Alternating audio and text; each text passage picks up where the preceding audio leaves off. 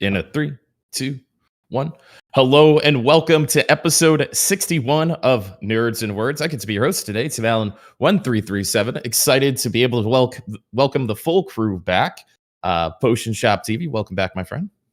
It is I. So I've been questioned recently why my beard hasn't been trimmed, but you see, the scissors broke, and then I got electric shaver, and then my beard ate that also, and just destroyed the engine. And so now I'm left with this right here. It's just too mighty, too powerful at this point. I really can't tame it anymore. I kind of just given up. Okay. Moreland TV, welcome back. Yeah, same thing happened to me. And the only person on the podcasting capable of growing facial hair, Kerr, welcome back. What's up?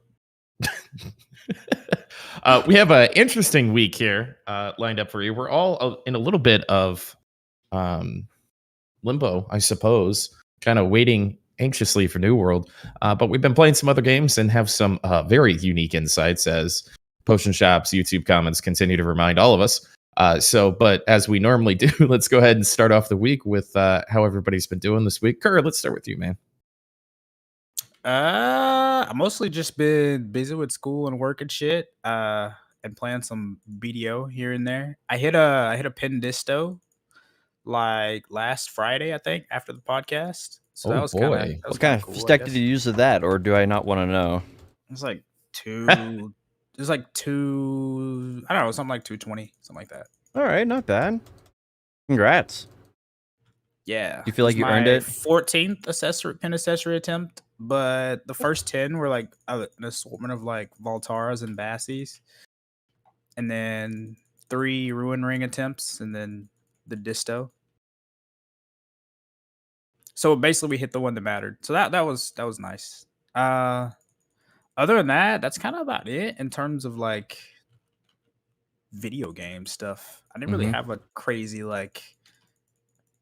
week in terms of like doing things on games. What about you guys? I'm trying to think what I even did. Yeah, what'd you do, Potion? I streamed some New World. Even though the game isn't available to play it, I decided to stream it a little bit. Kind of just going over like different build ideas, and made a tier list for New World weapons. Nice. Oh, when is that dropping? Oh, that's when is this dropping? It's already out. I made one for group PvE, for PvP, and group PvP. Right. So God, can we just argue about that for like 45 minutes today? Yeah, please. Can we like I definitely need to. You can just go to my channel and do exclamation point tier list for it. I basically spent like 2 days of just kind of doing 6 hours a day on it, because I mean there's not really anything to stream, right? So like I was like, well, I'll just work on this tier list, and it seemed like a good idea. Basically, I think everybody knows that Ice Gauntlet and Great Axe are both really, really powerful, right? So those were kind of high on the tier list. What do you guys personally think are like the best weapons? Ice Gauntlet and Great Axe. Maybe a dash of Fire Staff, but that's more like situational, right? For like larger scale things. Yeah. I feel like Fire Staff, though, like it does what it's supposed to do. It's big damage, big AoE, but it doesn't like just completely fuck your ability to do anything like Ice Gauntlet does. Like, if you go into a big clump, someone's going to drop Meteor on you. But Ice Gauntlet is just every setting that it's in, it just disables so many other builds from getting anything done. Whether it's small scale or large scale, it's just way over the top. I mean, it makes sense. Anything in most of in like non-tab target games that fucks with your movement speed and like ability to attack / reposition is typically really strong, right? Yeah. I think that's the problem, honestly, is they forgot they were developing an action game, and they put in like a WoW style Frost Mage. Yeah. I think that's a good way to put it. I don't know if I had to rate one weapon kind of king of them all. I think I can see where Great Axe does it, but man, Ice and Fire, like either one of those, I think Ice has so much control, like Marlon was saying. Yeah. But the fire staff is just, once you have it leveled up, it's just unbelievable damage in just whatever you hit, even just light attacks. I'm actually like really curious because what will end up being more meta for endgame. I kind of think that if you nerf Ice Gauntlet, then people just default to Fire Staff, and if you nerf Fire Staff, people just default to Ice Staff. Like I don't know, they're just kind of interchangeable. They're like pretty close. Well, what's interesting is how much damage you can do with fire staff just innately, and like there's no real there's no like trade off. You know what I mean? There's like, because if you were playing a Sorka Meteor, you're inherently squishy because you have rings and damage and all this kind of stuff. But you could just wear medium armor and do a buttload of damage with a fire staff, and I think that's pretty cool. Or you can wear light armor and do a buttload of damage with your control with Ice Gauntlet. So I think those are the two best, personally. I think there's a lot of things they could do with Ice Gauntlet that don't just make the game so anti-fun. I mean, they could use it to reduce like stamina regen, attack speed, or even attack damage, rather than like, oh, you literally can't move. Yeah. I don't know. Like, I'm fine with Fire Staff doing a shitload of damage. I feel like that's what it's supposed to do. But, Ice Gauntlet is like a shitload of damage, and also you can't play the game. So okay? So I need to pull up your stream to find the tier list. Exclamation point tier list, and it'll get good too.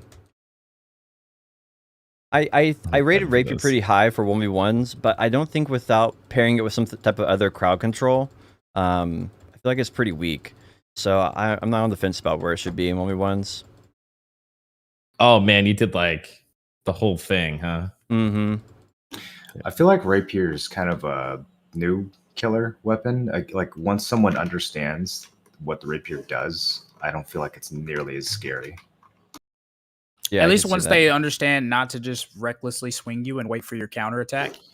Yeah, like I don't know. I definitely struggled with Rapier at the very beginning of the closed beta, but towards the end, I just ignored Rapiers completely. Like if someone had a Rapier, I just went all in on them.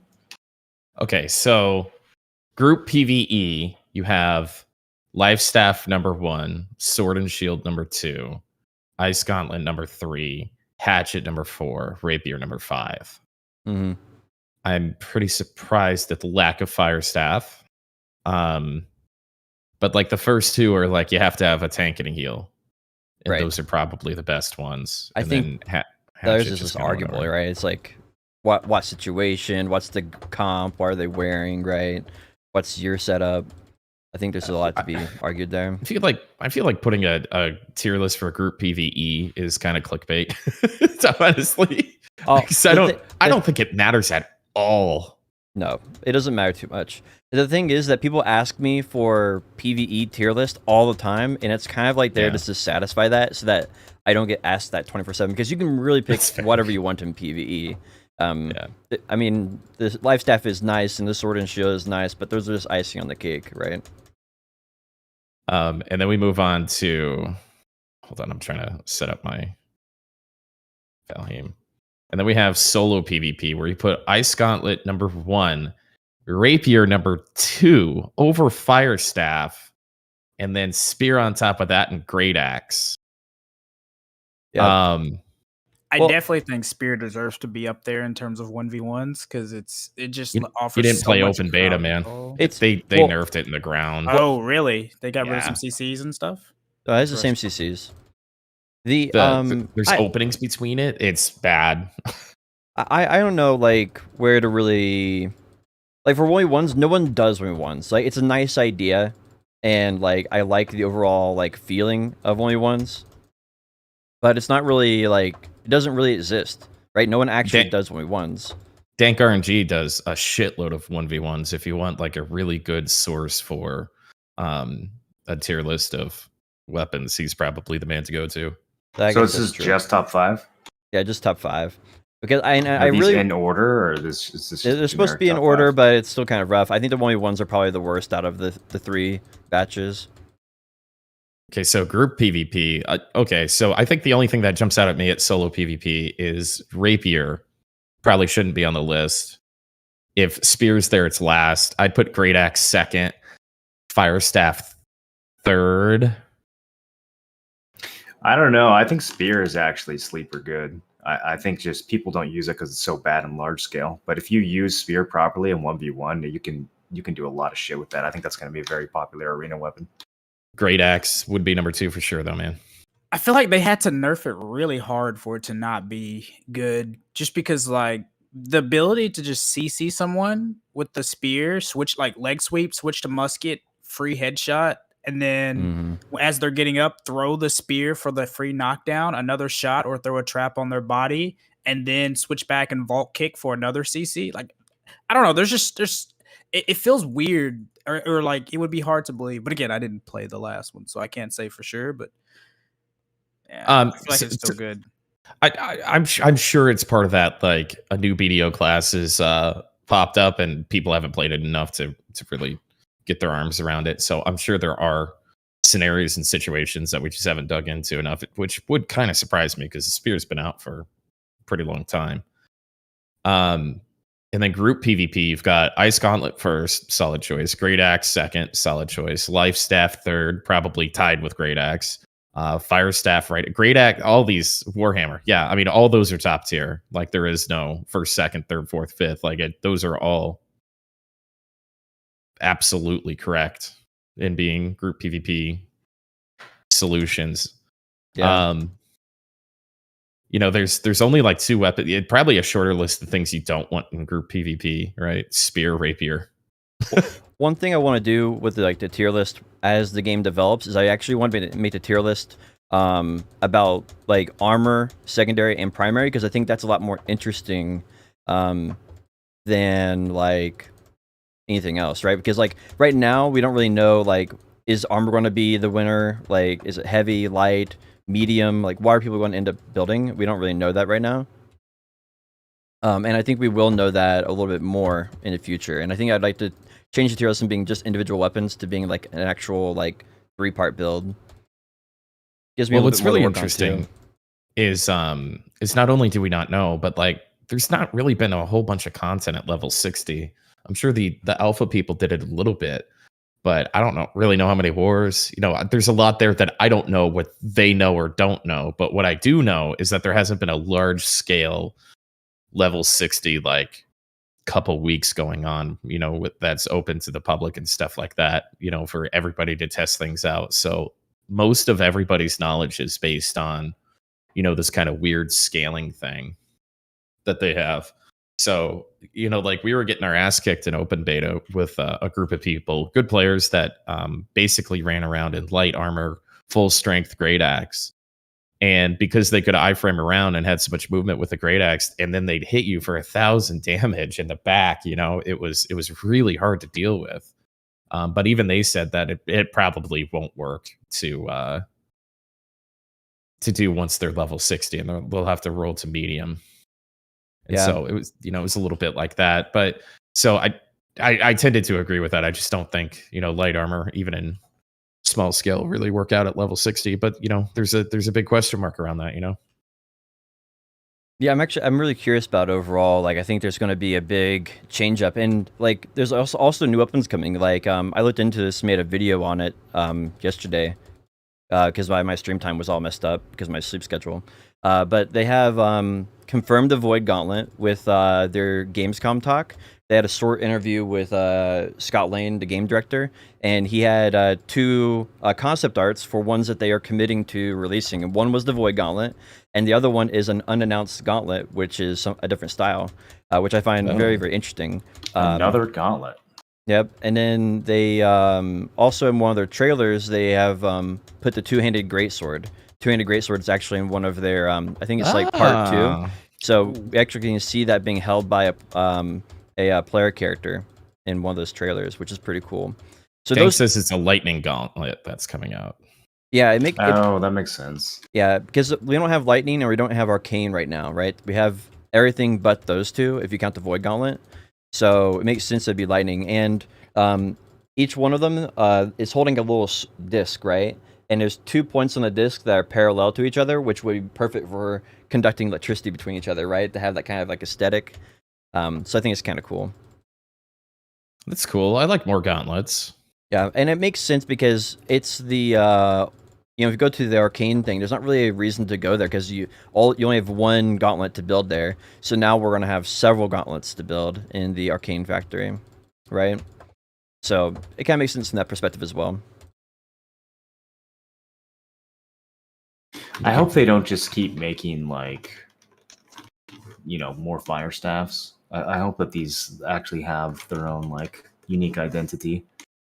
Yeah, I hope it's like a awakened sage. I'm a little, Yikes, bro. well, that's kind of what I'm afraid of. I'm a little worried that every new weapon that comes out is just going to be a better version of a previous weapon.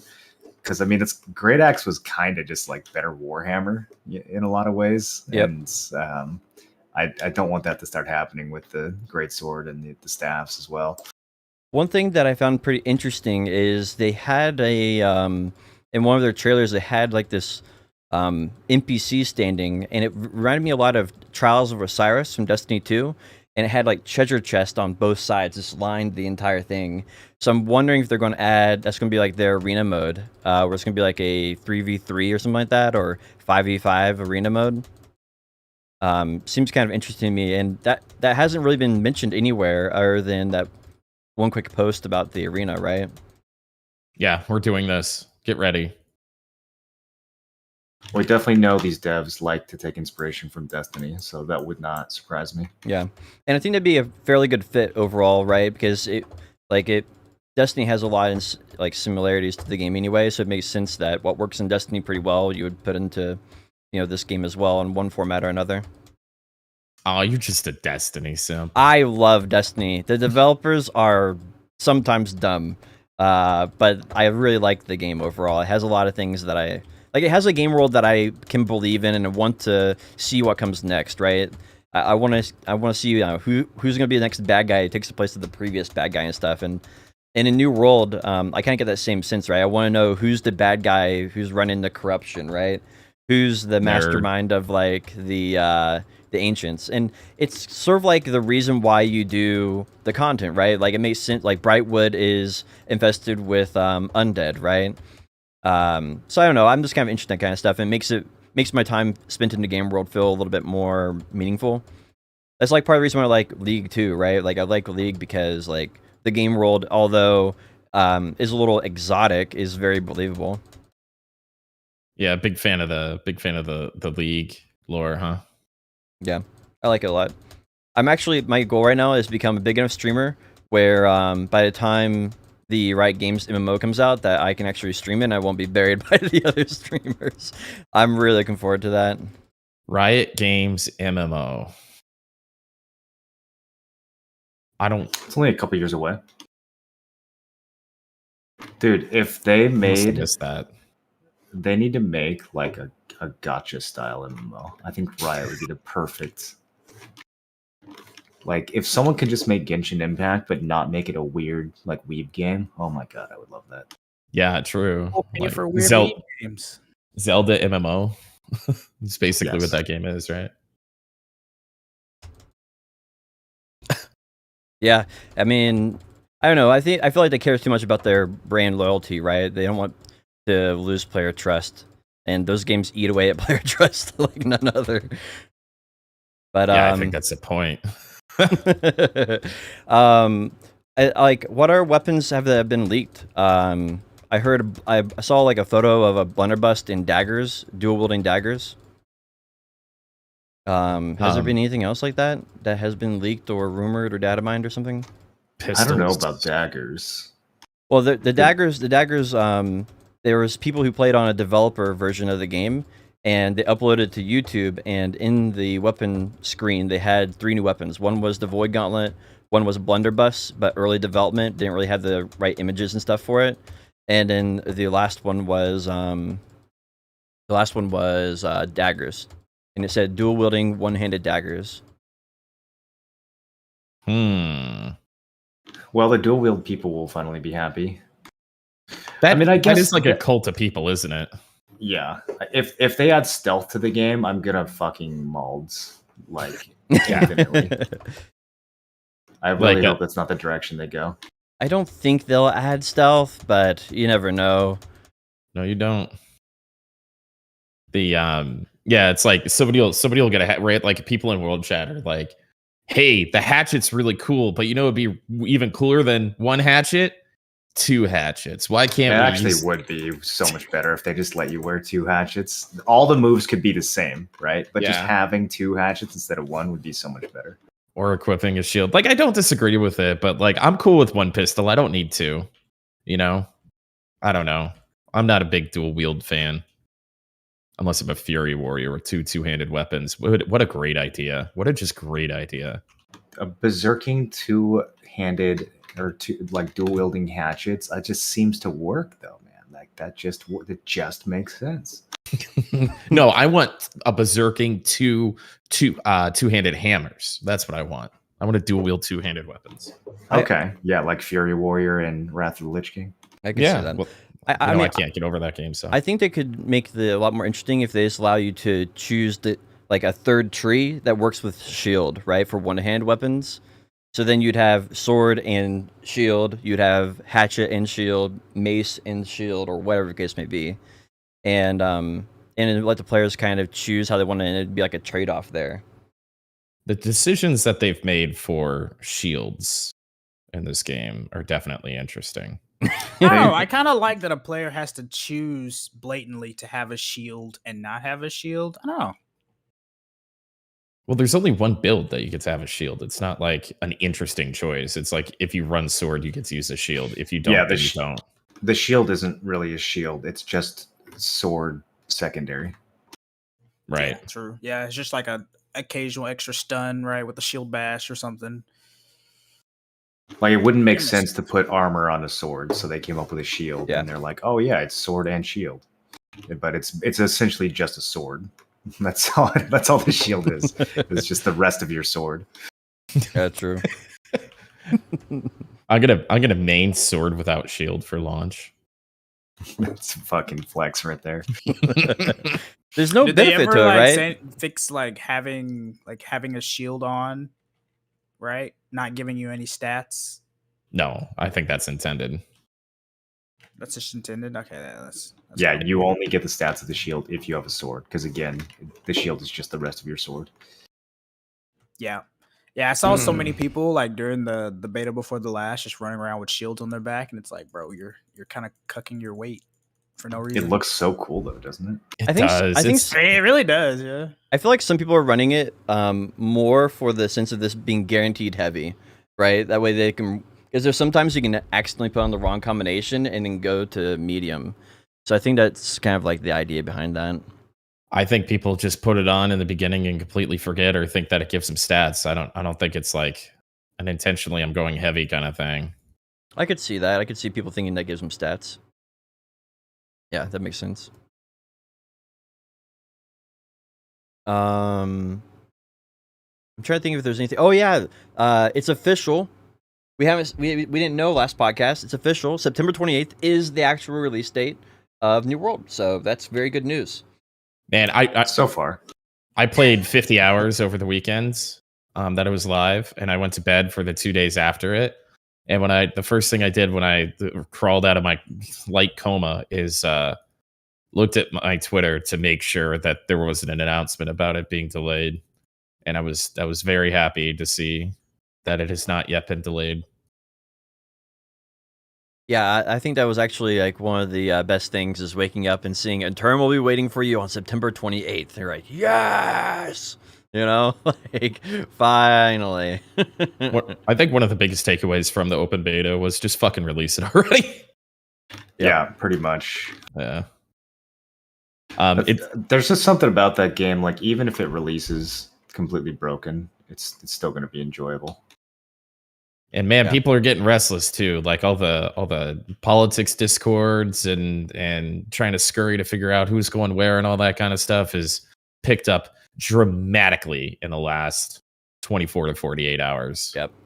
People are really starting to, you know, I just put a post out right before we went live here to try to get people into after party, you know, and start organizing. We got our spreadsheet all ship shape and pay to wins, recruiting people and stuff like that. So, you know, we're really starting to look like, you know, in the next, I'd say 72 hours, we're going to have most of this stuff put together and figured out. And maybe even have a rough idea of where we're going. I'm still going to try to commit to a server as late as possible. Again, with a crew of people, there's a couple different options that we could go with, and I just have to go to the top of a mountain, which is a landfill in Florida, and just pray about it a little bit, and see where we land up. Landfill. It's the tallest points in the state, I promise. So there's a lot of questions I've seen in Moreland's chat and everybody's chat.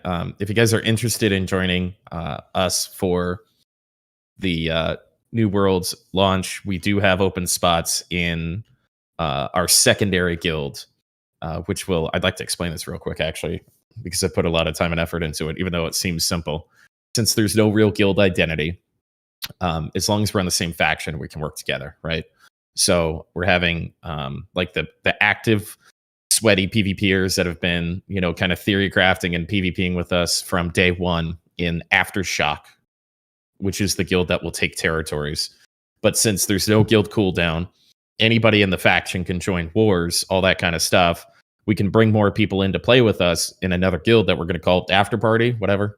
And that's where the people, I'm now looking for volunteers of people that are going to play somewhat casually, or just new to the community, and we don't know you, and we need you to prove yourself, that you level up, you show up to the group PvP, all that kind of stuff. And then as people like filter out of Aftershock, or the game's not for them, or whatever the case is, real life, vacations, etc., we can slot people in and out, move them back and forth and stuff. So if you're asking to play with us, we can put you in After Party, and then when slots open up and you're level 50 with the rest of the core is 45 and you've been showing up to all the PvP, you come right into the core. So I'm really going to call it After Party. Do you have a better idea? It needs to be something that's similar to Aftershock. It has to be after something. We're not going with Huge Posse? After Posse. After Step Posse. Oh, no. It'll be, what is a dab? Okay, that's a good guild name. Yeah, that joke won't get old. Because it annoys that me. one for months. Yeah. Yeah. So I don't know. The initial idea of having a second guild was there was people who wanted to help, but didn't want to be super hardcore. So they wanted to be after hours, but I thought After Party would be a little more generic for everybody instead of just my degenerates. So I think the Command and Moreland's stream is Aftershock. It's New World in mine. I should probably change it to Aftershock too. So if you guys want to join the Discord and get rolling with that, more than happy to oblige. Just understand that that is going to be what it is. All right. So the open beta was much better for queues across the board than. Oh, so good. Yeah. So are we kind of reassured that the launch is going to be better, or do we still think it's going to be a mess? I mean, I've never seen an MMO that wasn't a mess on launch. I don't think there ever has been one. So, expect a little bit. I think they kind of like set the precedent so far, right? Because they started they went live early again, right? So that's 2 betas in a row. So yeah, I don't like that. Live is like you're gonna be on standby like 4 hours early, or at least just like keeping an eye on it. I actually had a dream just last night. I had a dream that they launched the game like 2.5 days early, and it was like 9 o'clock on a weekday, and they just randomly launched New World. And I was like, well, shit, I've already been up all day. I don't want to stay up all night and fuck up my sleep schedule, but I have to play it because it's launched. I had like a whole fucking dream sequence about this. That's how like stressed I am about their fucking launch times. Well, they are launching on it's Tuesday, right? Yeah, but they're launching at like some early ass like 7 a.m. or something, which means I have to be up at 4:30 in case they fuck around. Oh, they're gonna fuck around. Yeah. Wait, yeah. Tuesdays are actually my short days. Hey.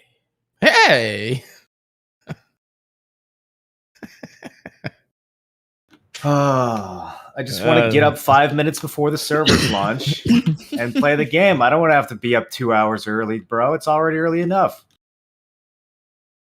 Potion Shop's going to be up 2 days before the servers go up, touting his tier list. Like the god that he is. Oh, I'm so ready. I'm so ready. I could not completely drop my sugar addiction, which probably states to how bad it actually is. Because I actually have a nice Wendy's Coca-Cola right here. But I'm down to one a day, so I didn't quite meet my goal, but I'm down to one a day. So the rest of that's just water right after that. I was never able to get below one a day, and I'm okay with it. I think one a day is perfectly fine. Yep. For me personally. For what? For sugar or for just caffeine? For like sodas. Yeah. Oh, Like just one can Bro, or a glass. one can of soda. The difference between one can of soda a day and 0 cans of soda a day is fucking massive. Dude. Yes, but if you were drinking like literally 5 to 10 a day, one is like literally saving your life. I think going from 0 to 1 is probably as bad as going from 1 to 5. That's okay. Have you considered just trying like Coke Zero to like wean yourself off? That's even worse. It's even worse. What? Why is it worse? It has Definitely not worse. Well, If you say aspartame, I'm gonna shut down the podcast.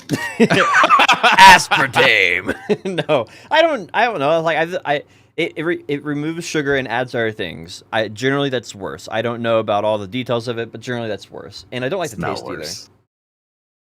Artificial sweeteners are not bad for you. It's a fucking myth. Yeah, that's literally sugar company propaganda. It's literally fake studies from like the 70s. I know that sounds funny, but like I guess we can hit the political part of this. But like getting like you're teaching Americans what your daily amount of allotted sugar on a 2,000 calorie diet is. Like just getting that percentage on foods took like decades because the sugar corporations are so huge. And they don't want people to know that it gives you diabetes and makes you fat and die at 55 from a coronary. True. So Coke Zero, I drink one Coke Zero a day. I actually I haven't had a Coke in 6 days. You know what's cheaper, healthier, and better tasting than Coke Zero? Wine from Aldi. Focus by Advanced. Be sure to use code MorelandTV for 10% off all purchases. I knew it was coming, dude. It's got more caffeine and it costs less. And it has vitamins as well. No, it doesn't have caffeine, Marlon. What do you mean? I thought it didn't have caffeine. It's literally an energy supplement. Of course it has caffeine. The CBD stuff doesn't have caffeine. Oh, okay, right. I'm sorry. How dare you? That'd be a funny mix. Caffeine, CBD. Yeah, put a little focus with your chill. That wouldn't be too bad. I put a goddamn hole in my beautiful house, and I can't get the snap twos to work, and I'm probably gonna fucking pour milk in my computer. What? I don't know what you just said. Sorry. I'm trying to think. Yeah, have you tried soda water? Are you like into LaCroix or anything? I actually, I boil it down. It's two things. One, I like something that's a little sweet, right? It doesn't have to be too sweet, but like, so I can do like tea and like honey and like lemon, right? And I get basically the same effect. Or I can do carbonated water. But both of those, either one requires a lot more work, and the other one requires too much money to buy carbonated water. You can get like soda water or something like that, but anyway. I tried different things, but it comes down to me just setting up a system and just sticking to it, right? That's like anything, right? You have to actually be motivated enough to do it yourself. Try LaCroix. They have key lime and limoncello flavors, and they're actually fairly sweet, and they have 0 sugar in them, 0 artificial sweetener, but they taste sweet. I guess getting back to video games. Is there anything else we wanted to mention for New World or someone's week? I don't know where we were even at. We just break the ice, get it rolling, right? So, anything else with New World? No, man. I'm excited for getting the guild together and seeing how many people show up and how many territories we can buy off the rip. And I hate that I have to live through this anxiety of trying to pick a server again. Quite frankly, I think that's the worst part of this whole thing. That is not fun. It's not fun, and we did not get the desired result last time, but we definitely made the best out of it. Yeah, being on a streamer server is going to be horrendous if we get stuck there on launch. Yep. So I will do my level best to make sure that doesn't happen, but it be sometimes. I'm so surprised that Amazon, with all their shitty Twitch integration, doesn't have like literally servers that are labeled as the streamer servers, like in their UI, you know? Yeah, that'd be really Like nice some kind to of know. integration where like you get, fucking Twitch drops if you stream on this server or something. Oh God. Oh my God. Right? Like, doesn't that seem No. obvious? Sounds terrible. Yeah, I would like to be able to For know who? if there's like a big 1,000 Andy streamer on a server. That would be kind of nice to know. But I think outside of that, I think everything else is kind of just not extra, right? I don't think it's needed. Because I don't know how you would distinguish. Because you'd be like, some people would be like, that I want to be included on the server, and other people, I don't know. It just gets in a whole game of like favorites and stuff like that. I feel like. I had 1,000 people for BDO drops, and I want to be on the server. Yeah, or it'd be like another problem would be like you'd be like, oh, I'm a big YouTuber, why can't I be there? You know, it's like, well, for obvious reasons, but that won't be good enough for them. I mean, I'm not saying they should tell people where they are or are not allowed to be. I'm just saying they should be pointing people like, hey, if you're a big streamer, this is the server for you. And I don't know if they need to incentivize that in some way, then they can. They Yeah. should force people who have Genshin Impact installed on their computer to play on like one person server.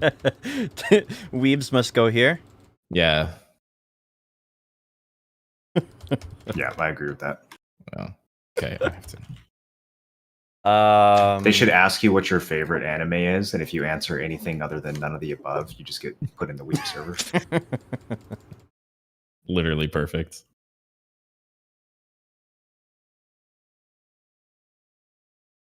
I don't have anything else for New World.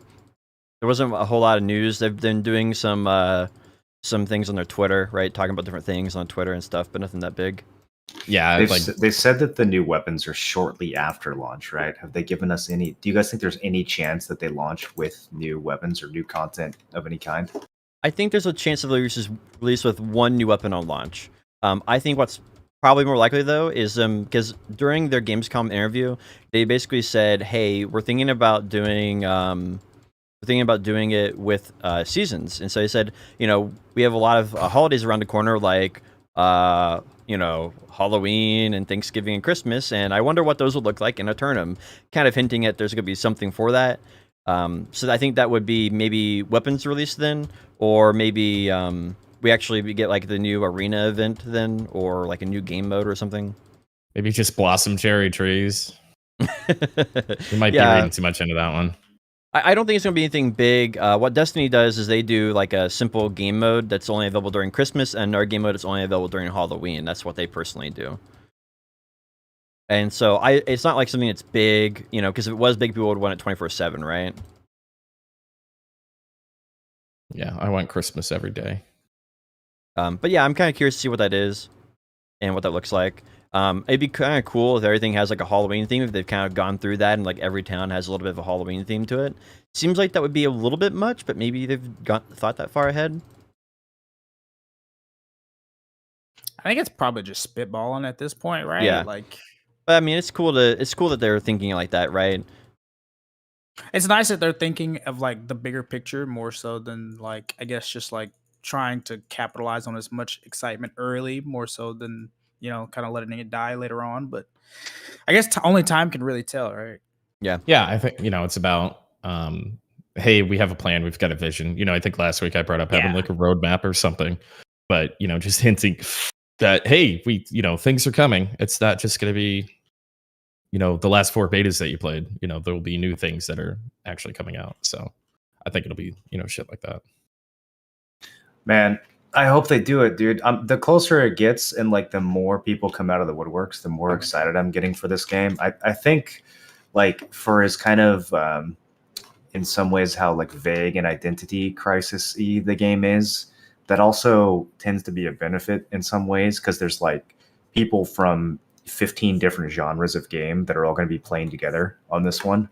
Like I have friends from Project 99 who were messaging me asking about New World. And I think that's just so fucking really cool. Wow. Yeah, dude, like Level Up Larry wants to play with us. That's like, could you imagine? Have you seen his stream?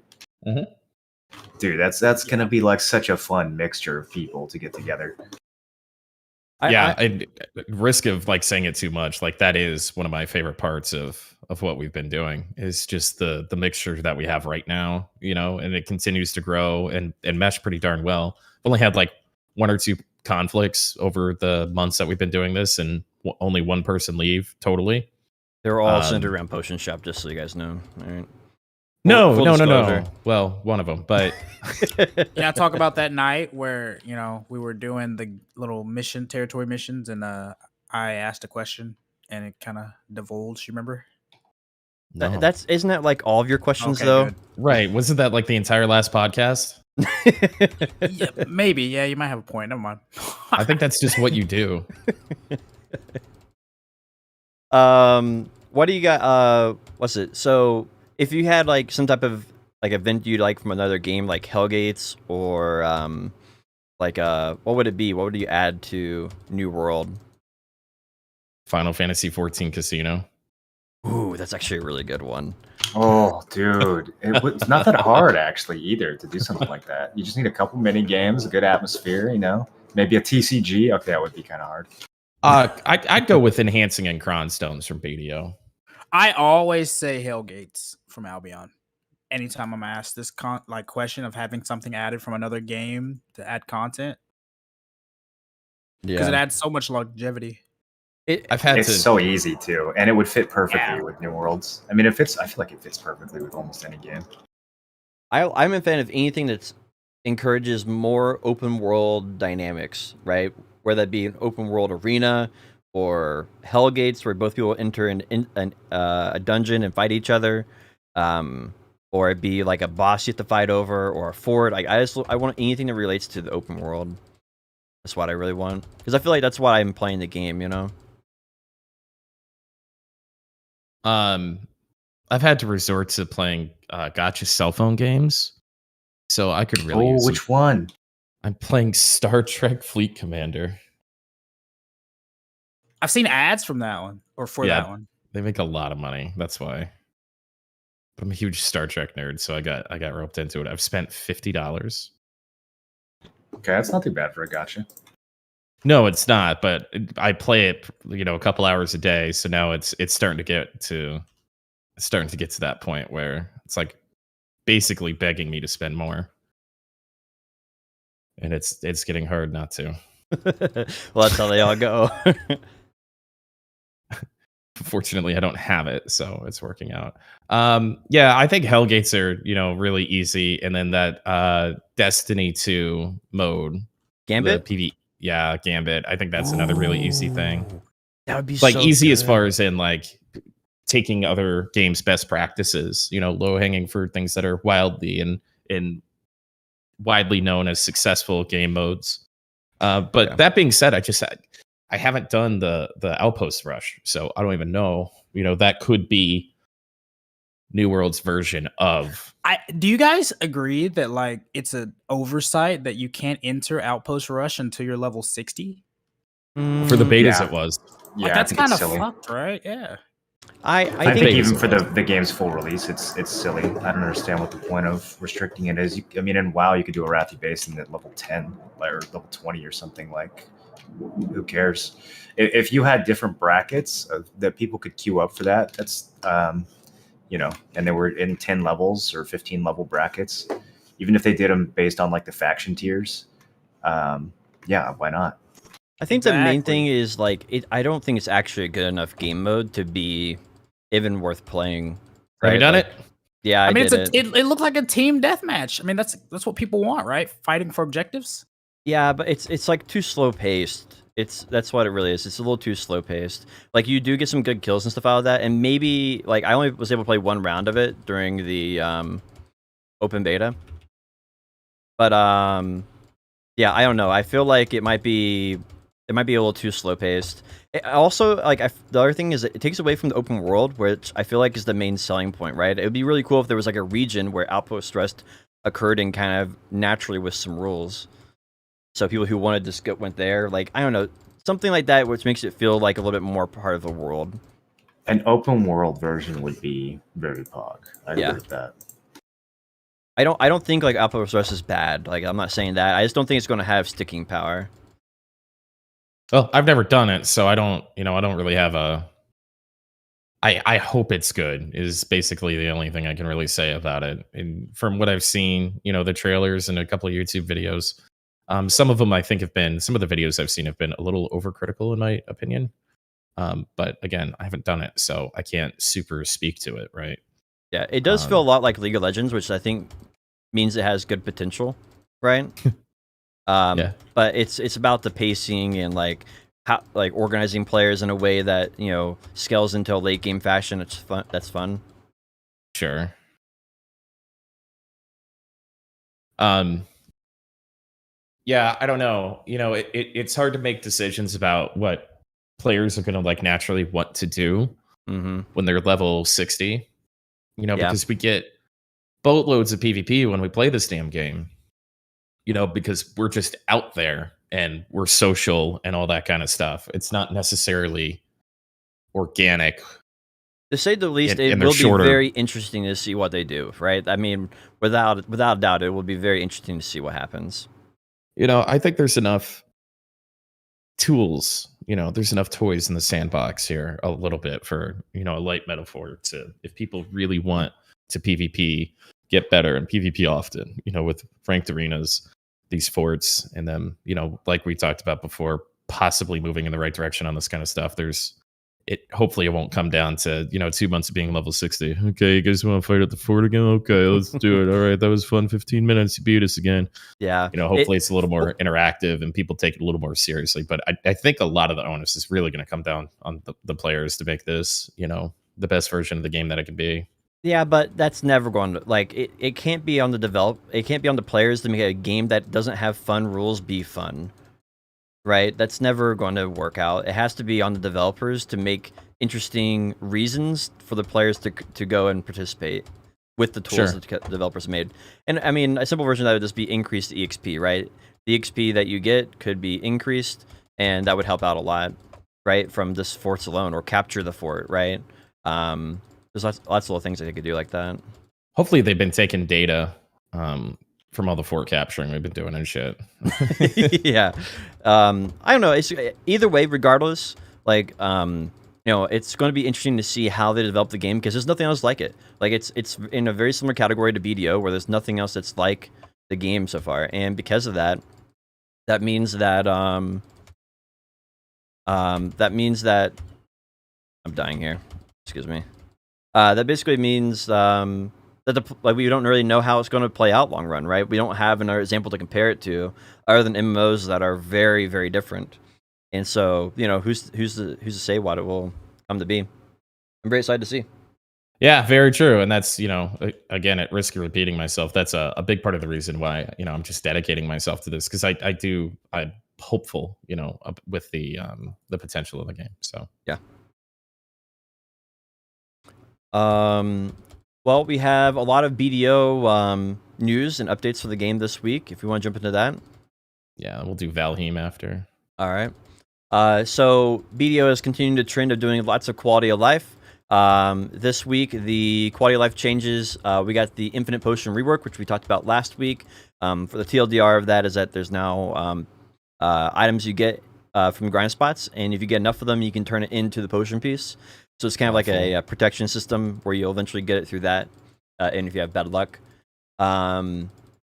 They have Season Plus in BDO has begun, which I think is just a way for them to monetize the game before New World comes out. That's what it seems like to me. It's just like any other season, has a season pass. Well, hold on. Is everybody, I know we discussed it last week, but is everybody still on the same page that having RNG protection on the potion piece is a good, does anybody have any different thoughts about that? I'm even more in favor of it now that we know that the drop rates for the fragment items isn't crazy high. So I think it's fine, because like it seems like you're still gonna be spending an average of 120 hours to get 100 of the fragments. So I mean, it's not like you're gonna be getting the infinite pot, in like 40 hours. That makes sense. Yeah, I think Blonde Bear kind of convinced me with the argument regarding like it removing the mystery. So I still think like if it was a hidden counter rather than an item that you're just looting, then that would be better. That would be more exciting when you finally get the thing. Yeah. But I do think some sort of failsafe absolutely should exist. Yes, even or some sort of mercy system should exist, even if it's an invisible one that they don't even tell the players about. I think that's true. Yeah, I agree that, and I mean, it is what it is at this point, right? And we know it's not too overpowered, which is nice. So, I don't know. The main thing that I want to do now is I have 2 extra potion pieces, and so I'm going to turn those into baby potions, baby infinite potions, and turn them, put them on my ults. So that'd be kind of nice. That's so funny. So what was the next update? The season. So let's dig into this. The new season. As someone that's been doing it, basically the way this season plus works is so with the current traditional season, after you do the season, you get your pin to Vala and you graduate, you get your reward or whatever your TED accessory that they give you. They just like throw you into the game, right? And they just don't give you any kind of other advice like what to do. Yeah, you just don't know what to do after being like giving everything for free. So with the season plus, after you graduate, they finally made it so that you can graduate after 2 weeks and you're not held hostage for 2 months before you can early graduate. After you graduate, they give you this free pass thing called the season. It's like a season plus pass, and it gives you like little milestones and things to do with post-seasonal progression to earn a piece of pin boss gear. I mean, we don't know if it's just one piece of pin boss gear or if it's full boss. We'll find that out on the 29th when it hits the game after people can finally graduate. It's basically just like we were talking about the other day, where it's there to cancel out the like culture shock from having everything for free, and then now you have to save up like 10 bill for your next upgrade, right? So it's like another season pass. You have to buy 2 season passes. No, it's a free little roadmap thing they give you with like different accomplished things. It's like the season pass, but it's free. At least that's what they said on the website. Yeah. So, okay, Potion. Well, I have to buck you on the way to. You think that this is just an extra incentive to add more value to their $30 season pass or whatever? Is that what you meant by additional monetization? No, I mean they're making it where you get the game for free if you get their character level 50. I think they're doing this because seasons bring in the majority of their money right now. Yeah, I think so. You think seasons bring in the majority of their money? Yeah, I think so, definitely. Yeah. But like a new player, like what's his name? The guy who plays Last Oasis, really popular for Last Oasis. Jonah. Yeah, Jonah actually spent like $400 on the game, just playing the game and like playing one season. And like that was season 1 or season 2. Yeah, though, but right? like if people are still.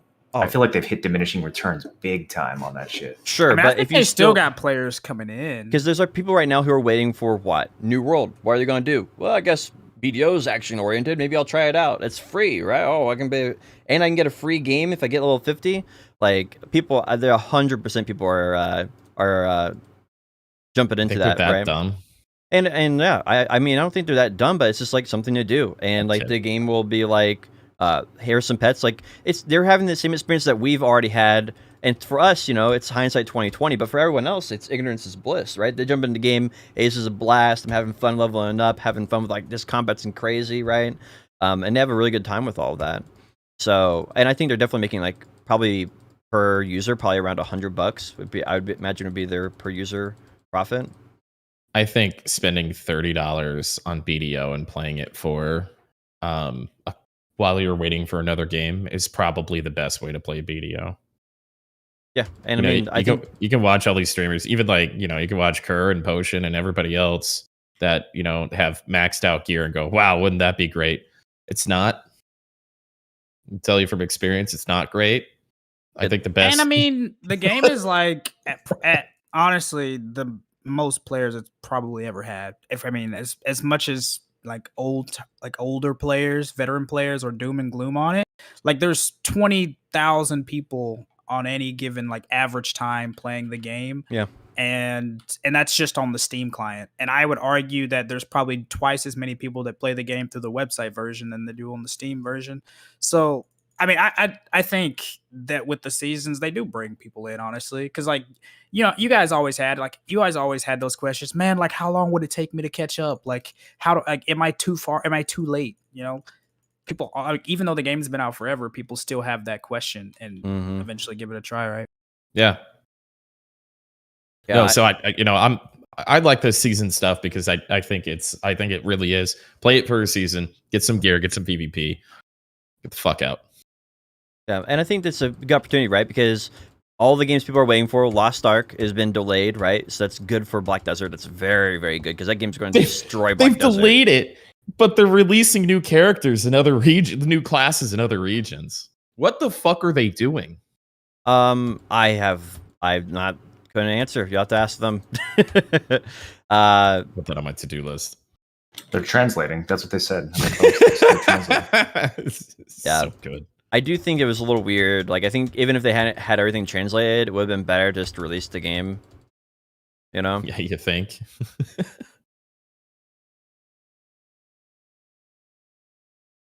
What else? What else did they do this week? I'm trying to think of. They released the trailer for the new the second dungeon this morning on their Twitter, I think it was.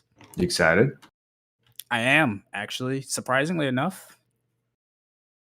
But it just depends, because my excitement can be instantly killed by them giving the game to Korea for a month early. Oh, that's 100% going to happen. Like, the ball is in their court on that one. I'm 100% as of right now excited for the second dungeon because I have a blast doing the first one, and I still like doing the first one.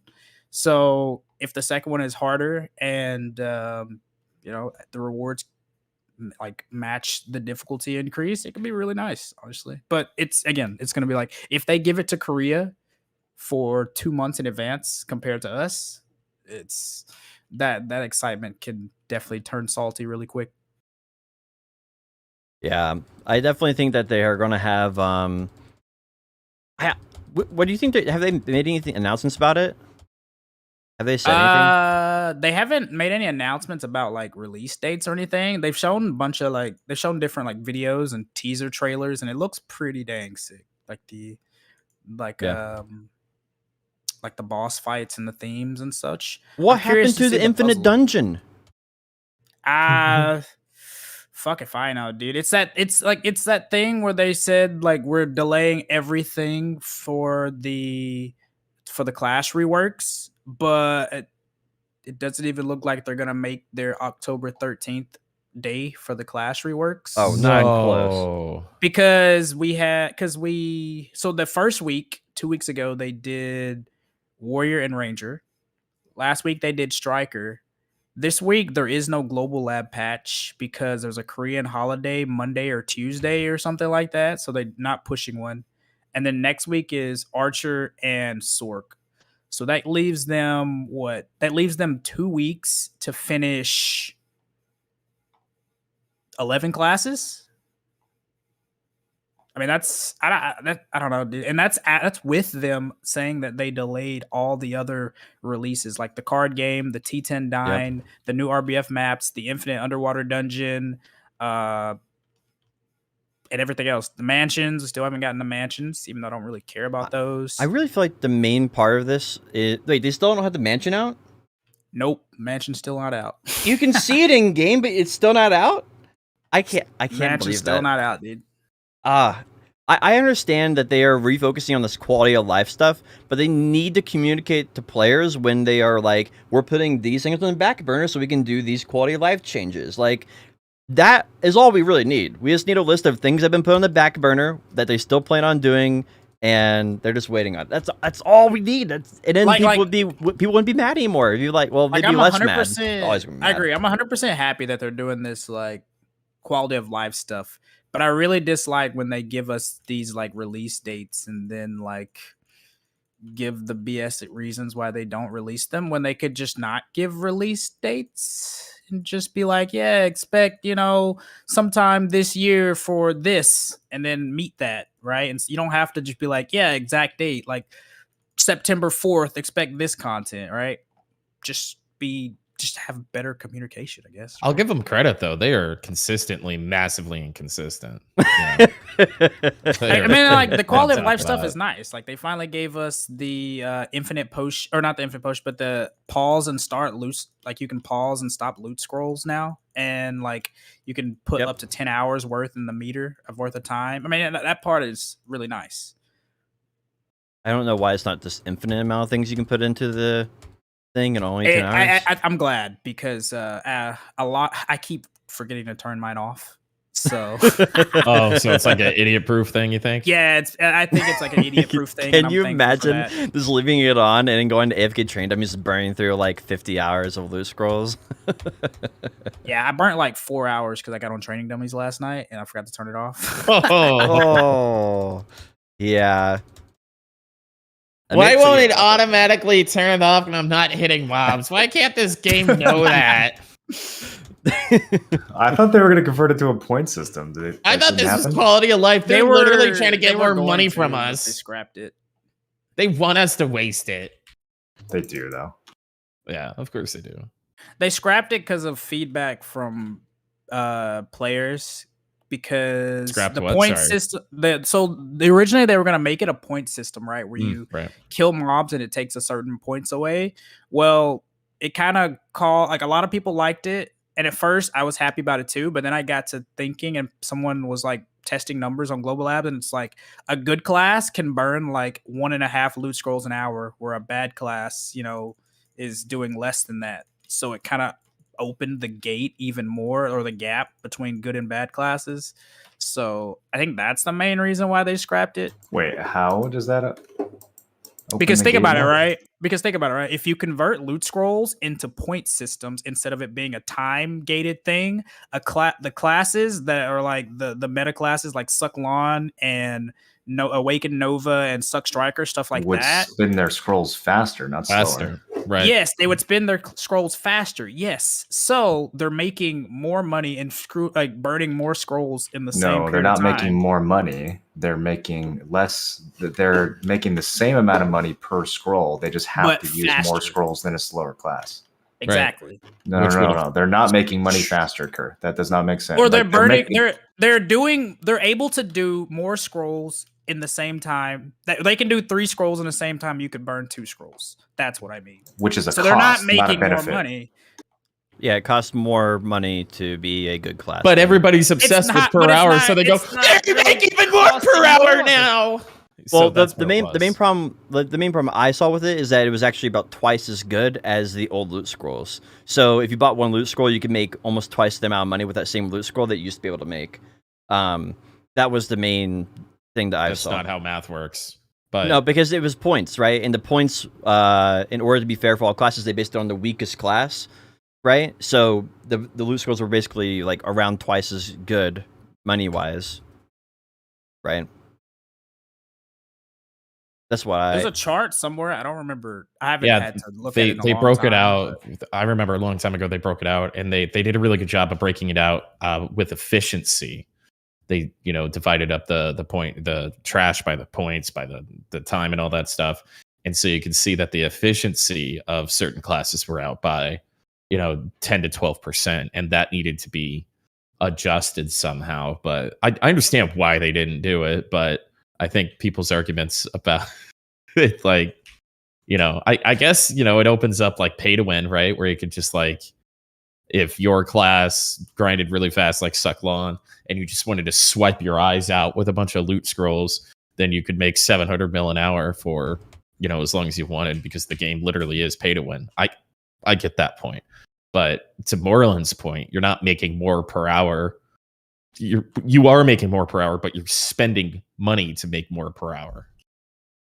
And so the conversation. I of mean, loot efficiency scrolls comes are up. basically free now. Aren't they making more per hour with the time system on account of they kill more things in that time? Right, it exacerbates that though, right? Because they can use more loot scrolls per hour with a point system.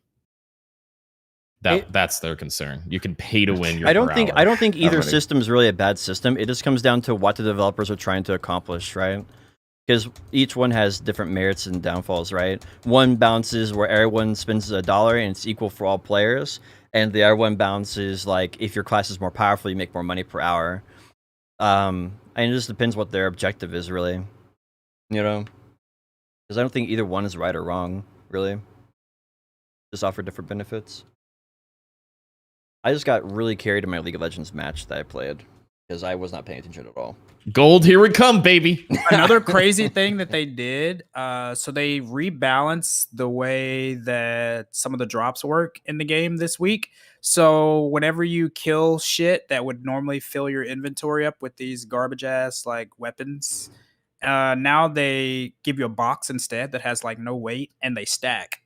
So you're not really as annoyed with all these like bare ass weapons and just clogging your put 'em in a inventory and box? sell it and stuff. They put them in a box. So like they drop boxes now that stack in your inventory and have like okay. no weight. Yeah, it's So I like. so it's interesting. I don't like that they have no weight. I still feel like they should have a weight to them. I like it maybe to be like a token where you could turn in like a token to an NPC to get as many of whatever one you wanted.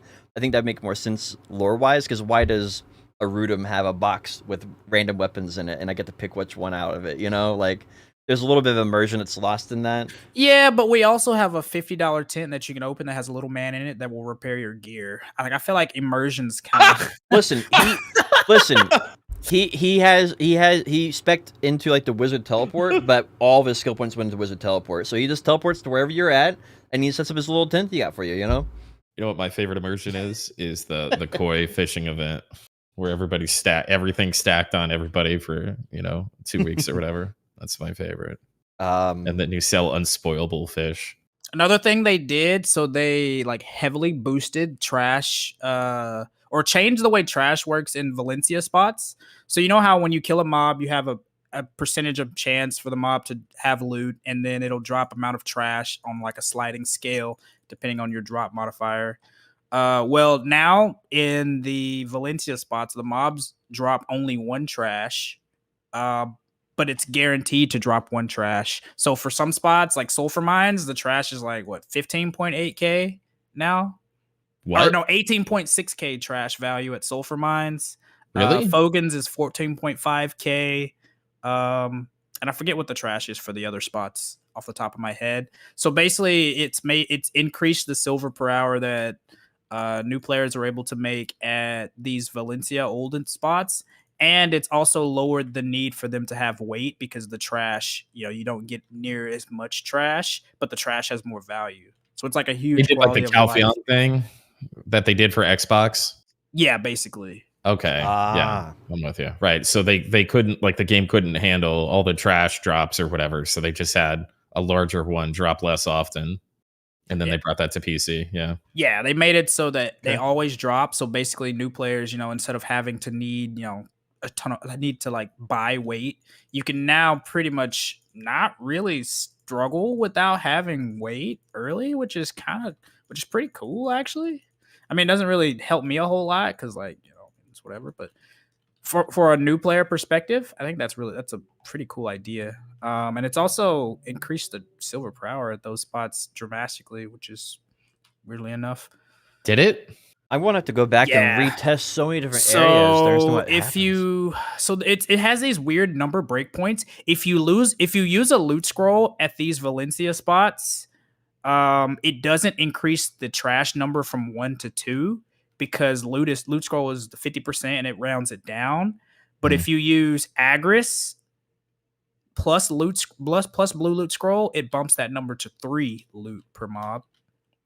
So it rounds down, and if it's 100% increase, then it gives you 2. Yeah, so it's interesting. So it's like okay. It's like not less like loot scroll dependent in terms of like the raw trash. Well, and that's interesting. The reason they did this is 100% because it works perfectly with their new convenient turn off loot scroll, right? Which allows you to pick between off, on, and advanced. You can just pick whenever you want. So you put in 2 hours and it burns it based on time faster if you're using advanced. So you can just go back and forth. So if you go to Sulfur Mine, you're like, oh, well, I get double the trash loot if I put it on advanced, and I don't get double trash loot if I put it on normal. So I think that's just a clever way they're trying to monetize. They force to encourage people to use advanced ones more often. I don't think so. That's always been how the game is. If it doesn't round up, it rounds down, which is why the difference. Some places like Miramach and stuff that have different like numbers, breakpoint numbers for trash value, like the quantity of trash they drop.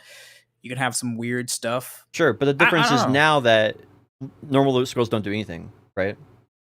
That's the difference now. So before, you would still get normal loot increase. scrolls still do stuff. It still gives you the increase in number of scroll drops, black stones, and weapons, and but and all trash this other loot is stuff. a huge It just part doesn't of that. increase trash. So exactly. But yeah, if you're not getting your trash increased, then why use your loot scroll there? It's a waste. Yeah, but I don't think there's some like cynical back thing where they're like, okay, well, we're gonna get people to use yellows. I think it's just a nice quality of life to make it so that new players don't 100% feel like nickel it's and about dime. money. Everything's about money for these guys. I would bet money that the entire reason they changed, because it would have been just as easy to make it where it drops 2 trash loot instead of 1 trash loot and give it the trash loot value to be half the amount, and it would have worked for normal and advanced properly. It would be super easy to do that, and the only reason they haven't is because it benefits them because it encourages people to use advanced ones instead. Yeah, it's very weird that they haven't fixed the rounding thing. But they could have very weird. My thing is that if that was the case, they could have just left it the way it was and never changed it. Exactly, right? That would be pretty smart, wouldn't it? Because they've made it worse now than it was before. No, they've made it much better. No, just because you get less trash does not make it better. Like it is worse because it is much better. You literally get more silver per hour. You need less weight. And you don't even have to 100% burn loot scrolls if that's your limiting factor. It's better in every single way. There's not a single way where it's worse. I think if you're a type of player who uses loot scrolls, and most people do, it's worse. Well, as the one person in this podcast that has actually tested it for many hours, I'm gonna say that it's better. You can test it later, but I 100% and everybody else that I've talked to in the past couple days is happy about it. So I would be surprised if y'all were able to find something that makes it a bad thing. Well, I mean, like I said, it's just a matter of do you care about the monetization of the game through loot scrolls? If you don't use loot scrolls, it's a huge improvement for sure. But if you do use loot scrolls, then you basically are being told you have to use advanced or you have to use none. And if you use the normal ones, you're wasting your effort, which is really diabolical when you consider the fact that people actually grind there for the map piece, right?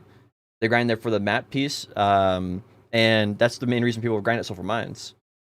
So, yes, while they're using it's now better because you could literally have some hours where you pull almost 200 mil just in trash. Is it 200 mil in trash? With a scroll or without? With that's blue plus Agris, I believe. Diabolical? Oh, okay. Well, 2 plus Agris. Of course, you can make 200 mil with Agris Fever. All right, I'm not impressed anymore. What can you make without Loot Scroll? Because that's what most people will be grinding with there. You need an updated Valencia tier list. I do. Yeah. Point is, it's a better system. If you can find a reason why it's not a better system, I'll be willing to listen. But I am the only person that's tested it. I just said you can't use normal loot scrolls. It's a downgrade for normal loot scrolls. How is it a downgrade from normal loots? Because you're still getting more trash or more drops. All right. Is it this time already? Yeah, I guess so. I guess I'm surprised this was Kerr this time. All right. We all just take turns. I have a burning question that I don't think I can hold back anymore, Kerr. What the fuck is on your microphone cover? What do you mean? What do you mean? It's like peanut butter on it or something. It looks like you played in the mud and then you rubbed it on your microphone. It looks like you've been farting on your microphone. No, there's some very brown. Look in your camera. He doesn't see it. When he touches it to twist it, he puts his finger on it. Who knows? I don't know. Maybe I laughed and spit something. Who knows? I don't know. For people who are listening to this and not watching, Kerr has like this really huge brown mark on his microphone. It literally looks like dirt to me. Might be chocolate. Probably laughed when I had like one or no, yeah, I was probably laughing, drinking coffee, listening to your dumbass takes. If we're being honest,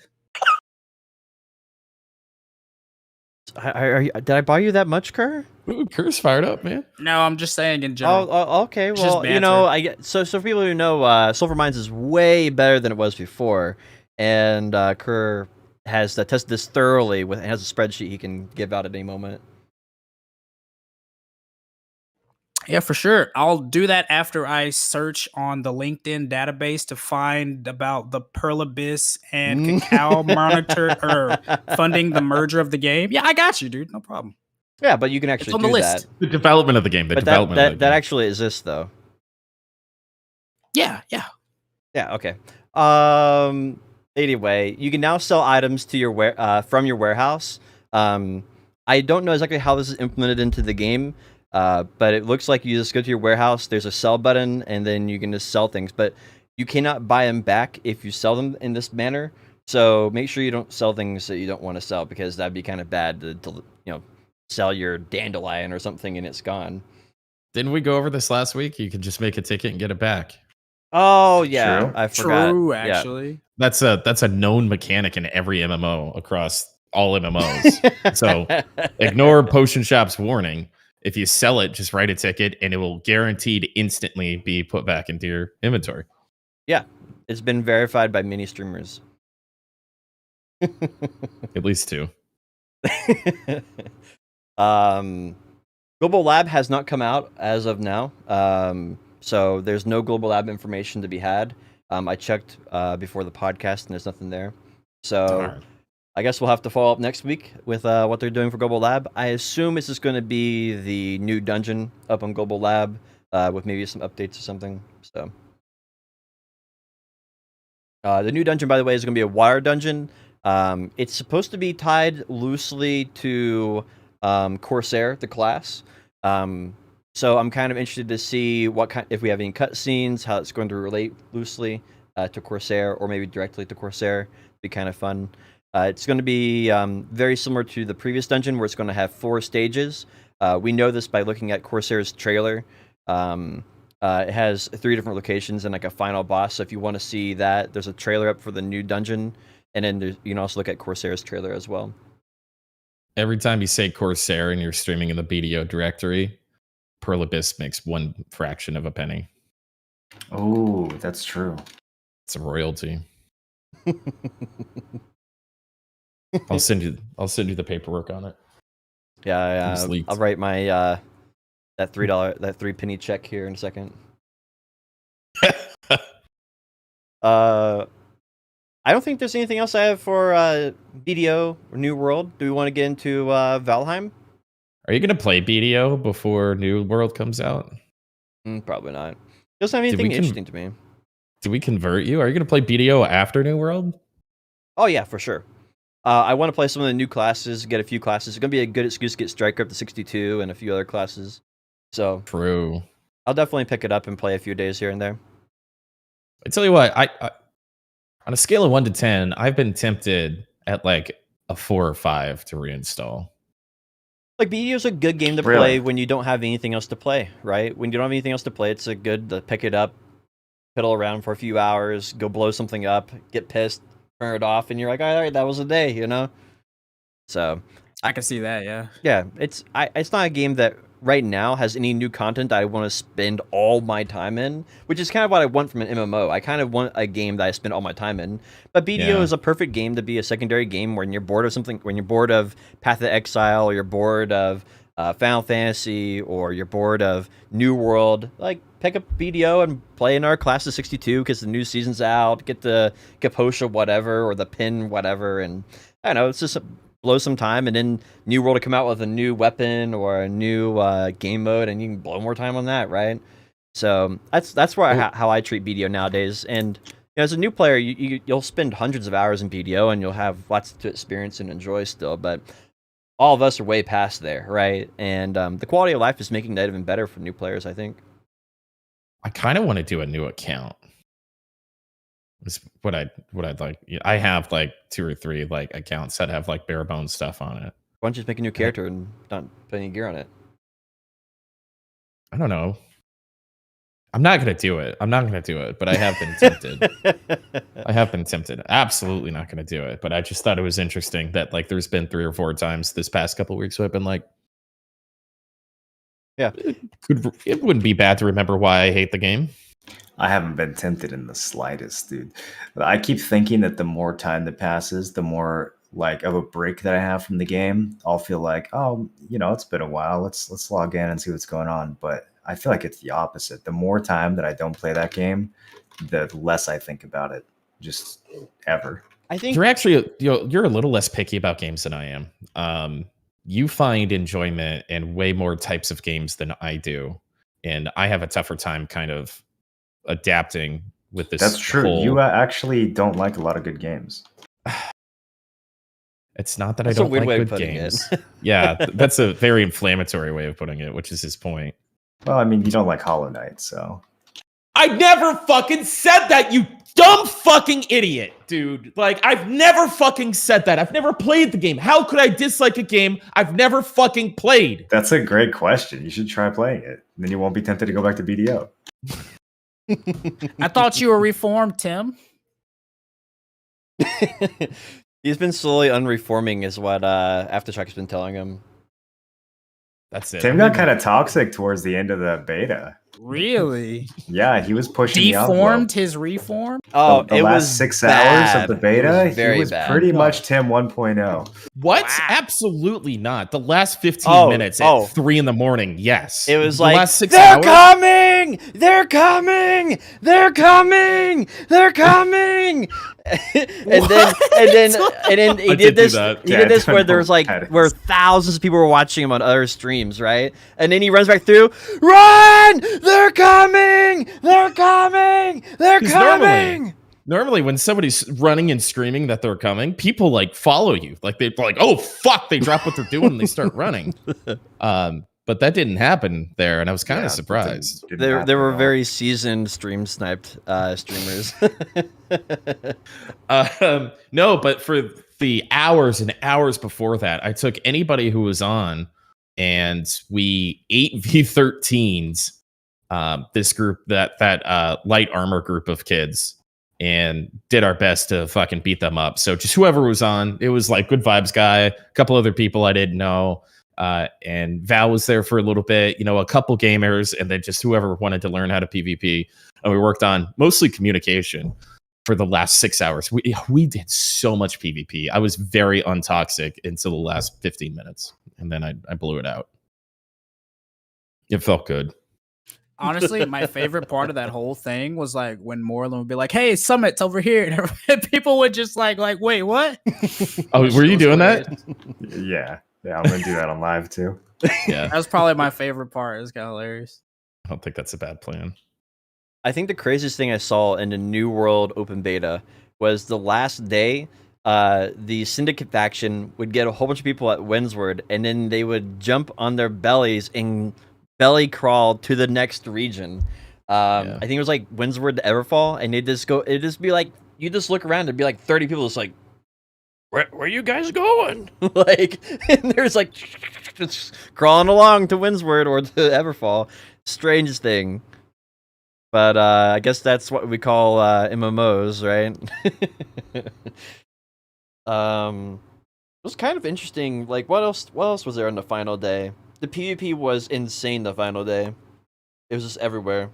We changed factions. We changed from green faction to purple faction on the last day. Oh, that was pretty. I was toxic about that too. Yeah. Very toxic in global chat. It was look, we took the fort from ourselves. Where's everybody? Where's green? There was somebody who was very clearly being view botted, whether it was their fault or not, whatever. I'm not getting into that conversation. And so we dropped guild to to work with them because they wouldn't fight us. And so we named the guild View Bots. Change factions. Wow, is that where that came from? Yeah. I think I'm gonna die again. It was actually pretty fun though, because Like it worked really, really well with his next troll for the showing up to all the streamer duels and everything. That was We're actually just blown off steam. It wasn't a big deal. Yeah. I wasn't being toxic. oh, definitely not. You're being pretty toxic in global chat. No, I wasn't. About what? You were being pretty just mean to random people for no reason. Oh, there was that one person that was being I think dumb. I think there was a 50% chance that you got banned. I don't know if they were being dumb. I think it was they were just 50-50. being a normal person, and you lashed out at them for no reason. Tim's gonna come back for the launch of the game and find himself with a 24-hour ban from the open beta. Wouldn't that be funny? Oh, I wouldn't believe it, but I mean, hey, you never put anything past a game company, right? I don't think I did anything bad. No, okay, I did yell on my VoIP a little bit, but The shit I heard in voice chat during this closed beta was way worse than during the closed beta. So I guess is that just because the game was free? You think? I feel like those people are going to be playing the game on launch as well, though. I think that it was probably because we were on a streamer server. The streamer server kind of True. encourages people to talk like that, because there's some streamers that'll sit there and then they'll just talk to people like in the game as part of their content, and so then that just kind of encourages other people like, hey, I heard somebody talking, like maybe I should talk, and then they just start all coming out of the woodwork then at that point, right? Because they're setting up everything. Like people were like spouting obscenities. Yeah, I'm talking about like slurs and stuff, just Yeah. from like out doing world PvP and First Light. The number of not stream friendly words that I heard was about 100 times increased from the closed beta. Yeah, I was pretty the surprised. global chat was pretty bad too at the end. Yeah, global chat was shockingly bad. I wonder if they didn't even bother to moderate it, or if that's really just the difference between a closed beta and an open one. I heard that there was a rumor though. There was a rumor that I heard. How do you say it? There's a rumor that I heard that it was an older version of the build, so maybe they didn't have all of the same protections in place that they did for the closed. What does that even mean, dude? Yeah. Wait, like they used like an earlier patch of the game for that beta? And this is the rumor I heard, and that might be part of it. It would make sense if they wanted to do that for the testing the PvP scaling thing, right? Because that's something that would probably be something they added in later rather than earlier. No, none of this makes sense. This is terrible. It doesn't make sense at all. Yeah, not even close. They changed and updated so many things that is absolutely not a thing. They did break a lot of stuff, though. As many things as they fixed. Yeah, the optimization is probably my biggest ask. Like, there's other things, of course, but having a little smoother FPS experience would be really appreciated. The increased player density did not work well with the. Oh my god, I'm getting spawn camped by this mob. By this,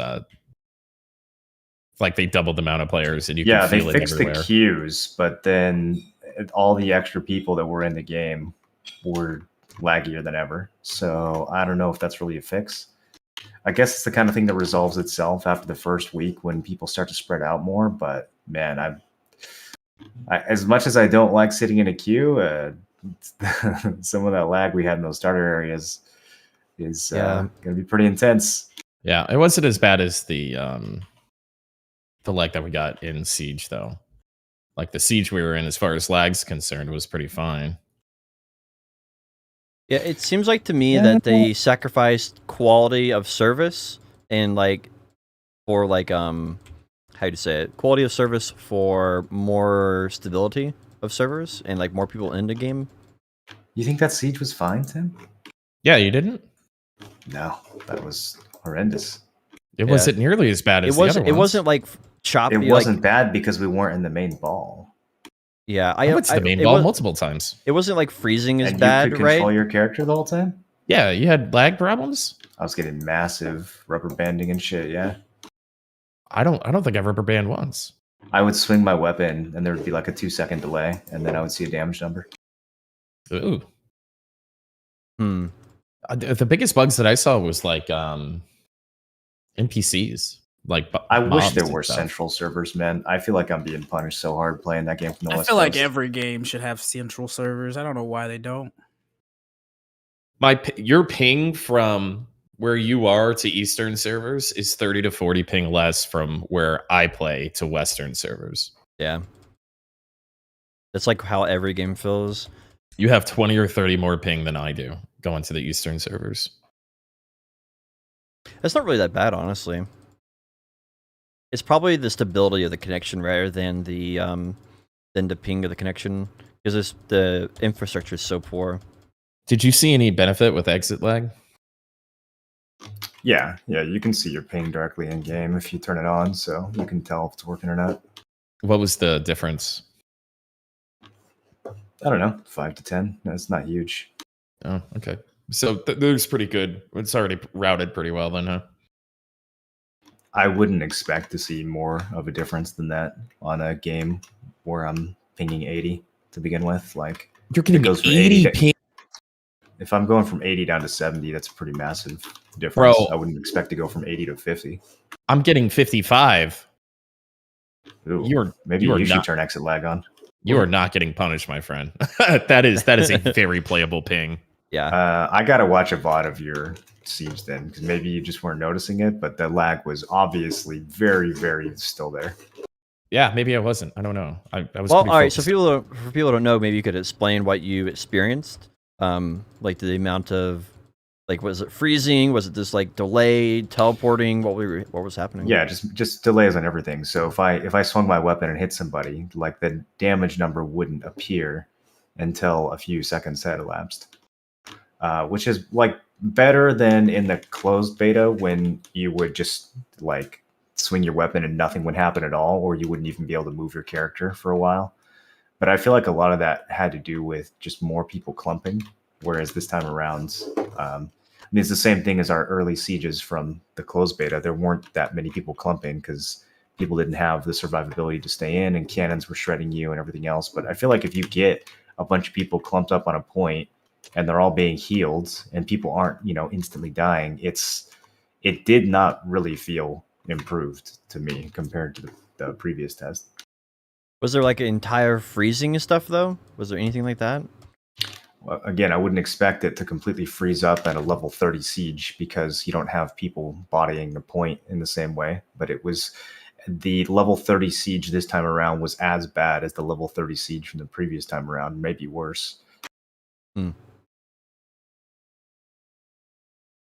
I feel like that first low level siege we did during the beta before that wasn't as near as bad as the level 61 for the reasons Morlands are saying, right? Because like I was watching Dank's stream and he was rewatching the VOD, and like I mean the cannons were still chunking people for like 60% of their HP, right? So like you didn't have as many people clumping like Morland said. So I think we still don't really know for sure, right? Hold on, guys. Too, they had massive connection issues where like 20 or 30 people couldn't log into the fight. Remember that? Like that could be having 30 less people, 70 instead of 100 could be a huge reason why we had a better time in our first lower level, because there was definitely 100 people in the siege that we did. Definitely. Yeah, I think we counted 14 or 15. They were claiming 20. The truth is somewhere in between, right? Yeah, so I'll be very curious to see how it works out long term. It definitely wasn't a long enough test for us to get an accurate representation of what the game will play like. It was such a shitty amount of time to play this fucking game, right? Like, I burnt my fucking ass off playing this stupid fucking game. It was great to play it again because, like, the rust that I had after not playing for a month was more than I really had considered would be possible. So I'm appreciative of that, but like make it fucking 7 days, man. Like the running around with 40 people or 20 people, we were running around with 40 total.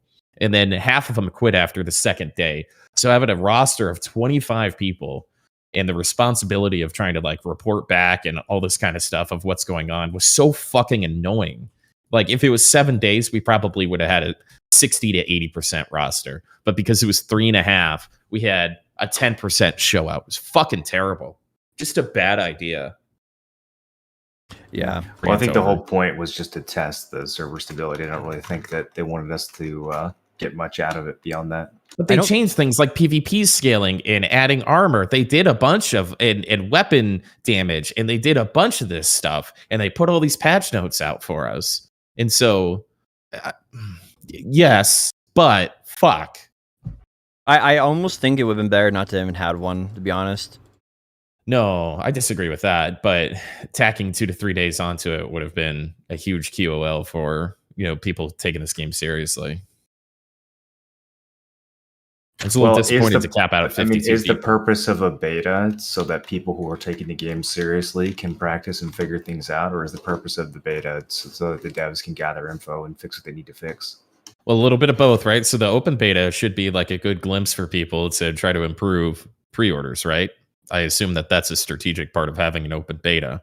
It would have been excellent if they left the servers on long enough to allow this thing to like naturally happen and have some, good buzz about the game instead of people going, it's 3 days, probably just gonna pass on it. So I think there's a couple different good reasons to have left that on, for 7 days. Yeah, I don't know. So let's look at how many we had so much extra time last time. Look how many bugs and errors we found that we reported. Our group, Well, the thing is, like, I'm personally almost at the point of being burnt out of New World, and the game hasn't even fucking launched. I think that's a big thing too, honestly. That's all going to wash away from me the second these servers go live. I'm not even going to remember. I'm not even going to care. It's going to be live. It's going to be the real thing, right? When we click those goddamn, what are they called?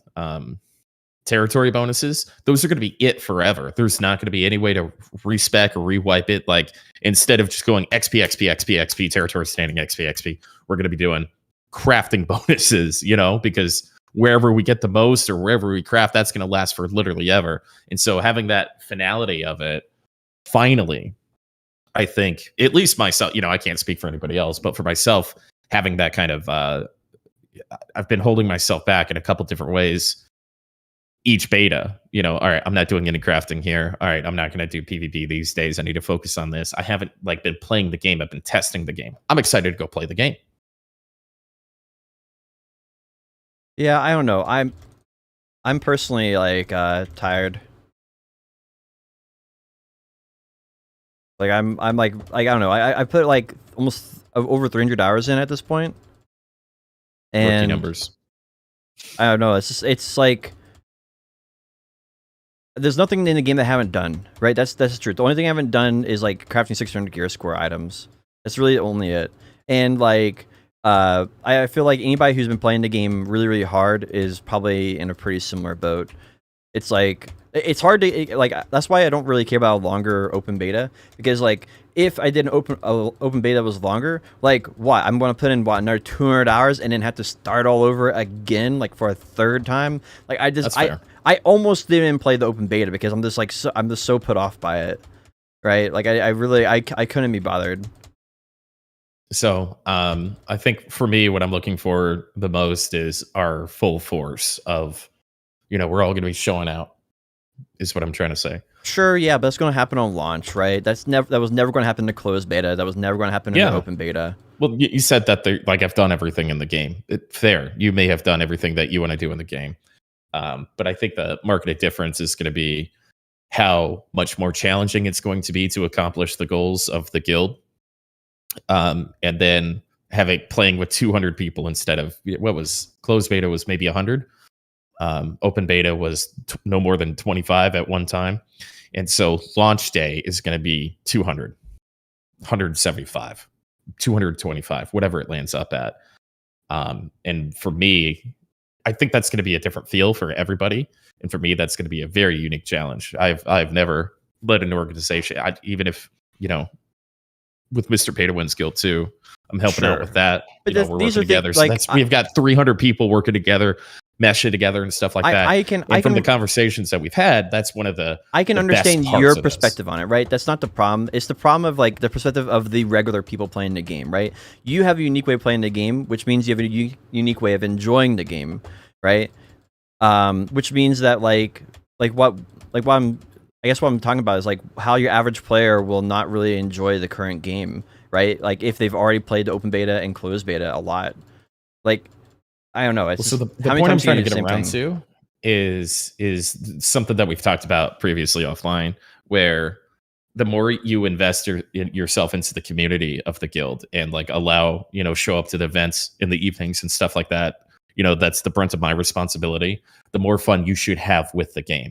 Because if you just stick to the black and white, what's available in the game and experiencing that, those are the people that are going to burn out in 4 to 6 weeks. But if you get into a good community, which is what we have, and you've got people dedicated to trying to make it fun outside of what's in that black and white, then I think that's where the beginning of the longevity of the game exists. And I'm excited to be able to finally explore that at its full capacity instead of these marginalized kind of weird tests, if that makes sense. So it's a little bit of an explanation of why I'm excited, but also why somebody like you or normal people, regular people should be excited too, because now it's game time. It's not 1 or 2 nights. Yeah, I think the average player is playing the game for the first time on September 28th. I think the vast majority, what percentage of the launch population do you think has even tried the closed beta or the open beta? 25%. Yeah, I think even that might be high. There was a lot of people playing, man. I think there's going to be such a casual population in that game that we haven't even seen emerge yet. Yeah, but that's not really I feel like the talking point, right? The talking point is is the open beta a good idea or a bad idea? Right? That was kind of like the overall thought process, and I don't think it was good for the game. I think it was good for the developers, but I do not think it was good for the game. And I think you can tell that by just looking at how popular it was. It had way lower turnout for it. Why was that? Well, I think it's because it followed one right so close after the closed beta. 2, the game's so that means everybody's already kind of enjoyed it, right? And so it's nice for the developers to be able to playtest their things again, but I just don't think that was a net positive. I think that was probably at best neutral and probably net negative. I think anytime a game has a beta a couple weeks before launch, that is a horrible fucking idea. Yeah, I agree with that, because it kind of shows like you're 2 weeks away from the game launching, that you're still uncertain about some things, whether you are or aren't. And I think that could come across to some people as being a bad thing. Well, also, it's 4 days, right? You can't what can you do with 4 days? You do a lot, yes, but for the average player is probably not going to want to take part in a 4-day beta, I would think, right? Yeah, most of the guild didn't, and that was going to be my point. Is I think that's where the mark was missed. I agree with Marlon's point that having one so close is a little weird. Excuse me, weird.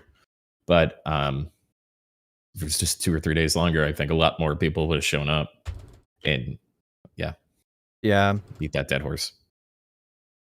I personally think that the reason they went have a closed beta is because they don't have an in-house play team. I think that's what the problem is, or they don't have a big enough playhouse team to actually be able to test their game modes and what they want going on. They've always got closed betas, dude. And so even if they don't have an in-house play team, I think Dank was in one for a little while or something. He didn't tell us anything about it, but I think he was a part of it.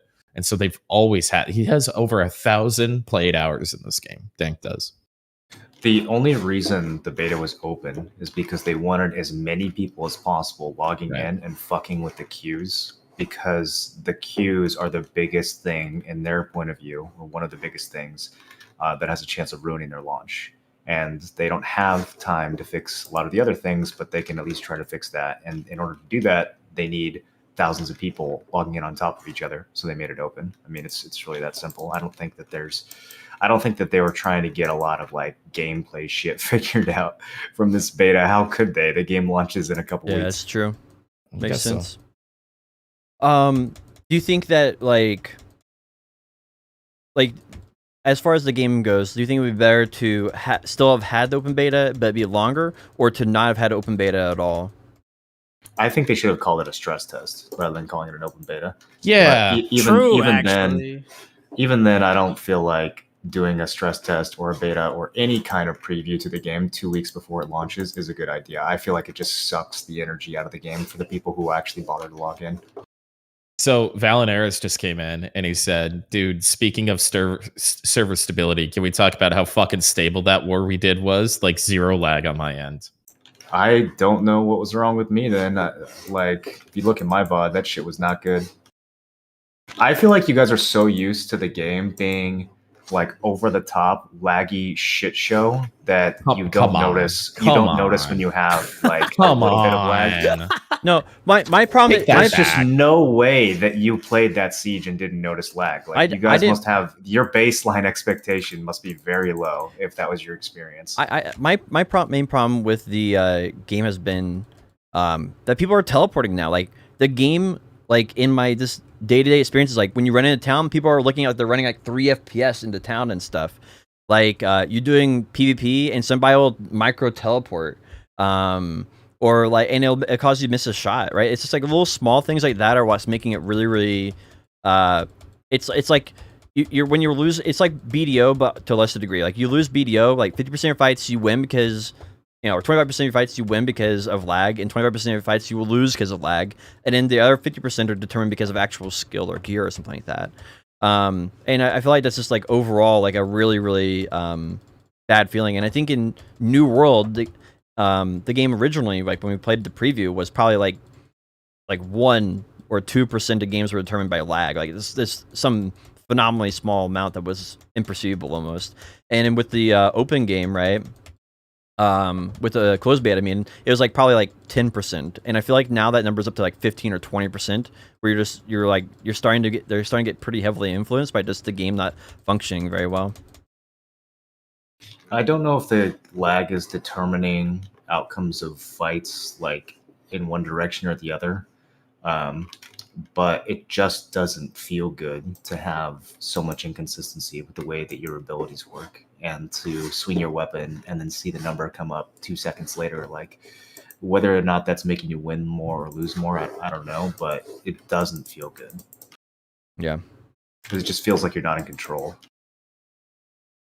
Yeah, it's a pretty big issue, and I feel like it got worse. Like that's my fear is like from preview, from like even like some of the early alpha footage that people were leaking and stuff. From that to preview to closed beta to open beta, I feel like it's just gotten worse over time instead of better. And that's the same trend that BDO had, and it makes me really, really hold on, guys. really cautious. Like they doubled the amount of people that were allowed in servers. And I think what they found above everything else is that their optimization was a little weak for the amount of people that they were having. Or maybe the server cap was too high and they need to have a couple more servers. But however that works in their world, right? That I'm a streamer and a lifetime gamer. I don't know how to solve that problem. But from my point of view, the problem that was shown through the open beta was that was too many damn people. Fix the optimization, give it more bandwidth, or reduce the cap, split it in half from what it was to what it is. Sure, so I'm just telling you. I think you're just mentioning digging too deep into it. No, I'm just mentioning my feelings on the game, right? And my experience in the game is that it's gotten worse over time instead of better, and that's the wrong direction for netcode and for stability to go. All right, so I don't think the game's gotten worse. No, not the game. The idea that the lag is the worst has gotten silly to me. I feel like nobody. I don't think worse. anybody. Okay, so I mean, we can like take out all the things that changed and then judge the game with ignoring the things that changed. This was a stress test. I'm so glad you used that term because that's what it was. Yeah, they brought a fuckload more people in, and it didn't work quite as well as the preview did, but there was probably triple the amount of people from the preview. So we went from. Do you think there was triple the amount of people? I don't think there was more people. I don't know. I'm at guessing, all. right? I'm going on a rant. So we had a fucking. It wasn't even a slideshow. It was frozen in place. We were doing group PvP frozen in place in the closed beta to bringing twice the amount of people in the servers completely, and having some lag issues here and there that was only experienced by a couple people. I don't know, but I didn't really hear too many complaints about it. The complaint I did hear was FPS going into a town. Holy fuck, all that stuff, which is a very clear symptom of way too many fucking people. So if they bring it in by a couple thousand and let the game spread out a little bit, I think it's going to run pretty fucking well. The idea of it getting worse and ignoring all these factors of them testing and kind of playing with it, all right, is not, so that's not okay. I got some actual data here, right? I just looked it up, the Steam charts. The Steam charts for the closed beta had 200,000 people at peak.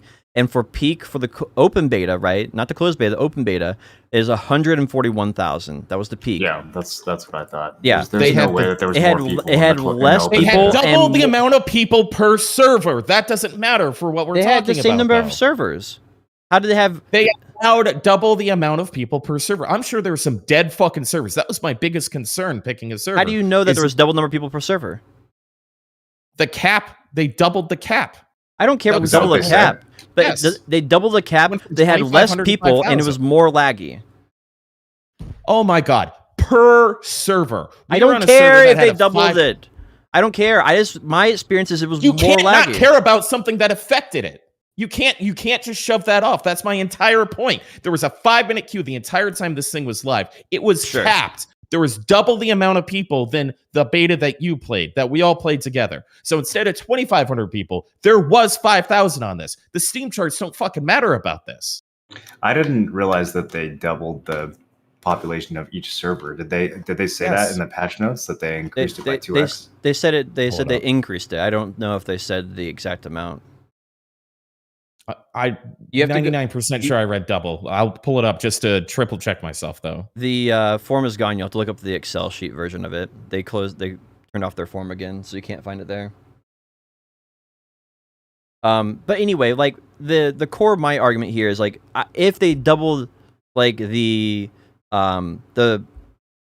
capacity of the server, right? But the gameplay experience is worse, right? And they had less players in it. Like, can you imagine how laggy it's going to be on launch when you have it's full all the time, right? And that's my like the thing I don't really like is, you know, they sacrificed the gameplay experience, right, at the ability to have more people logged in, and I just don't know. I don't like that trade-off. So you want 5-hour queues? Well, I mean, Or you want some lag in a town? I think that 5-hour queues is better for the game, right? I think that would be better to have 5-hour queues. Yeah. I think it'd be better to have that than laggy, unstable game performance. Okay, so you've got a 9-to-5 job, right? And you've got a kid, a wife, whatever. You got a family, but you're a 30-something-year-old gamer, and you get your whole thing done. Honey, have a great night. It's 9 o'clock. I'm gonna go downstairs. All right, this is a really long example. Cut to the chase. I was ready about to. You sit at the computer, you type in New World, can't wait to play this Still game. gonna cut to the queue. chase. This is still a long example. People People don't have a lot of time. I understand it. Yes. All right. This is not a good solution because right now you're picking your poison, God, that right? was 30 Do you have people seconds. quit? Jesus Christ, do you have man. people quit your game because of server lag, or do you have people quit your game because the queues are long? Tim, in your example, what kind of snacks do you grab on the way down to that? It's very important to know what kind of snacks. I was thinking like either granola or like a trail mix or something like that. Maybe a glass of wine, depending on what's happening in this man's life. Or, yeah, trail mix and wine. Yeah, that sounds good. Trail mix and wine. Maybe throw something in the air fryer. If you're upper middle class. Yeah, I don't know, Potion. I think it's insane that you would say a 5-hour queue is better for the game in any circumstance. Well, I would rather play fucking Minecraft with a 5-minute queue than play New World with a 5-hour queue. Like that, just the queue ruins the game for 90% of the people playing. Anyone who can't like log on and queue up 5 hours before they intend to play and then just go home and get in they're literally not able to play it. Like it fucks up everything. Like, right. I guess the game doesn't exist for those people. If the game can't be like, I guess my point is, if the game can't be competitive anymore because it has too much lag in it, like it's at this point they have to pick their poison, right? It's a balancing game. At this point, they're sacrificing the quality of PvP. I think they're just still figuring it out. This was a stress test. So Valinara said that it was double. He's looking to see what it was. Yeah, that's good. Like the number exactly. But if he says it's double, I say it's double. It was probably double. And so I think this was a stress test to figure out, like, okay, maybe we shouldn't double it. Maybe it should be 1.5 times. So the lag's a little evened out, but the queue times will be like 30 minutes, Yeah, if they actually doubled the capacity of the servers, then I think, all things being considered, the game ran very well. Like, I agree. Obviously, still has a lot of room for improvements. So, I don't want to send the message to Amazon that it's fixed because it's definitely not. But if they doubled the capacity, then they did a pretty good job of managing that. Yeah, I agree. I don't think they're going to have a fix for the PvP. That's my fear. I don't see any indication that that's their focus at all. What do you mean? Maybe not by launch, but I think they're making enough progress quickly enough that they'll get it figured out eventually. So, I mean, I think that's like kind of the dead horse with this game, right? Is that At launch, no. But eventually, yeah. Eventually, I do think they can fix a lot of this. What with PvP? The like lag in PvP? Yeah, doesn't seem like they're going to have that fixed in time.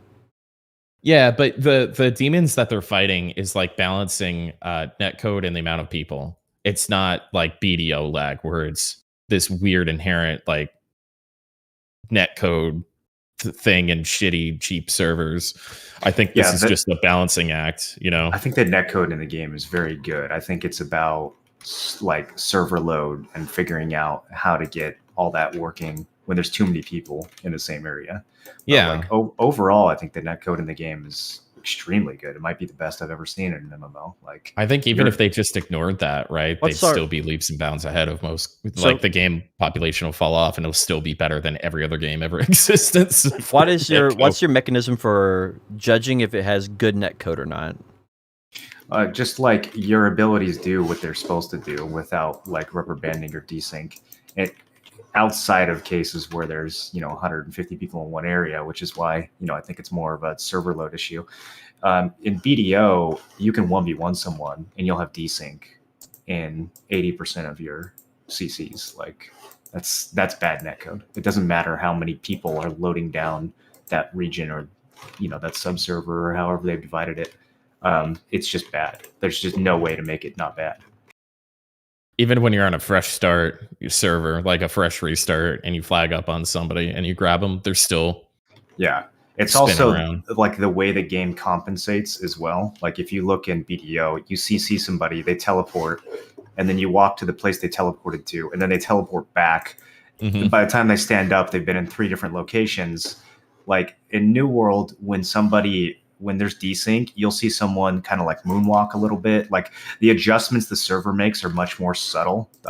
They're much less jarring and disruptive.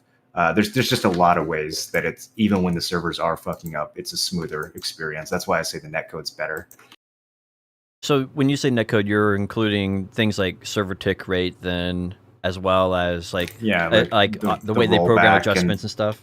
The rollback, the client server negotiation. If my client thinks one thing and the server thinks another thing, who wins? How do we negotiate that with the other players and their clients? Like the way that all that stuff talks to each other on New World, I just think is fucking a decade ahead of BDO. Like it's not even comparable.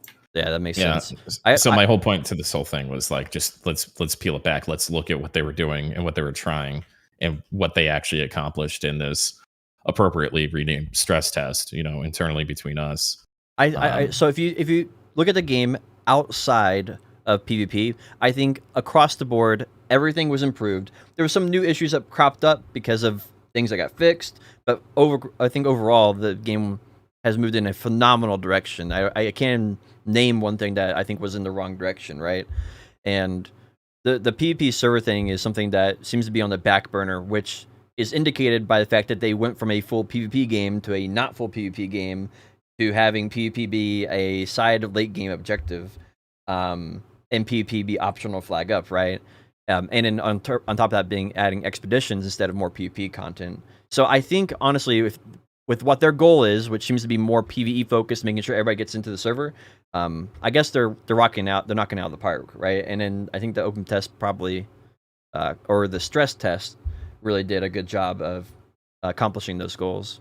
So Valinaris came back. He says, from what I have read, the closed beta had a server pop of about 1,200, and the open beta had around 25 to 3,000.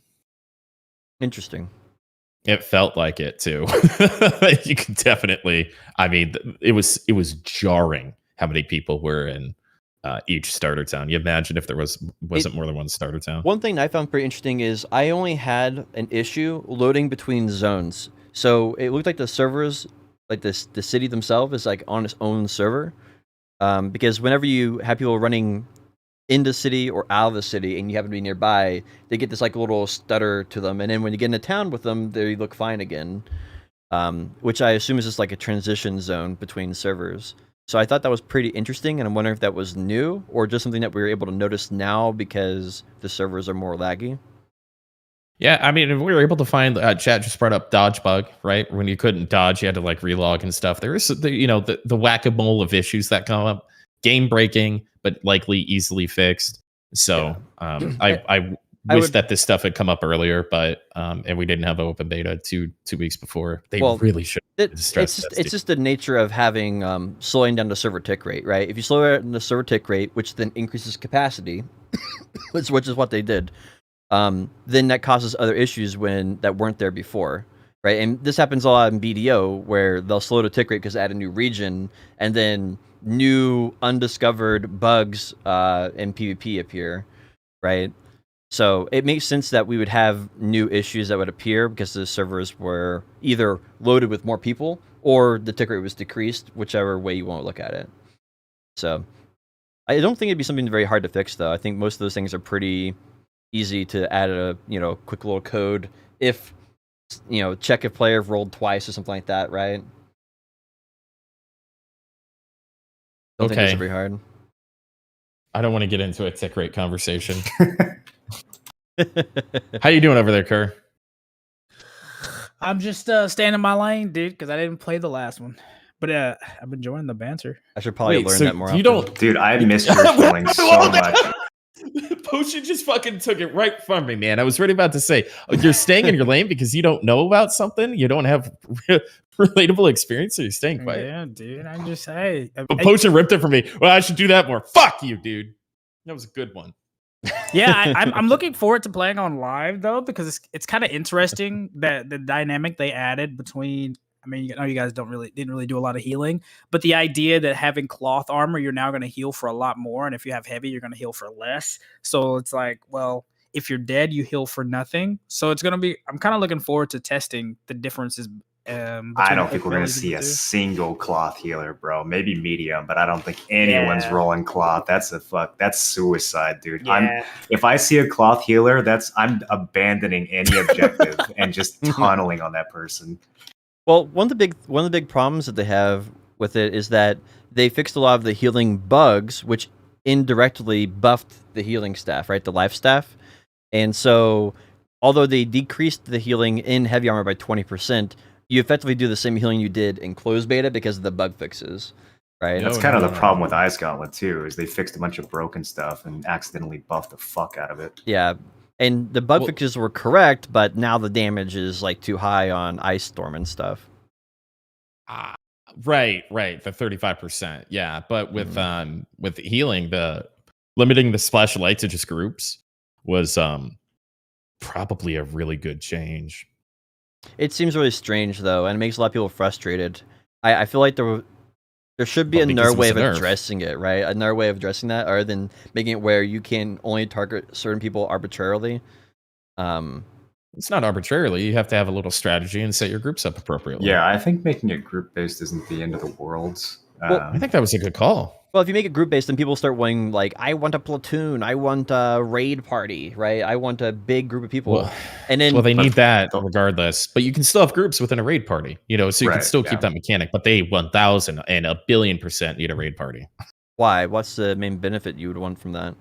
That's for me, right? That's for the people that are organizing, shot calling, and all that kind of stuff. And even for those that are lost, right? So like the new direction that we have in Aftershock is when somebody can't get a group, you want to be the first person to drop out of your 5-man group, as long as you're not the healer, to go start a group with that other person. So you guys have a bearing of where we all are on the map, because it's so easy to get lost when you can only see 5 people on the map. So we need to have you can see where your guild mates are in like a certain radius, or a raid group, preferably like something. I would like that to be a visual indicator of like your guild mates, right? Like you could pull up your map and it would just show you guild mates who are in proximity to you, That would be kind of nice, or be able to... That's what we're talking about, right? That's why we want that, and how healing is affected by that. You can still have groups in a raid group. You easily do that. That's a couple lines of code.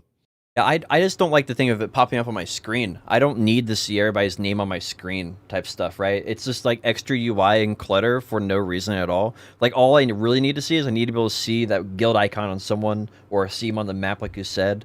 Or like have a guild ping where I can see where the objective is. Like a guild ping. Oh Like god. In PvP games, I don't really care like how they want to communicate it, but putting everybody's name, life, and icon or face picture on my screen does not help me in any way, shape, or form, right? And I think it also takes away a little bit of the two-way conversation you can have, right? Instead of saying, "Hey, my group died," right? Then you have to say, "Oh, I look at my screen and then there's no communication needed," right? And it kind of limits the social aspect. Nope. It's not a social aspect to be able to see the information of your platoon. That's not.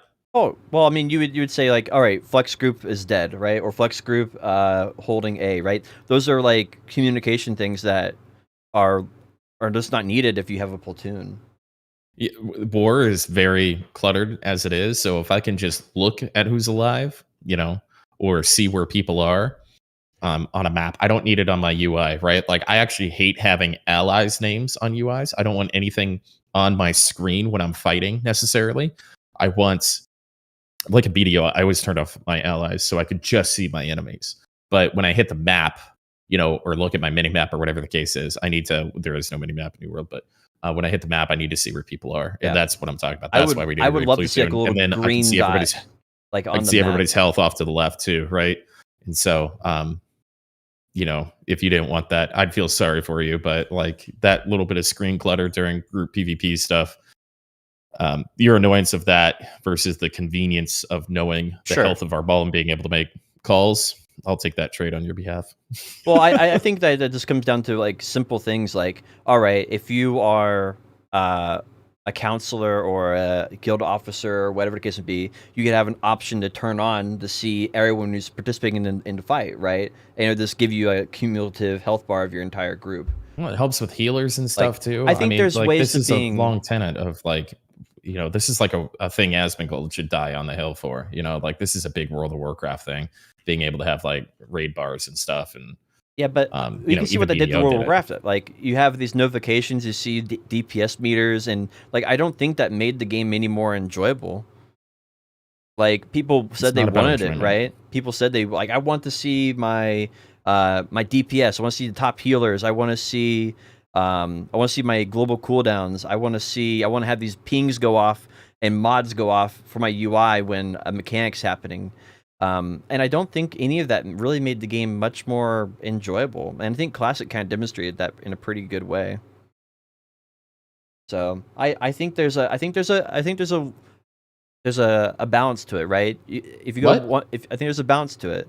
I think if you go on one extreme, then you're just basically playing spreadsheet war, where you're seeing like what your DPS numbers are and optimizations. And if you go the other way, then it's a lot more immersive, but then you don't feel like you have near as much control over it and doesn't really feel as competitive. I mean, all that stuff is optional, right? All the stuff you listed are optional things that you can or don't have to have on your UI. If you want to play and control you through all that stuff, it made the game playable in an organized way is what all that stuff that you listed did. And where would you say the balance would be, right? Because Classic being able to toggle it in UI. Be able to toggle it in UI? Toggle it on and off? Yeah. That'd be pretty fair. Yeah, because some people who don't like it just have it off. Yeah, but you want the maximum amount of clarity possible, whether that's like a spell effect or a UI element or whatever. Like you don't want players struggling to know what's going on in the battlefield as part of the battle. I don't think, not in a game like this. Yeah, that makes sense. What kind of like the battle itself should be, what are you doing with that information? How are you responding to it? Not how do you acquire the information to begin with about what's going on around you. Yeah, and a little bit might be like a handicap from other games that I've played, right? World of Warcraft and led a guild, and BDO obviously led a couple there. So like having the handicap of a lack of a mini map and a lack of being able to see where my forces are without them communicating back to me puts an onus on people that aren't comfortable talking in those types of situations, and it raises the stress for me trying to figure out how to organize everything. So if I could just have a little UI information, I think it raises enjoyment across everybody who wants to participate. I think it raises enjoyment for you a lot. That's for sure. I don't know if I would argue for Yeah, everyone. but if you're somebody who doesn't want to queue down and tell me where you are, which is often what, you're one of those people. Often, you just stay quiet and do your thing. Then if I had a UI element available to just give me that information, I won't have to bother you. You can stay mute the whole time, and I know where you are, and you can just listen. How does that not make it more enjoyable for you? I think I've already said my piece on it, really. Like, I think while classic raids have been ruined by UI being overutilized, and I think mini-maps have been a crutch that have ruined a lot of games, and then maps have also been a crutch that have ruined a lot of games, or at least made them worse, if not ruined, right? And I feel like there's just, all I'm saying is I think there's a balance there, and I don't know what the developers' balance they want that to be. Players are always going to ask for more information, more information, more information, more information, make it easier, easier, easier, easier. And I think it's just a matter of where the developers want that line to be for New World.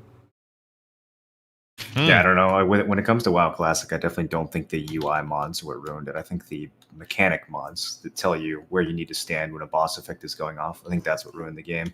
Yeah. If anything, the UI mods. I don't know what it's called, playable. But what you said there is what I'm talking about. I don't know the official term for it, or whatever. Deadly boss mods. Yeah, the boss mods are what ruins those fights. I don't think the UI mods are like, if you try to play. When I got a new computer and I launched that game and I wasn't sure like how to move my add-ons from my previous computer, I almost uninstalled it instantly. Like the game's drastically better with UI mods. So I mean, I think like it's very important. Like the more information you get from your UI, the better. So here's another example. If you give people a lot of information, then let's say you have one guy who's new to the fight and he just happens to die more often because of that. Well, he'll get quickly identified and called out for that, and it makes the game a lot more competitive at the cost of making the game a lot less enjoyable for people who are underperforming. Right? It makes the game more competitive, but and more hardcore. And it just depends what they're making so many bad assumptions with that. Right. When I go through at the end of the war, I scroll through and I see people that struggled. Right. They died a lot. You get your KDA, you get the score, you see how much damage is done. You get all the stats that every BDO shot caller would just cream over. Right. And so I glean through that stuff, not to yell at people and call them shit or whatever the case is. I invite them out to formations, PvP groups, or maybe some 1v1s, or just reach out to them. Hey, it looks like you struggled in that war. Is there something I can help with? It's not a personal attack on you, Tim. It's how the game, other people will treat the game, right? You need to understand what I'm saying, though, right? If you're in a toxic guild that's like be the best or fuck you, and you're new, you shouldn't be there. You should be with somebody in a community. If you want to get better at that, you want to put yourself out there, that's going to help you. So these are tools to make that are intended and can and are used to make everybody's enjoyment better, including mine. The more I have to focus on what other people are doing because the game's not giving me basic information that's been out in every game for 20 years, the more I can play. Otherwise, I'm just micromanaging everybody. I mean, I like seeing my name at the top, but I can definitely see it where it's like, fuck, dude, if you're like shit in the bed and you just don't want to, you don't want to. I mean, I've had those wars. I guess. Yeah. I mean, I have those wars all the time. And it's not like the intention the developers have is never going to be make the game worse, but you can have things that get added to the game, like for example, top healing, right? And let's say if you're just like doing half the healing of other people, and you're in a hardcore guild, you're like, oh well, you have to get good, or we're going to get gone, right? And that would indirectly make the game a lot more less enjoyable and a lot more hardcore. And maybe that wasn't the intention of the developers. And that's why I say it goes back to what the developers want, right? The more those stats and the more this information you provide readily, the more hardcore you're going to make your game. And it's just a matter of what they want their game to be. And I don't really care one way or the other. Like, I mean, I'll practice and get better at the game if that's what it takes, right? Or, since we can have 100 people and we can only pick 50, maybe I just won't participate, right? But like, I think for the game, it's just a pick of what kind of player base they're trying to target.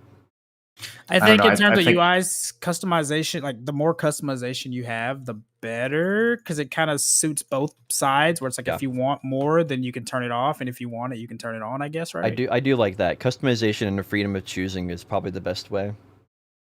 Because then people who do want it get what they want, and people who don't also get what they want. Probably. My bad, Maura. Go ahead. I was just gonna say I think that more information is always a direct improvement. Like the downside of now people are going to know if you're not performing well. I mean, one of the people who knows that you're not performing well is you, right? Like you all know that, which means you also know how to improve. If a game's not giving you enough information to where you don't even know how you're performing, then it's like it's less of a game. You're just it's more guessing. It's more just kind of like whatever. Like you don't actually know if you're winning or losing. You don't actually know if you're playing the game well or not.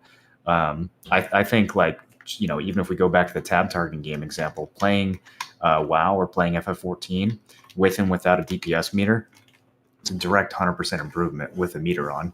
Like it's not about other people seeing your damage and calling you out. Like it's about you literally cannot tell if shit is better or worse when you're playing those games unless you have a calculator that's spewing out a result for you. And I think the information just directly improves the game. I mean, if someone's going to play the game poorly and then get called out for it and then not respond to coaching and not improve and then like other people get mad at them, I guess you could call that toxic, but I feel like, I mean, just join a different guild then, right? Join a group that's more casual. I don't think that makes the game worse in any way. It might filter you. It might cause you to play with a different group, but I don't think it makes the game worse. If anything, it puts you with a group of people that you're more suited to play with who don't care about that shit as much. Yep. Yeah. I guess those are good points. I guess. Well, I mean, if I there's other points I could raise and argue about it more, but I don't know if it would be a good discussion or argument or anything, right? Like I think we've already discussed it well enough and covered a lot of the points that people care about. We could talk about Valheim then. I tried to talk about that. How did we get back to Tell this? me what changed. I haven't got around to play it They yet. added hot tubs, Kerr. Hot tubs. Oh, Yeah. Is that what they did? Yeah, they added hot tubs. You can make a hot tub for your house. Shit, we got to figure out how to unlock that. I don't think we've got hot tubs yet. Do I have hot tub in here? Yeah, I saw that. I pulled up the trailer for it, and hot tub was one of the things that was in the trailer. Damn, spoilers. Sorry, Yeah, my bad. I'm gonna have to change my my Twitch category, I guess. Chilling in my hot tub. I think that's awesome. It shows are pretty in tune with what people like. It's a good meme. Yeah. All right, Marlon, tell us about your Valheim experience so far. Well, the first 3 hours were miserable. We started on the worst 10-player seat I've ever fucking seen in my life. We were all in a tiny island with like one section of Black Forest that had enough copper for 2 people. So we spent the entire time exploring, trying to find more, and then eventually just sailing to a different island and giving up and starting a new seed. So pretty rough start. But after that, after we get started on a new map, it's been all right. I definitely started to remember how many aspects of this game absolutely need to be modded to work well. Like what? Would be so some I had a samples? lot of frustration with that as well. Just quality of life stuff, like managing your storage and things like that. Like we have a mod that does the Terraria quick stack. So if you stand next to your chest and press a button, it automatically puts things in those chests where you already have that item. So if I have like a bunch of wood in a chest and a bunch of wood in my inventory, I just press a button and it automatically throws the wood in the chest with the other wood. Otherwise, every single time I'm going back to base, I'm sorting through 15 different chests to put all my shit away. And it's just like little things like that eat away at the overall enjoyment of the game. So now that we've got that modded, it's running a lot better. But yeah, running the game vanilla with no mods on a fresh update was pretty rough. So I haven't honestly seen much of the updates. I think a lot of the stuff they've added you don't unlock until later. So this still feels pretty much just like regular Valheim to me. The food update is, it's whatever. It's all right, I guess. Do you think the update's targeted more towards new players or veteran players? No, you won't even notice that the shit's changed until you're halfway through the game. Yeah, I've been playing it. getting started in this game's pretty rough. And I've been like muscling through it. This just isn't my style of game, and I'm pretty unapologetic about that. Um, I'm starting to just like chill out and try to enjoy it for what it is, and I'm doing a pretty good job with that. And building little houses and like, the scenery in this game is the only thing with a good texture, like the water and some of the, what are those called, the things with the, I don't know, I forgot what they're called, but that grow out of the water, and then the clouds in the sky and stuff like that. So like I like to build around water and then hunt animals around me and stuff like that. But this isn't my style of game, but it's a good little time waster until New World comes out or whatever. So Playing it D2. solo is not the biz, dude. Are you playing solo by yourself? No, I'm on Moreland server, but like I'm so okay, far okay. behind. I don't have like, I've got my son this weekend and stuff, so I don't have like the most amount of time to keep up with the boys and hunt down trolls and shit. But yeah, I could definitely see that playing by yourself is something close to a pretty miserable time. Yeah, I I mean, intentionally haven't played it just because I know that I would sink way too much time in it because there's no way that I'd be able to like just control that filter. So I just have just watching people play more so than playing it myself. I It's still enjoy a big watching time people. sink, that's for sure. I enjoy watching people play this game, probably more so than I enjoy playing it, but I still want to give it a good, stab. And actually, I'm trying to expand my taste for video games by forcing myself to play more different types of them. And it's fine. I'm kind of curious how much of like games this come from like what you played as a kid, right? And like what like that just influences it because of the nostalgia factor. Well, I went from a hardcore FPS RTS player to I never touch those games and I only play MMOs now. So I mean, Dude, I would that's play true. StarCraft 10 hours a day. All I played as a kid was RTSs, and now I don't even know the last time I played an RTS. Like, And then fucking 5 years ago, maybe. dungeon crawlers have been pretty dead, unless you want to dedicate your life to PoE, which I absolutely do not want to do. And so like I played Diablo growing up, was like a kind of that kind of game. So it's been, once I got hooked into the MMOs, like the FPS and the RTS and that kind of hyper over competitive thing really kind of fell for me. Yeah. And the social aspects picked up. On the like topic of Valheim and what's changed, someone said it was 8 months that they spent working on this update. They have like a 10-person team, I think. Oh, they're up to 10? I don't know, maybe it's 8. It's small though, right? Like it's not a big team. And I think it started off even smaller. Just the idea that in 8 months this is all that came out. I mean, it doesn't necessarily bother me because I've definitely got like way more than my money's worth out of this game already. So I'm not like angry that they don't continue to update it. Even if it was just one and done, that'd be fine. But it just makes me think like, why hasn't a bigger studio copied this game yet? Because there are so many ways, like for as good as this game is, it could be 10 times better still. And I don't feel like it would be that hard to do. And if such a small team can produce a game like this, why don't these bigger studios just make something that's exactly the same with 10 times more content? Maybe like No Man's Sky? I do. No Man's Sky is not quite the same as Valheim. It's a little too like, I don't know. Maybe I don't it's know just how a different setting. It's very I similar. like No Man's I don't think it's Sky. just the setting. I think the whole like way that you progress in No Man's Sky is different from this game. I like No Man's Sky because it shows that even if you release a game and it's hot garbage, that there is redemption if you want redemption. So I don't think No Man's Sky, I don't want to die on the sword again, but I don't think No Man's Sky like was hot garbage when it released. It just was not worth $60. It was well, Definitely not. Definitely had some issues, and there was definitely some miscommunication between the lead dev and the public regarding features that may or may not have existed. Well, I put about 15 hours into No Man's Sky, so once we're done with Valheim, I can go over No Man's Sky. The Faring a little bit. the main thing with No Man's Sky wasn't it that the Sony originally made them release it early after their studio got flooded, and so Sony was controlling the narrative and like release schedule and all that.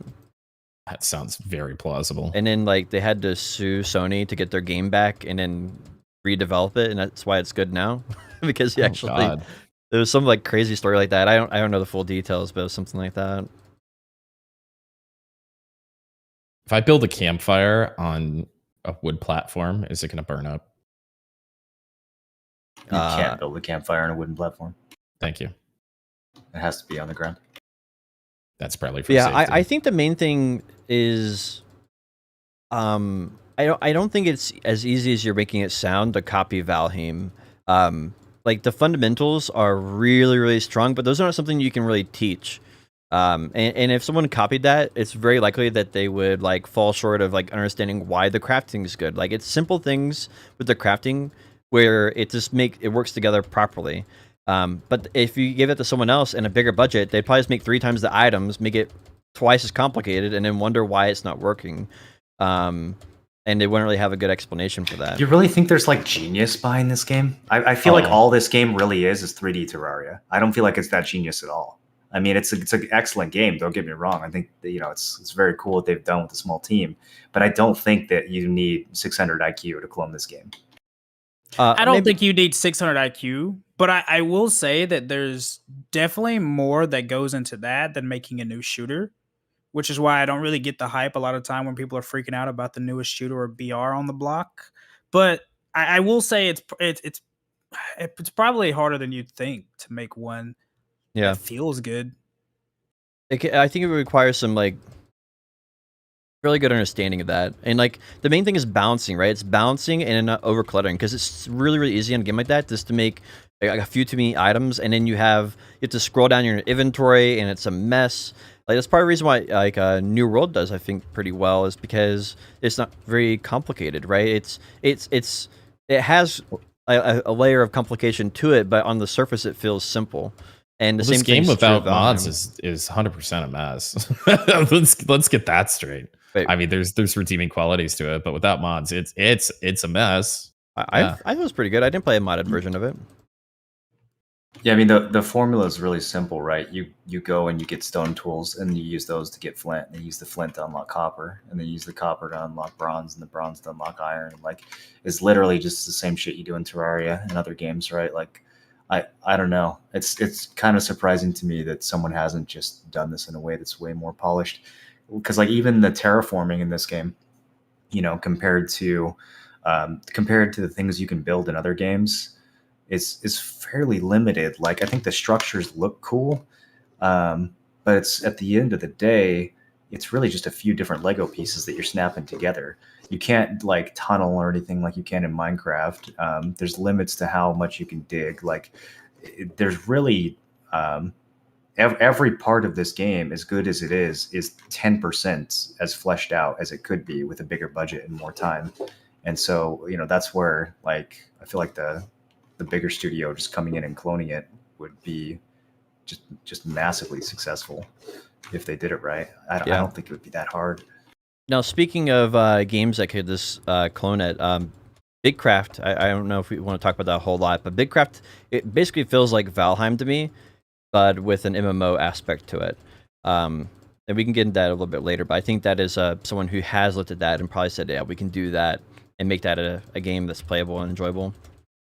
Slightly larger team. I think it's about a 20-man team or maybe 15-man team or something.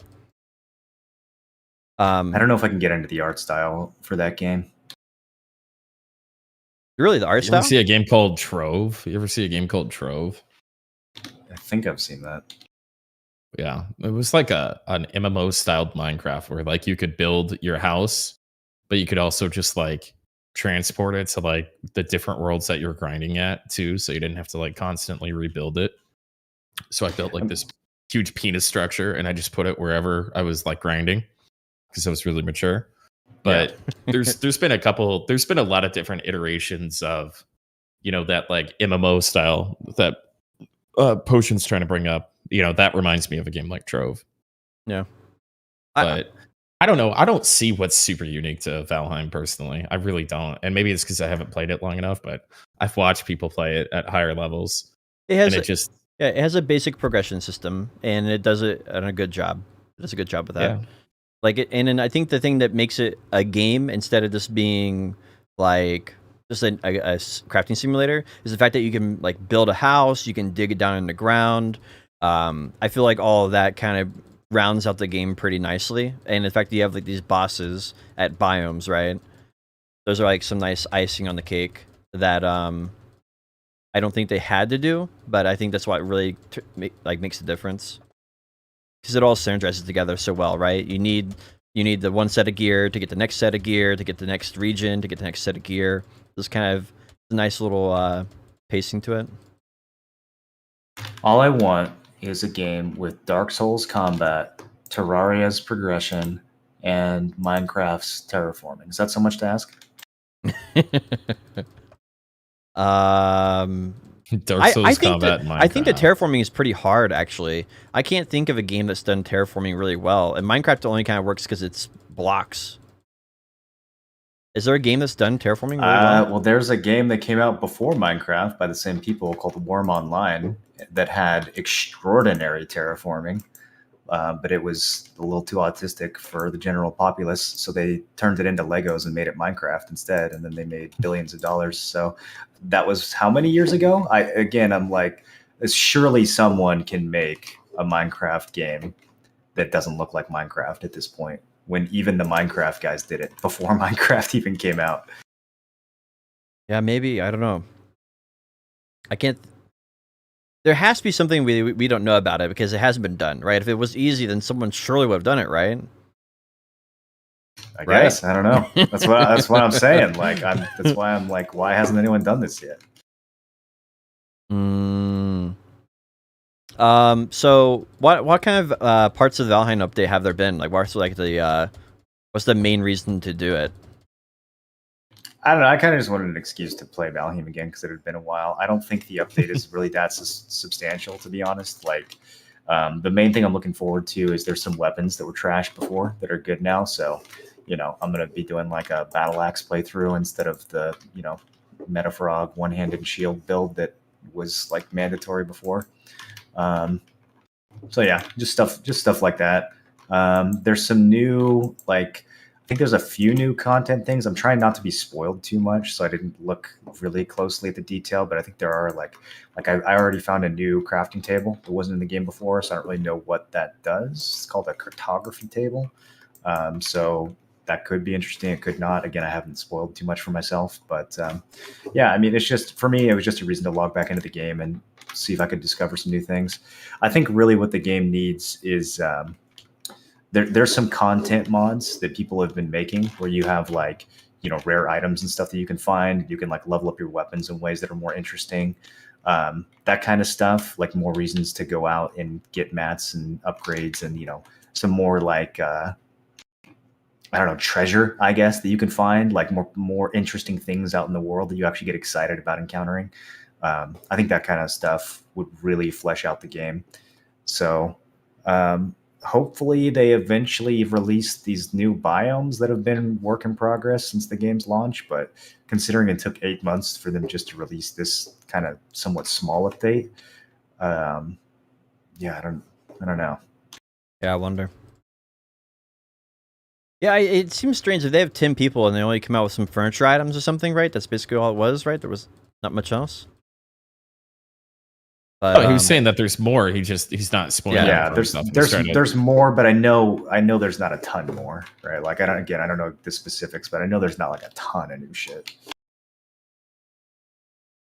Yeah, well, I guess we'll have to follow up then next week, and once you get a little bit farther into it, to see like what your final thoughts are on it, right? If it was worth the time.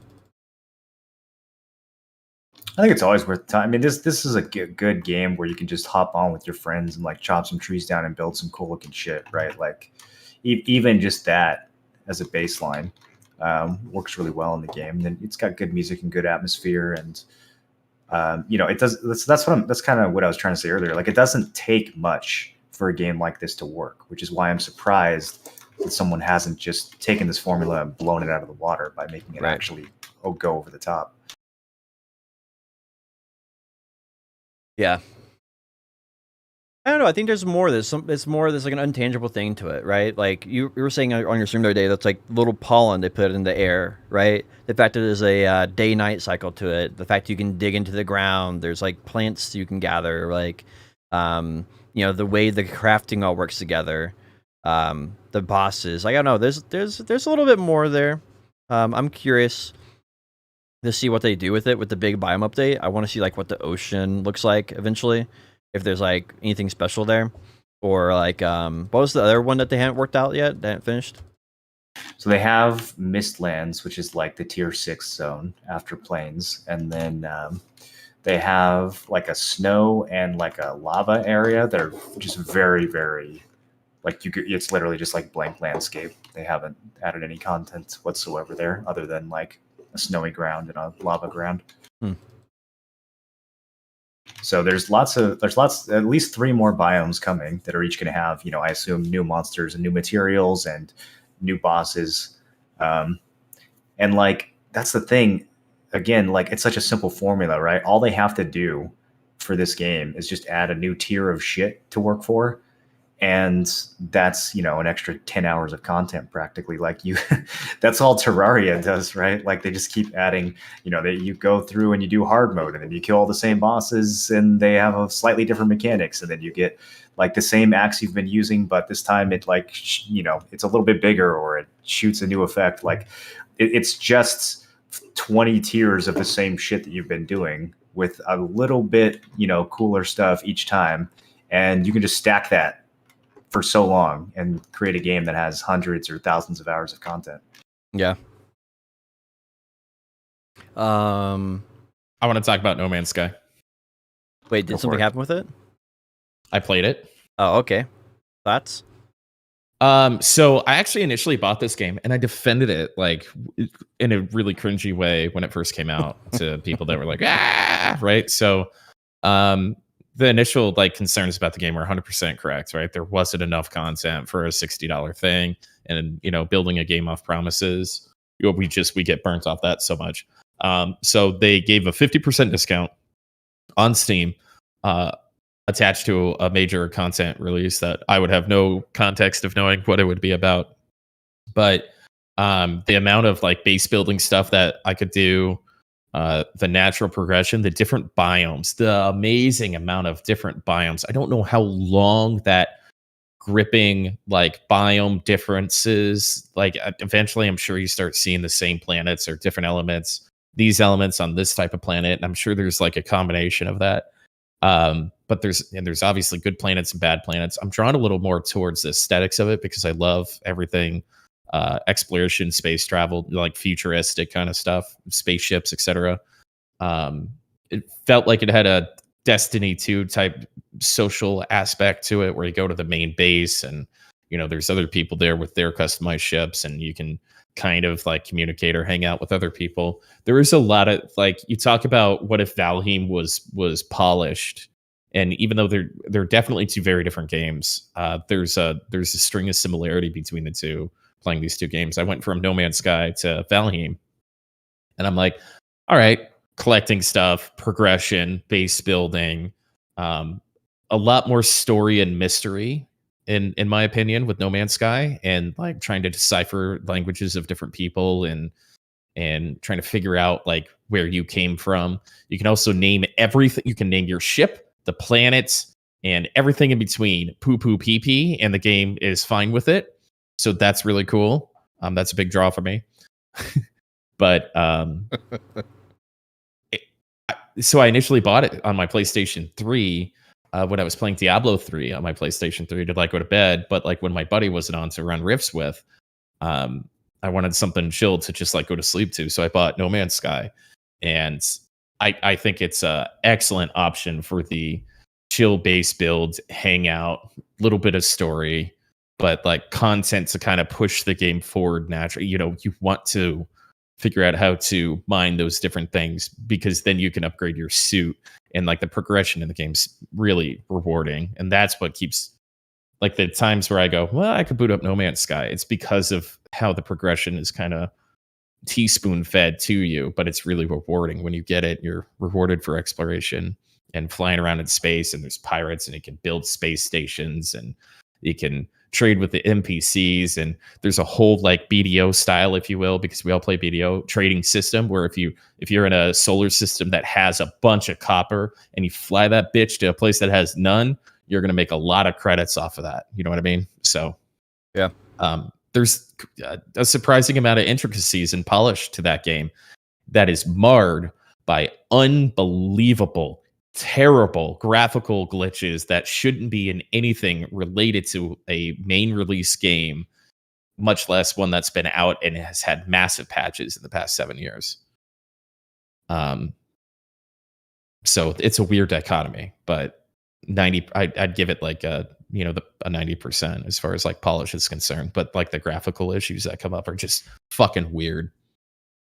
Yeah, I actually played No Man's Sky when it first came out on PlayStation, like the original launch of it, and yeah, it wasn't a $60 game, but I sympathized a lot with the developers and what they had to deal with Sony and all that. And then I kept following the game, and now that's come out, they didn't have multiplayer on release, but they said they would. They didn't have base building, but they said they would. And modern day No Man's Sky has base building. It has multiplayer. I think it's like low multiplayer, like 5 people or something like that. But you can build like a huge base, and this builds up into this, and you can build a base all the way up into the stratosphere if you wanted to. Yes, you can. And there's like a lot of little cool things like that. Some of the like nuance that I know this is like my Star Trek, Star Wars kind of nerdy coming out, but like if you go to a planet that has like a debris ring around it, like Saturn does, right? The visuals of seeing other moons and planets that you can physically travel to, and when you see the rings around that planet, they're seen when you're on the planet.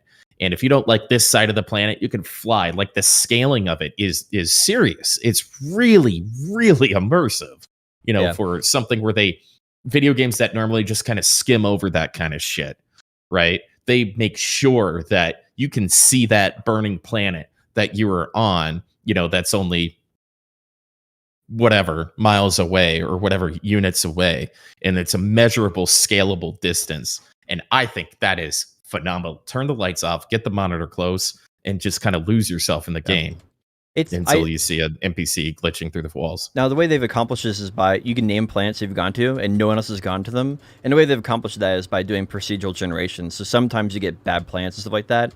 But I feel like that's pretty well mitigated for the most part, and the animals that they have in their game don't look too strange anymore. Originally, you get like, I don't know, things that looked like a hippopotamus. Pretty strange, man. You have something with like a hippopotamus with like tiny wings flying around. You're like, how is this physically possible? And think about it. Sense. Like if you watch the movie Interstellar, right, and they go to this one planet that's too close to a black hole, and they think that they're just on some flat water grounds or something like that, and then they realize that that's not a mountain. That's a massive tidal wave. Like kind of these weird, different, or like the ice planet they went to that was uninhabitable, and there was ice in the ceiling because the atmosphere was freezing and shit.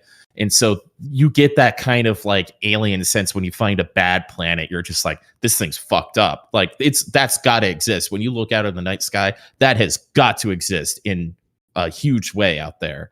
And so I find bad planets to be really immersive instead of everything being, catering to your player experience. It's like, well, this shit sucks. Yeet, Yeah, I can get that. Yeah, I guess it's an argument of like level of playability for casuals versus actual realism, right? And yeah, it's very easy just to go to another planet. Every solar system has 7 or 8, right? So they balance that in your terminology. They balance that where, all right, that one sucks. But you can also build yourself to survive. If you really like fiery planets, you could build yourself to survive on one if you really wanted to. So I've had a good time with it. 15 hours or something like that into it in the past couple of days. I just thought it was notable since some content came out for it that I have no idea what's attached to it. I'm just kind of enjoying the game in a relatively serious manner for the first time. I don't know how much more I'm going to play of it, but an honorable mention to No Man's Sky for getting me through a tough part of my week. No new world equals tough week. Yeah, we'll drill it down to that. Same.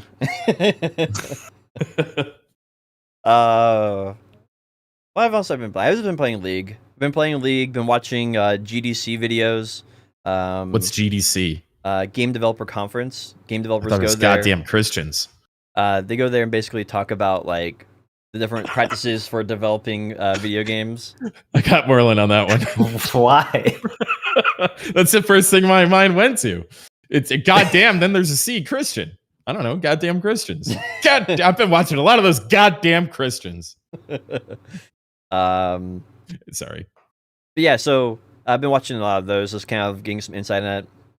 I would eventually like to like sit down and like start working on like a small game, learning a little bit of Unreal Engine. I think it's a little bit more friendly for someone who's new and casual. Just kind of playing around a little with that, maybe in the future. Kind of toying around with the idea of doing that.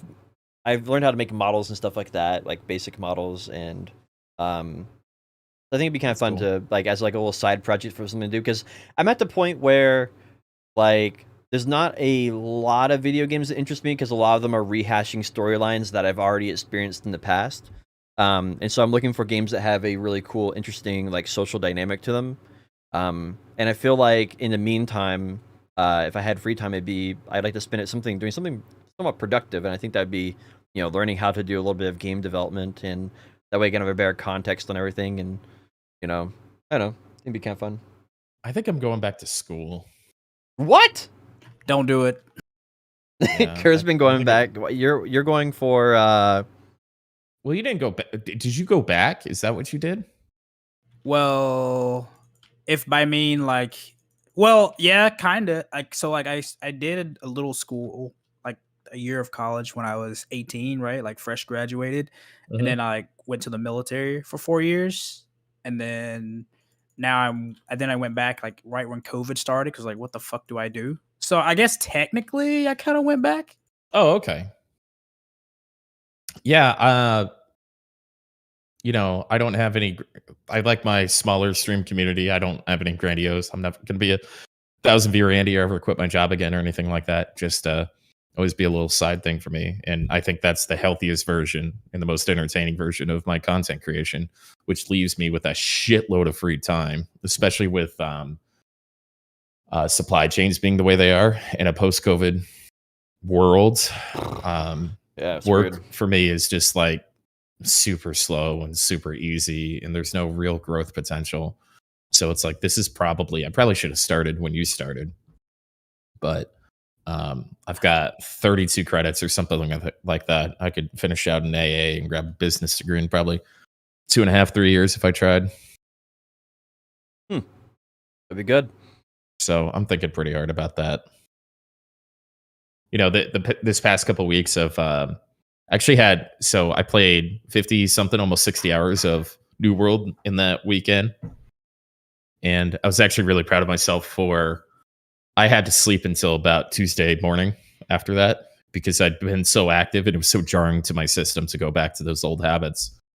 But I got up and the first thing I did was work out, go to the store, grab my healthy food, you know, and just get right back on the horse. It hasn't been as productive as it was in previous weeks, but like I've done 1 or 2 week stints, but getting back on that horse after I had like, you know, some big blowout or whatever the case is.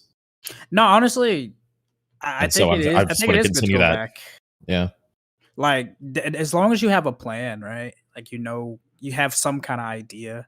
Because I don't know, the whole concept of going to college when you're like 17, 18 is just such a weird concept, because it's like how, or I don't know, this is like a completely different topic, but it's like you're kind of thrown into a situation where you have to make a life debt decision that could affect you for the rest of your life, but like you don't fucking know, right? Like you don't, like sometimes some people know, but you don't really know what you want to do for the rest of your life. And it's like, but if you don't start college right after you graduate and you do end up wanting to do something like that, you put yourself in such a weird, like behind position, you know? Yeah. So it's, I think like going back to school now that I'm, like over halfway through my 20s has been good, because I'm able to put myself in that mental mindset where it's like, okay, like I'm paying for this shit. So like I might as well do my best and get it done. But I also have that like groundedness of life where it's like, okay, I can go for something realistic and something where I'm actually going to get my money's worth more so than like the little chasing the fantasy, I guess. So I think I think it can be a good thing to go back later in life, honestly. Yeah, and I'm going to be 34 in November. And my resume is absolutely outstanding. It's incredible. My resume is insane. 10 out of 10. The one thing that it's missing, what turns me from a salesman to a businessman, is that fucking stupid piece of paper from literally any Yeah. fucking college, right? Then I'm in management, right? Then, I'm one of the sales guys, I've been in the trenches, whatever platitude you want to use. Um, and so I'm tired of kind of wasting this free time, even though this is, streaming and shit's been super fun. I don't think it would ever affect that. I have so much free time outside of like my primetime streaming hours. I just, I could sit here and play the Star Trek game on my phone, or I could do 3 or 4 hours a day of business school, which I've already read most of the books and gone through a bunch of the curriculum anyway. So I'm having a tough time figuring out why not to do that. Do you guys think that a degree will still be that important in the next 10 to 20 years?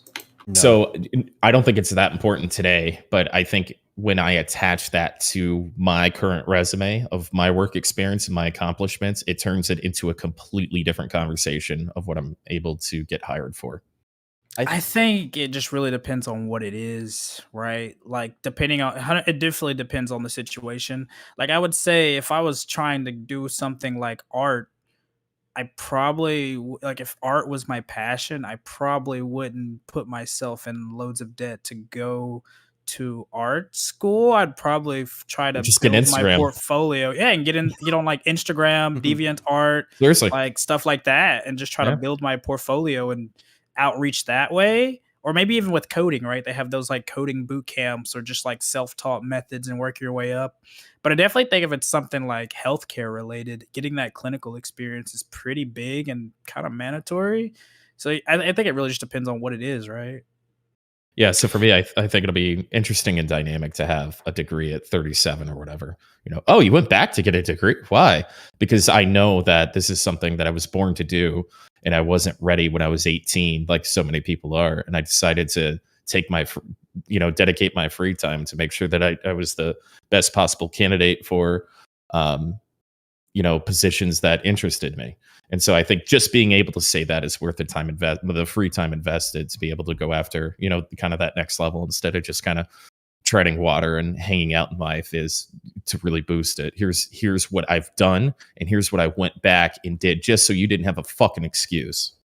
I think also is like if you were going to get hired, and you have a bachelor's degree, that's a good reason to give you more money too, right? Where if you like don't have a bachelor's degree, they'll be like, oh well, we'll hire you, but we're going to pay you $20,000 less a year because you don't have a bachelor's degree, right? And we'll see how it works out, And I think that gives you one leg up on your competition. If they have experience and you have experience, then you have that bachelor's degree, right? I'm a really good salesman, and I think Kerr's point plays a lot into that statement right there, where like a business degree for me isn't going to do nearly as much as like the things that you have to go to school for: medicine, law, other things. So, it's just a feather in the cap, so I can have more confidence going into the workforce in case the supply chain problem is scaring my family pretty bad. And so I need a plan B. So I think I'm gonna go get one, and I'm gonna get it all sorted out in the next couple months and get started as soon as I can. I also think that like within reason, some of it can have a little more like of the intangible value to it, where it's like for example, it's like nobody in my family's ever graduated from college, so like in a couple months I'm gonna be the first ever to have a bachelor's That's degree. awesome, dude. So like that's for me, that part weighs in pretty heavily into it too, where it's like, okay, well, it's like shit, like I'm kind of bucking the trend, right? Breaking the mold a little bit, doing something different. And I think that kind of can go into it as well, like just your personal gratification as well as like obviously within within reason, like as long as you're not putting yourself in this like insane amount of debt for some skill or something that's not really going to apply or change anything for you. But again, I think that some of the intangibles can also go at play there when it comes to going back to school too. Did you graduate, Marlon? Yeah. But I mean, in terms of like education, I feel like it did very little for me. It does what you did in terms of, or what you said in terms of like checking off a box that people need to be checked. Yeah. And it was like an amazing experience in terms of like my growth as a person because of the setting. But in terms of the information that I got from getting a college degree, it's really nothing that I couldn't have figured out by watching a few YouTube videos or reading a book. I'm gonna have to read Rich Dad Poor Dad. Time. Right. like I mean, in every single college class that I took could have been 3 days of reading instead of 14 weeks of work, and I would have known the same amount at the end. some guy who's never some guy who's never run a business is gonna like go on a fucking pedestal about Rich Dad Poor Dad and pretend to teach me something. I get that, right? But but I'm not arrogant enough to think that I might get an excellent professor in something and actually be able to learn. Maybe I'll take some economics classes and stuff I'm a little weaker at too. I'm just going to go to, I think, Florida Atlantic University is pretty close and has a great online program. Just do something like that. So there's still some potential of, I don't know, getting some sort of insight. Do you guys think like college nowadays more serves as some kind of like, or at least at some point kind of serves more as like a socioeconomic barrier, weeding people out more so than anything? Or do you think that like they really think that there's some tangibles that you're getting from being a college grad than being a non-college grad? Well, I think for that you'd have to look in history and see how college is different today than college used to be, right? Yeah, true. Because like back in the day, the reason why you're able to be the first one in your family to have a college degree, well, there's numerous reasons for that, right? But the main reason is like not many people had college, right?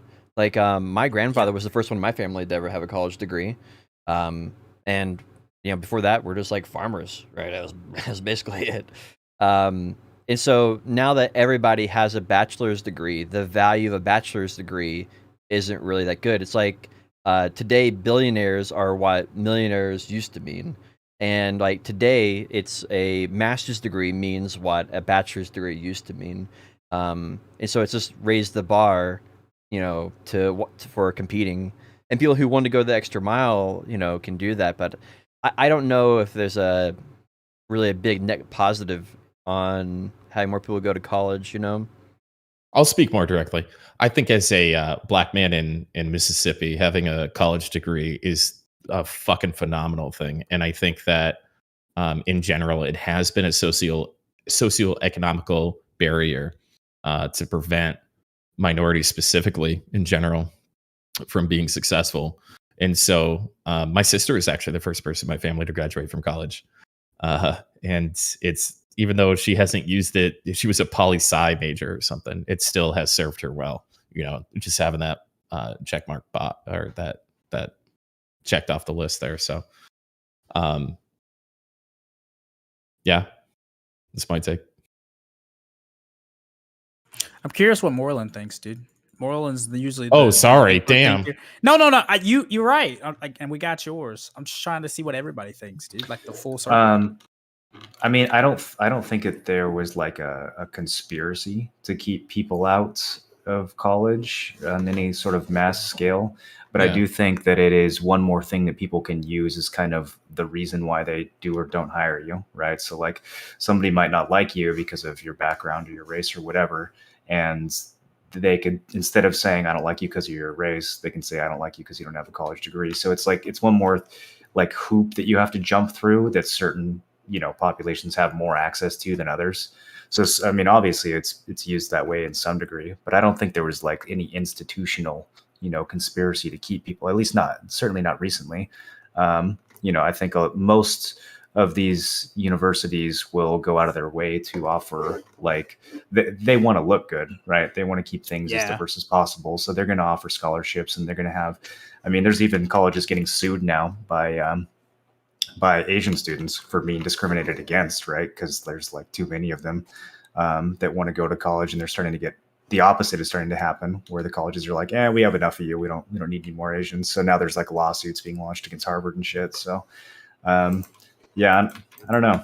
It's definitely different than it was a couple decades ago. I think the landscape's changed a lot in the last 20 years compared to college in the 80s or something. That was probably so what it was affirmative action, right? It was like reverse racism to white people. Why aren't there slots for me when I got better grades than this kid coming out of the projects? Why does he get the slot? And now it's like Asians are crushing us, so American schools are like, oh my god, please, can we just get a non-Asian in here? And now that's the fucking problem. That's so funny. It's weird trying to balance people's economic.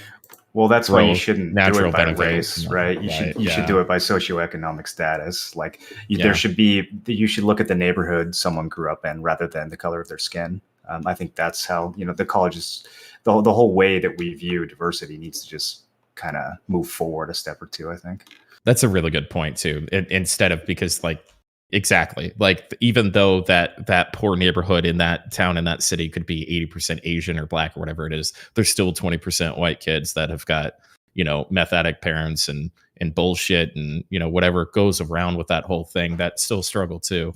I think that's an elevated viewpoint. I agree. You know what I mean? I think that's the real problem. It's not that black people are this or Asian people are that. It's that there's neighborhoods that are economically terrible that are traps, and I think that's pretty well documented. And it's not 100% this race, it's 80% that race, 10%, 5%, 3%, 2%. I think that's an excellent point. I think people would be a lot more receptive to it as well, right? Like if you started talking about socioeconomic status or like neighborhood that you grew up in, when you're trying to like convince people to favor these type of policies, you'll get a lot more support than, we just need more of this type of race in the school. People are immediately going to backlash against the race thing way more than if you said, well, we have a scholarship program that elevates kids from poor neighborhoods. Who's going to backlash against that? Like everyone knows that getting an A in a rich neighborhood is easier than getting an A in a poor neighborhood, right? Like in terms of the shit that you're going to have to deal with from your family life and your school having less resources and maybe getting an A is a bad example, but the point is like whatever you're accomplishing in certain areas is going to be way harder than accomplishing it in other areas, and everyone can agree with that. Like I just kind of think we should start to take race out of the conversation at this point, and it would be way more like universally accepted. Yeah, I agree.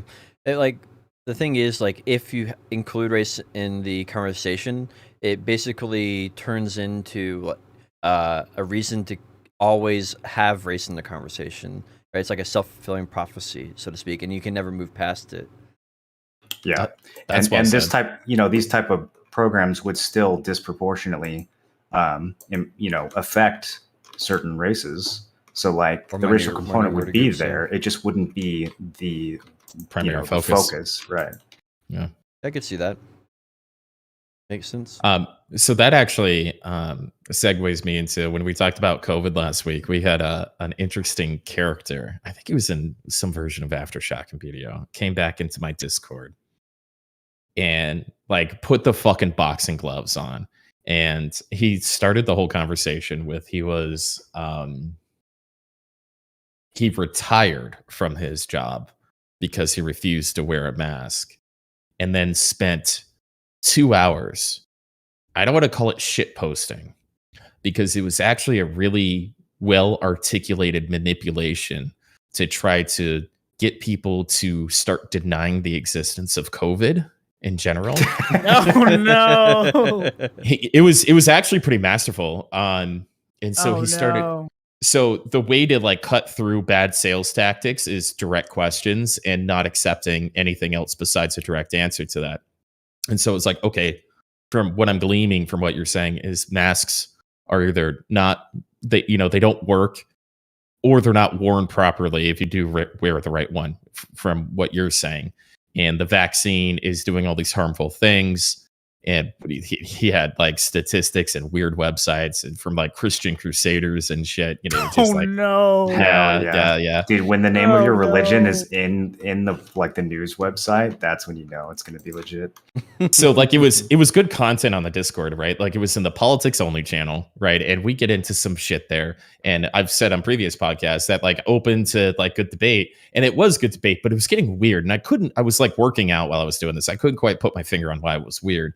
And then like I reread some of it and I realized he was slowly manipulating the conversation into having us come to the conclusion that maybe COVID isn't real. And so I had to ban him. I'm like I'm open to all these conversations, like all points of view. I really like Moreland's point of view of, because I can relate it to, I really hate that we can't get alternative forms of fuel at gas stations, right? It should be electric or ethanol or methanol or whatever the case is. Why can't we have that with like medicine? And so it's demonized by big pharma. So you buy their drugs, that's why it's always on the 630 news from the 90s and stuff like that.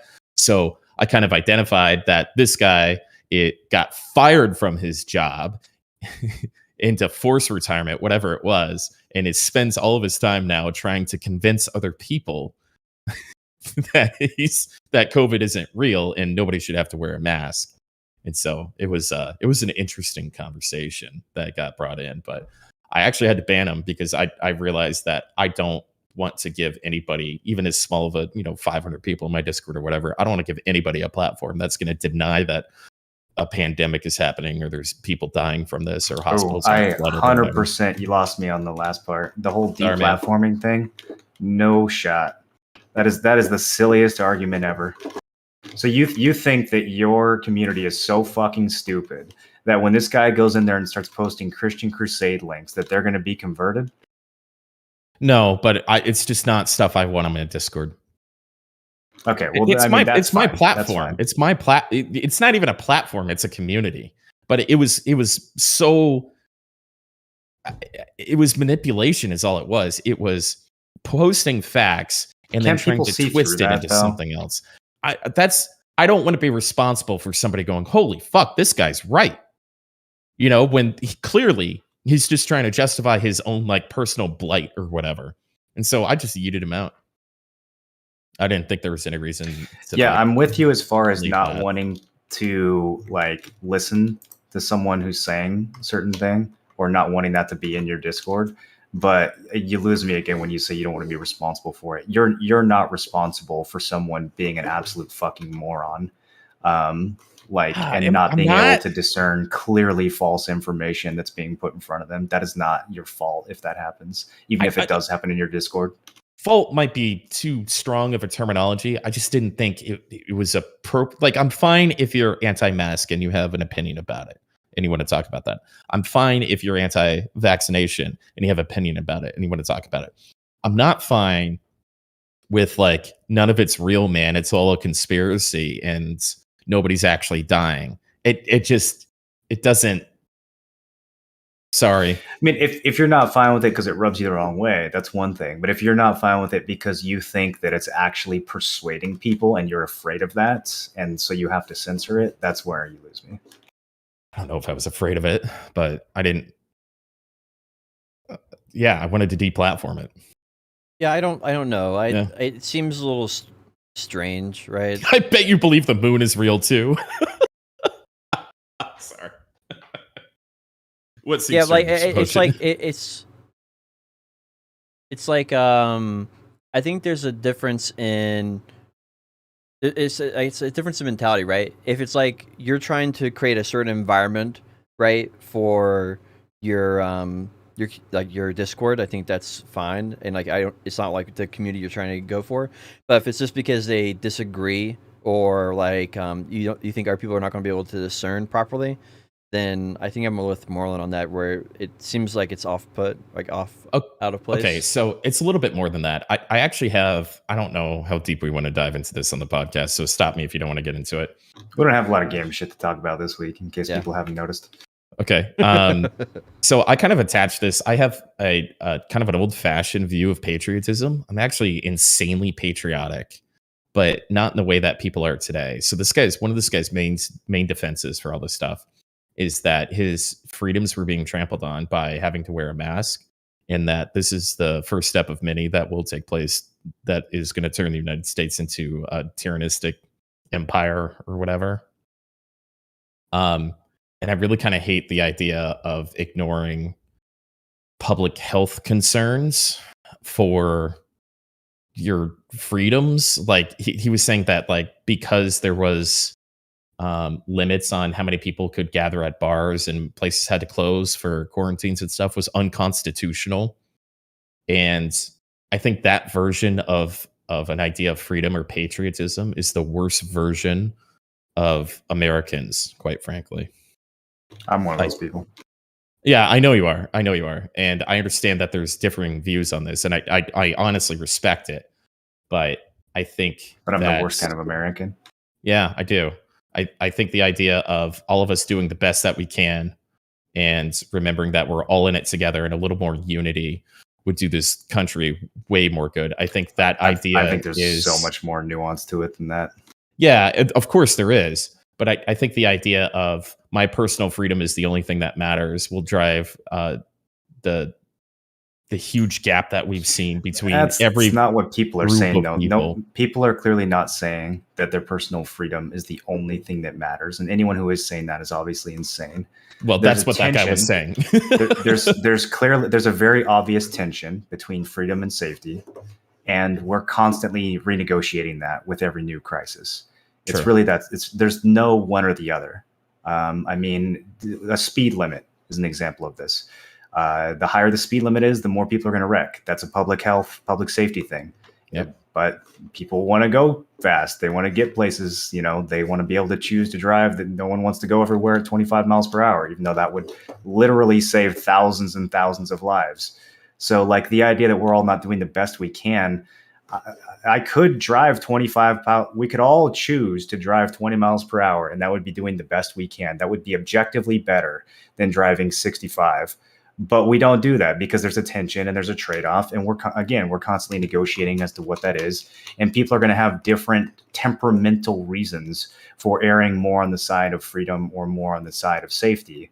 And of course, one of them shouldn't be completely dominant in every one of those conversations. We have to talk to each other and factor in all the nuance of whatever the issue is and see what a balance is that most of us can agree on. And there's always going to be people who are outside of that.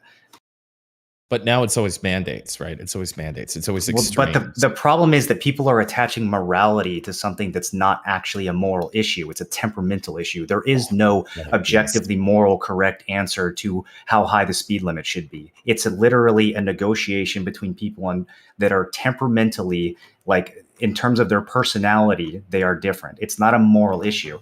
And morality is constantly being brought in terms of oh, well, we're not doing the best we can, or you're a bad person if you don't want to do X or Y mandate.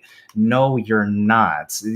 Surely you can cross a line where you're being ridiculous. But for the most part, people are not bad people if they have a different view on things like a vaccine mandate. So I think it's more of we've heard the term many times, I think since the Nixon administration, which none of us were alive for, but we've heard the term "Make America Great Again," right? This idea of American exceptionalism and stuff like that. And I think that idea is great, but we're not trying to attach morality to it. I'm trying to, my thought process is what really did make America great back in those days where it was great, even though some of the social stuff that we've progressed from is definitely, we're greater in that mentality. But how did we pull ourselves out of the Great Depression? Let's look at our past a little bit. That's what really bothers me, is that people are so unwilling to look at the past and glean wisdom from how we got through some very similar situations in the not too distant, in the 1900s. From 1900 to 1999, we have dealt with many of these issues time and time again. And people are so quick to dismiss that and move on from it instead of gleaning the division is what's killing me. And the greatest version of that is this huge I'll do whatever I want and fuck the consequences. If I don't want to wear a mask and cough on everybody, then by God damn it, that's my right. Fuck you, man. If we can't get through this, other countries are getting through and dealing with this better than we are. They have healthcare. They've got all these different things. Their education's better. They're better at manufacturing. They're better at all this stuff that we literally sometimes even invented. And we're not learning from any of this. We're just bickering with ourselves. And the worst version of that to me is my personal freedoms are first. They're absolutely first, and fuck everything else. Again, no, I don't think people are putting their personal freedoms first. I think there's obviously going to be that like 1 to 5% of people who are just like, fuck you, I'm going to do whatever I want. I think it's a vocal minority. You think that's what it is? Yeah, most people who are against vaccine mandates and mask mandates and shit like that. Like, I mean, I'm completely against the vaccine mandate. It's not because I'm selfish or because I think it's because my freedom is more important than other people's safety. It's because I don't think that the vaccine is that effective of a tool. I think it wears off and people get sick anyways. And that I shouldn't, like, there's some freedom component of it. Yeah, I don't think that I should have to put something in my fucking body unless I choose to do that. And if you are going to force me to put something in my body, then the evidence behind it better be really fucking airtight. And then we can have that negotiation and you can persuade me. But right now, I'm not being persuaded by any of the people who are in power. All they're saying is you have to do this. Oh, and if you have any questions or if you find any science that goes against our authoritarian claims, you're a bad person. And I'm not even going to talk to you about it. I'm just that's a fair point. Assume that you're selfish, right? Like that's where the conversation is breaking down. Again, is that we're bringing morality into something that has nothing to do with it. It just has to do with like, okay, if this thing works, then why, how many booster shots? What is herd immunity? Like, how bad is this virus actually to begin with, right? Like, that's another thing we can't seem to figure out. There's a lot of motorcycle deaths that are being classified as COVID deaths. There's some weird reporting going on. If we had people in power who I trusted, who I thought were giving it to me straight, then I probably would have taken the vaccine, long ago, and I probably wouldn't be so worried about it. But the problem is all the bullshit. And then when you have all this bullshit, that's what gets people fired up. And that's what triggers this backlash of like, well, you can't tell me what to do. I'm not even going to wear a mask, right? And then people go too far to the other end and the pendulum swings the other way. But like, it seems like it's all very avoidable to me if we just have an actual dialogue with each other, rather than saying, oh, well, I know what's right and you don't, and I'm going to force my way of viewing it onto you. I agree with that. Where people lose me is not wearing a mask. Isn't wearing a mask chicken soup? Could it hurt? I think it's such a symbol. It's become such a symbolic thing at this point, right? Like the whole mask thing. The thing that you mentioned that kind of vibed with me pretty strongly was the fact that it's a matter of trade-offs, right? And the trade-off is, if we have a mandated vaccine, right? Well, what's the trade-off of that? Well, maybe people think that the future is that we'll have more mandates for other things that aren't a vaccine. Right. And then, I feel like that's where people kind of come from is I don't think people are necessarily opposed to a vaccine, but like Moreland said, it has to be very convincing, one, or on the other hand, it has to be something where we don't feel like we're losing something as part of the way. And Americans value their freedom, and what people associate with freedom is obviously very interpretive, right? Some people are like, where was this outcry in the Patriot Act? That's what I'm trying to figure out. And the constant renewal. You don't remember that? No. It was just different. It was just the political parties were flipped. It was all the Democrats freaking out back then, and now it's all the Republicans because they're not the ones doing it anymore. But it lived through multiple administrations. That's what fucks me off in this conversation. Yeah, and so these mandates are going to live through multiple administrations too. Yeah, and Caesar never gives back power, and I'm constantly weighing that. But it has the world changed so much that public health really is part of Caesar's power, right? Are we so much of an oligarchy that big pharma runs this country and big money interests where we can't even really have a proper conversation about public health because we've got some half-cocked fucking vaccine that probably won't work and we're going to have to take it for the rest of our lives so we can keep paying Pfizer or whoever that kind of money? Is that really where the corruption has come from? It's because, again, it's because the dialogue isn't happening. We're so busy yelling at each other about how we're all bad people that the actual conversation of whether or not these things are effective literally doesn't take place. I think having morality and ethics and religion in these types of conversations only makes that. How could that make it any better? Yeah, I think another part of this is also You get a little bit of morality. I'm sorry, Poacher, with a public health thing from me, like like trying to keep other people safe, trying to keep your countrymen safe. Like there's a little bit of morality in that innately, I think, in my opinion. Yeah, but again, you could pick any topic and do that. I mean, you could do that with speed limits, right? I could judge you for being in favor of a 70-mile-per-hour speed limit because you're literally killing more people by having that belief. I could inflict that on you if I want to frame it that way, and you can frame so many different things that way if you want to. Yeah. You can, but not as easily as a fairly contagious, highly contagious, however you want to, whatever word of adjective for contagious you want to put. Oh, it's even There's easier something because people different. don't know Everybody anything always about goes it. to driving a car, right? But when things can spread exponentially, car accidents don't spread exponentially, right? What's happening does. It's a virus. It does. That's science. Statistically, like those I think are very comparable. We know enough about that, or we know how those correlate. But I think what's more important here is going back to what you were saying about a vocal minority. And right now we have Twitter, Facebook, YouTube, or Google, right? And we also have news media outlets, which are all predominantly Democratic and trying to basically put the same point across, right? And I feel like that's making it where the perception of people who are out there are all like saying, okay, we're all hearing a Democratic view, and then it's making us feel like that's the majority view, but then it's like a big question mark, like, well, why in the world is it, if we have a majority, why can we get this passed, right? And I feel like it's because there's a lot of people who don't have that opinion, right? A lot of people who don't have that opinion, who aren't being represented you think majority properly. of the country is Republican? I think it's about half and half. It's 50-50 like it's always been since we were founded. Yeah, I think it's about 50-50. And I think right now the news represents it's like 80-20 or something like that, right? And so it just feels like, why is the majority not getting their way? And it seems like a very frustrating thing. It's like, well, it should be obvious, right? But really, the people there's a large portion, I feel like, who aren't getting their voice heard properly. And that's skewing our vision of like what is really going on. That deranges those people too. Like that's why this whole deplatforming thing drives me crazy, because you actually galvanize and cause those people to become more extreme when you shut them out of the conversation.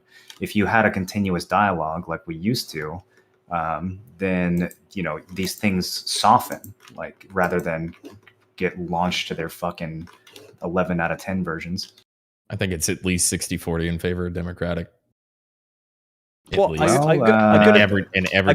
example of this, polling and every presidential election in history would say otherwise. A good example of that is people said we're gonna blow President Trump out of the water. It's not going to be a close election. Who won the popular vote? I'm sorry. It's going to be an obvious. Yeah, it's going to be. It was obvious. like 51% to 49%. Yeah, though, dude. Like even less than that. Like it wasn't 60-40. 60-40 would be the most insane landslide in presidential history. Like it's always a pretty much 50-50. All right, let's see how much of the population voted in. It was a record turnout. It was a record turnout for it. And my point here is not necessarily. It's just to demonstrate that before we went into the election, we thought, oh, Biden is going to obviously win this, and then the 60%.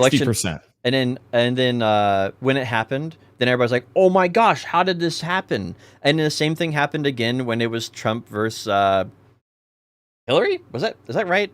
Who was it? Before that, something like that. Yeah, you're right. And then again, it was like everyone's like, "I can't believe Trump won. How did this happen?" And it's just because the people, who a large portion of people who are voting are not having their voice heard for one reason or another, whether that be media or, they're not, they're being stifled, or they just don't use Twitter. I don't know what the answer is. But it's just at a higher percentage turnout than we have in the past couple of years in the 1960s. I think the most important thing right now is just having a good conversation, right? A good conversation where we can kind of like, not just sit down and then point fingers the entire time, and actually have a reasonable debate and get down to what really both sides can compromise on a little bit. Because it's not like every Republican wants to say no vaccines, and it's not like every Democrat wants to say everyone should have a vaccine. There we go. And so I feel like having that balance is I feel like having that conversation and having it balanced where we can figure that out is really important, and we're just not really having that right now. Yeah, I don't think you have to put yourself in a box, right? You can have opinions that fit outside of whatever box you're supposed to be in. You don't have to identify. I hate, like, are you Democrat or Republican? I don't know. I voted for, like, every other year I go back and forth, right? Like, I literally refuse to be put in a box about as much as I possibly can, but especially politics, because so many of those people are one issue voters and shit like that. And that is fucking mind blowing to me. So yeah, I think that's probably one of the smartest things on this podcast is that, you know, how far we're going and the extremes and all that stuff is it's only going to get worse, and it's I only mean, going to make things I worse. do, as someone that doesn't really take a side in the whole discussion, I think I do. I do like that. Any other time that I've seen the discussion about the vaccine and all that COVID stuff, is it always breaks out into a fight slash people slandering each other. So I do like that you guys are at least able to have a, you know, a conversation where you're not shitting down each other's throat. As long as nobody denies its existence, I'm okay. Apparently, I'd freak out with that. Everyone has a limit. It's not real, man. All right. I guess any closing thoughts on the conversation? Don't you think there'd be less of the crazy "it's not real" type of shit though, if there was more just like dialogue happening with crazy people? Like, I feel like you have all these people who are kind of like on the edge that are being, you know, deplatformed and kicked out of polite society and being kicked out of the dialogue, and that sends them over the ledge to the point where they enter "it's not real" territory. You know what I mean? Mm-hmm. I don't know. So I feel like there'd be way less of that shit if we just could actually talk. I feel like I had a conversation. We my Discord, there was 5 or 6 of us that were like actively trying to talk to this guy. And maybe he was already at that point, and he had been like pushed aside so much already that he was too far gone. But there was like there was no commonality to have. There was no rational argument to be had there. And so I think there's a lot of people that are willing to be polite and stretch themselves if somebody's willing to listen, right? Like, you have to listen. Yeah, I think in order to have a individual conversation. people are, but I mean more like institutionally. I mean, there's clearly one side that gets censored on all these platforms and one side that doesn't, and it's very fucking obvious who that is. And I just don't think that's doing us any favors. Yeah. Well, and what it does is it radicalizes, right? If you're not getting heard, Yeah, then it you does. scream louder, right? Yeah. Well, that's what kids do when they're not heard and mom and dad isn't giving them a cookie or whatever. They just scream louder until they get the cookie, you know, or at least until they get noticed and they get in trouble. And that's just what's happening here, right? They're not getting heard, and so they just scream louder and louder and louder. But my defense to that might be maybe they're not listening, you know, and that's the reason they're being shoved to the side. Is they're not meeting the halfway. Is other people could be right. Censorship, all that stuff. That's a huge conversation. But Sure. I don't know how to deal with institutionally being censored. It almost always, when shit like that happens, has to do with money, right? Your congressman stop buying Pfizer products. I don't know what to say, but on an individual basis, which is the only thing I can really speak to, is when the only reason I really stop talking to somebody is because they're not listening. I'm not willing to learn from somebody that isn't listening to me, right? If we want to sit down, and a conversation should be a sharing of ideas and learning from each other's perspective. I think but if you're not going to listen, I'm not going to speak. Sure, that's a two-way street, though, and that's exactly, I think you described very well how they're feeling, right? They feel like they're not being heard, right? And some part, like, it's not about like if they have a correct opinion or not, but they wanted to at least have their opinion heard. And like, I guarantee you ban him. Well, so do the people who they're speaking to, right? Like 80%, 75% of people's problems are fucking projection. I'm not heard. Why aren't you heard? But because I'm not listening, right? You know what I mean? Like, if you could have that honest, like, subconscious mind just speak out, I really think that that's the issue there. Is what people complain about is more than likely what they're doing wrong, and then they're doubling down on it. I really think it's that simple. People who aren't heard just need to listen more. Well, I think that's true, but I think again that goes both ways, right? Like that guy did not need probably to hear your guys' opinions. He just wanted his opinion heard, and then no one else to say anything back, right? How can we respect it if you won't hear our side, right? If we're having a friendly conversation, if you're having a friendly conversation with somebody and they're just not listening to you, how does that work? It's hard, right? It's easy to talk all day, right? That's easy to do. And again, I'm not speaking on like a macro level, right? This isn't like a Black Lives Matter thing. This isn't like a huge issue thing. This is personal conversations. Well, the macro stuff is a very different. You can see what it has. What happens on macro happens on small scale too, right? What's happened on macro is you've had this entire portion of people who have this opinion, right? And to one form or another, that are being not heard anymore. And you can see that there's turned into radical people, and you can see that in the turnouts for Trump, or and parades and stuff like that. Not parades, but show outs, right? Like they've just been radicalized by not being heard. And the same thing happens on a smaller scale, right? If you ignore somebody or don't hear them, and to some extent, right, if you're in a community of people, there's only so much you can take, right? It's not the place for that. But I do think that ultimately not letting someone talk just turns them into more of an extremist. I don't know, dude. I'm kind of like in the other sense where I don't exactly think it's like people aren't being heard personally. Yeah. What's your take? Like, I mean, as someone who literally lives in a state that's still in the 1900s, I don't know, dude. I just think shitty people and shitty opinions breed and like attract other people that think the same. And if someone wants to think or be a shitty person, they're gonna find others regardless, so that they can be a shitty person with, or just even if they're not a shitty person, just people that have like-minded thoughts and like agendas. And obviously, there's the censorship on like the big social medias and shit if you're in it, but I don't know. I think like even Germany has this weird movement of people trying to revive the fucking Nazi parties. So they're trying to like take over different like fucking districts, and I mean people are gonna find a way to get their voice out there and like find other people that think like they do. I don't know. I don't think it's people aren't being heard. I think they are being heard.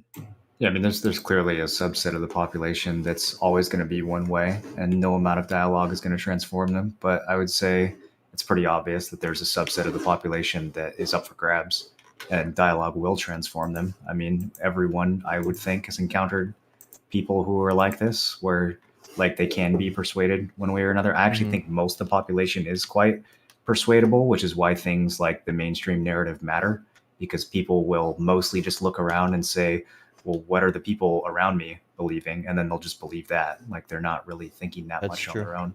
So, yeah, I mean, some people will just always be extreme, and they'll always look for other people who are like them. And we can, I guess we can talk about like cracking down on extreme elements, but I don't think that that's really what's happening. I think when it comes to censorship and dialogue being shut down, it's like it's opposing views that are being shut down. It's not just extreme views. It's literally just opposing views.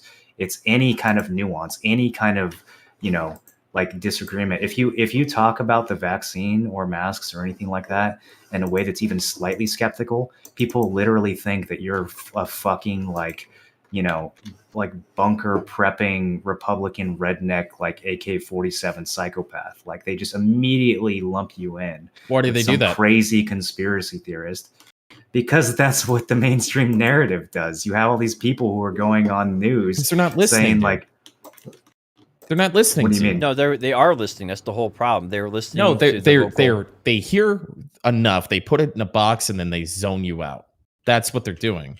And so that's I know I'm not articulating it well, but that's what I'm trying to like put out there is if we just like actually listen to somebody, let them get their thoughts out, and then when you're allowed to get your thoughts out, you allow that person you're fucking vomiting your thoughts out onto to retort and have an actual conversation. You might just fucking learn something instead of going, oh, this guy doesn't wear a mask. He lives in a bunker. The world's over. He voted for Trump. He can't wait for Trump 2024. Whatever the case is, right? Like whatever that version on either side is. He got his vaccine. He thinks Biden's the greatest thing in the world. Whatever that extreme, just like channeling it out, they stop listening. So the message I'm trying to send is just fucking listen. Even if you don't like what you're hearing, just hear it out. And if the person you're talking to isn't listening in return, that, there's not much you can do. Besides, hey, I listened to what you said. It'd be cool if you would pay me the same respect. If not, I think this conversation's over and a waste of time. I think what we're saying is that we're trying to identify why they're not listening in the first place, right?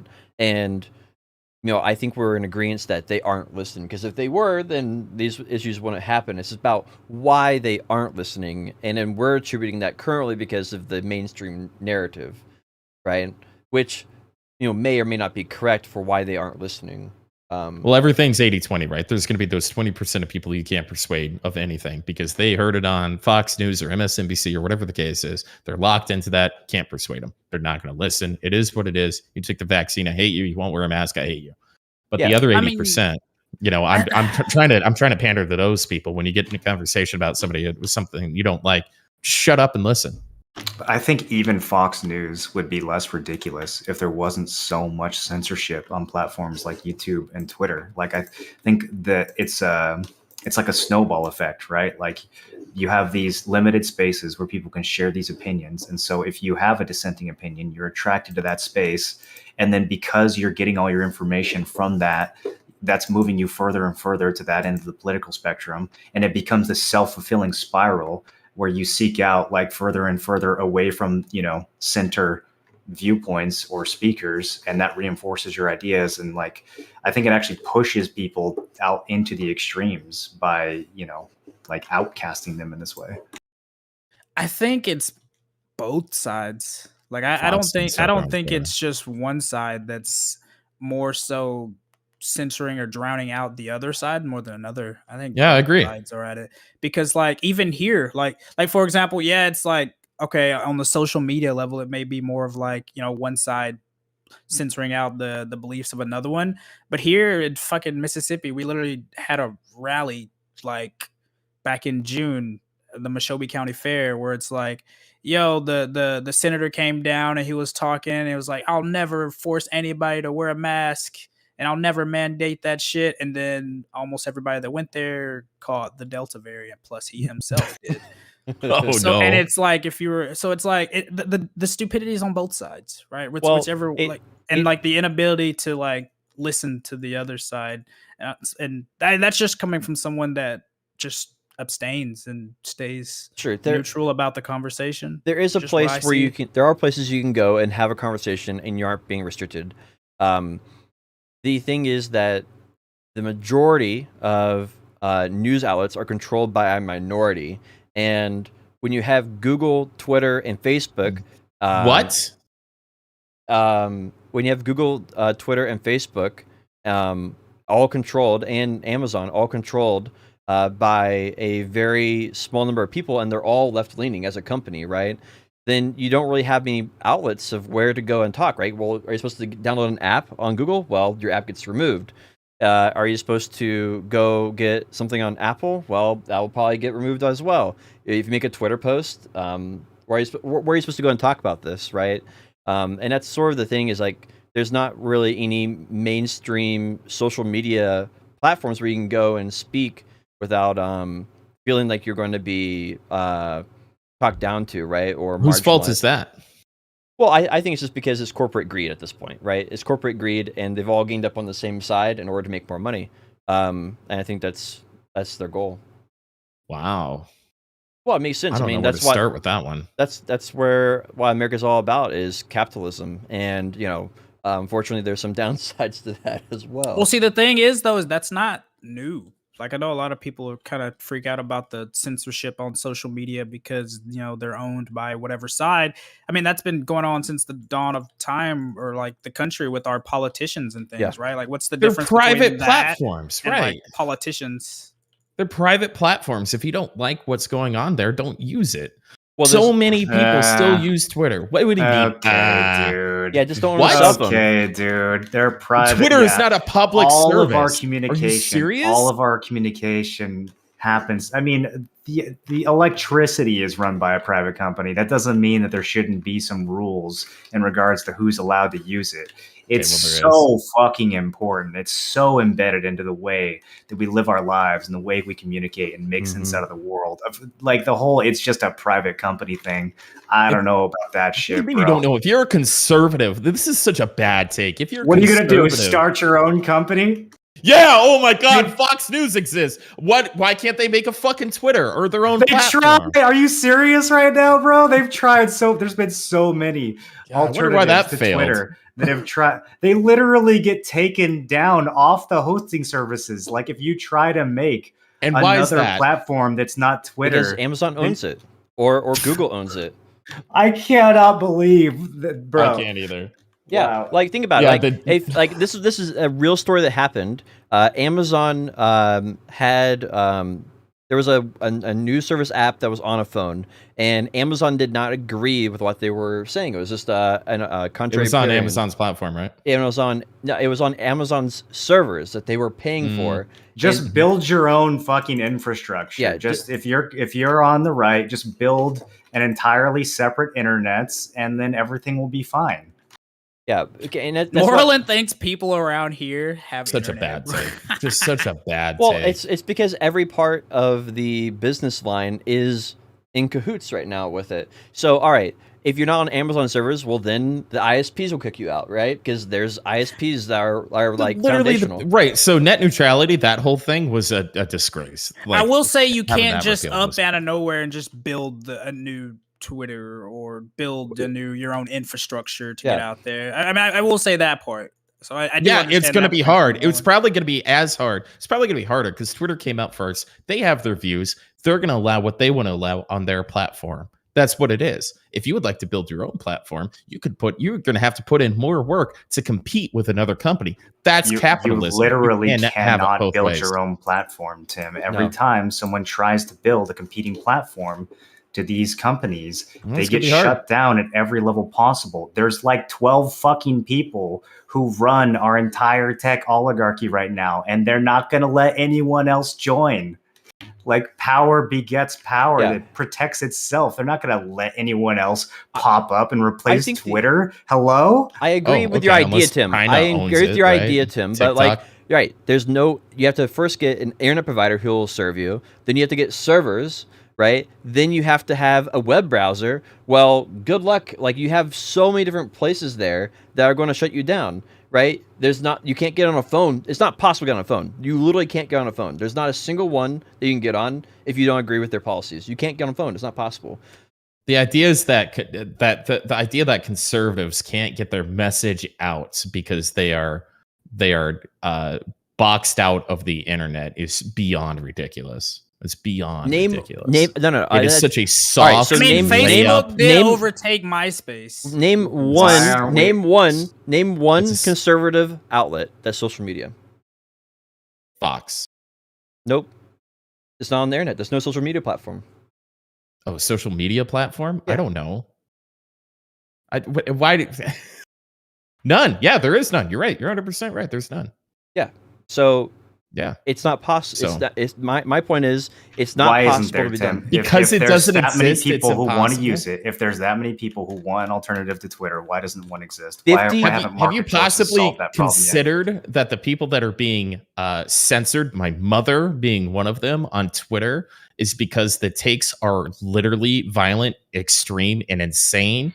And so when I'm listening to Brett Weinstein, who's a biologist with a PhD and one of the calmest and most well-reasoned people I've ever seen in my life. When I'm listening to him discuss the safety of the vaccine with the guy who literally invented the mRNA vaccine technology, and that gets deleted by YouTube, you think that's because of threats of violence? No, that's the mask that they're using, dude. That's the excuse that they're using to get rid of any opposing views. Stop acting like it's just extremes. Anything that goes against The mainstream established narrative will be annihilated by these people, and it gets annihilated by them over and over and over again. I've seen it firsthand. That's why I have this viewpoint. I'm not watching fucking Tucker Carlson and getting all these conclusions from him. I see it firsthand every single day while I'm trying to make sense of the world around me, and it's causing me to go fucking insane.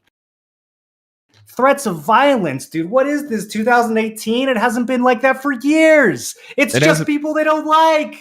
Yeah, it's been that way since January 6th. So, my point is that it's not possible. It's not possible currently to have a social media platform that's and you got to think, half of our nation, right?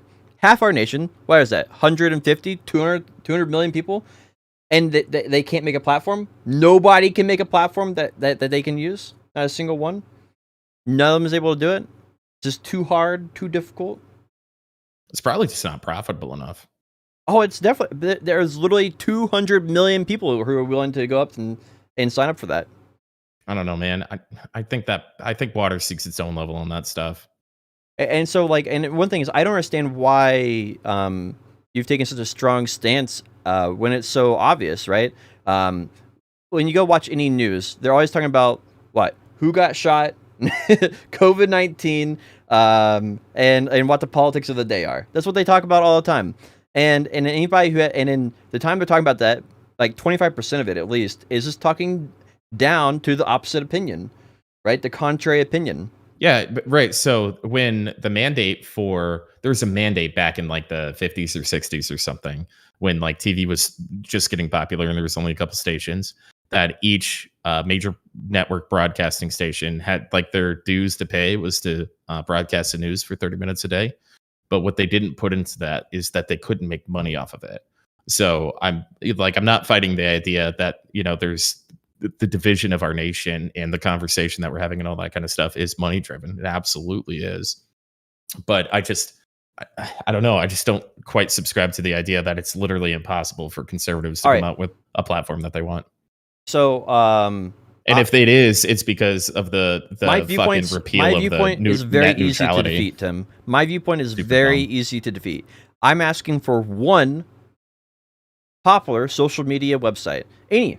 That's of the opposite mindset of the current mainstream. Well, there isn't. And so then there is literally no way to disprove my point. That it's impossible. So because it doesn't exist, it's impossible. It's not currently feasible to do it. Tim, are you familiar with that whole? Yeah, I got spammed with porn bots. It was awful. The moderation on that was disgusting. So it's a moderation issue. I mean, have you been on Twitter? Yeah, are you claiming that Facebook and Twitter are successfully moderating dangerous and threatening content? Is that better than Parler did? Parler absolutely not. Absolutely not. It's been studied. It's been studied in depth. Facebook has way more calls to violence, way more posts of weird shit, beheadings, way more, bro. Thousands of times more than Parler ever did. We were talking about Twitter. I'm sorry, we were talking about hold on. We were talking about Twitter and Parler, not Facebook. Facebook's a fucking cesspool. Twitter's the same way. Twitter has way more shit than Parler as well. So, bro, the Taliban is on Twitter. Was the study on Facebook or Twitter? Both. All social media. Oh, well, it was all of them now. Okay. You can't, because this doesn't go with the narrative that you already believe, you can't adjust your point of view. You're literally that's not true. That you were talking about earlier in this conversation. You can't update your point of view when given new evidence. I just think conservatives could do their own thing. Was Parler supposed to be the conservative Twitter? Because they did a bad job of it. I mean, they weren't. I don't think it was a knee-jerk reaction. I don't think they were trying to be conservative or liberal, but I think that if you're going to make a competitor to Twitter, it's more likely that you're on the conservative side. Because if you're not, why? You would just use Twitter. If half the country, look, I've made my points. It's fine. I think you made a good point of listening. And yeah. I feel like that's what needs to happen. And I'm sorry if it's not coming across that I'm not listening. It's a good point, right? That there isn't a conservative Twitter. There isn't a conservative Facebook. There should be. Maybe there shouldn't be. Maybe Twitter should just be more open-minded, whatever the case is, whatever the problem is there. I don't know how these companies get sucked up into left or right, but that's bad. That's obviously bad. But we are a capitalist country that is definitely more oligarchy than anything else. It's got to be possible. Just because it doesn't exist, there's been a couple of pretty bad failed attempts, doesn't mean that you're getting shunned to the side. Yes, it's going to be harder. Yeah, it's going to be harder. You're going to have to rally the troops on it. It's going to be tough, but it's not impossible. That's it.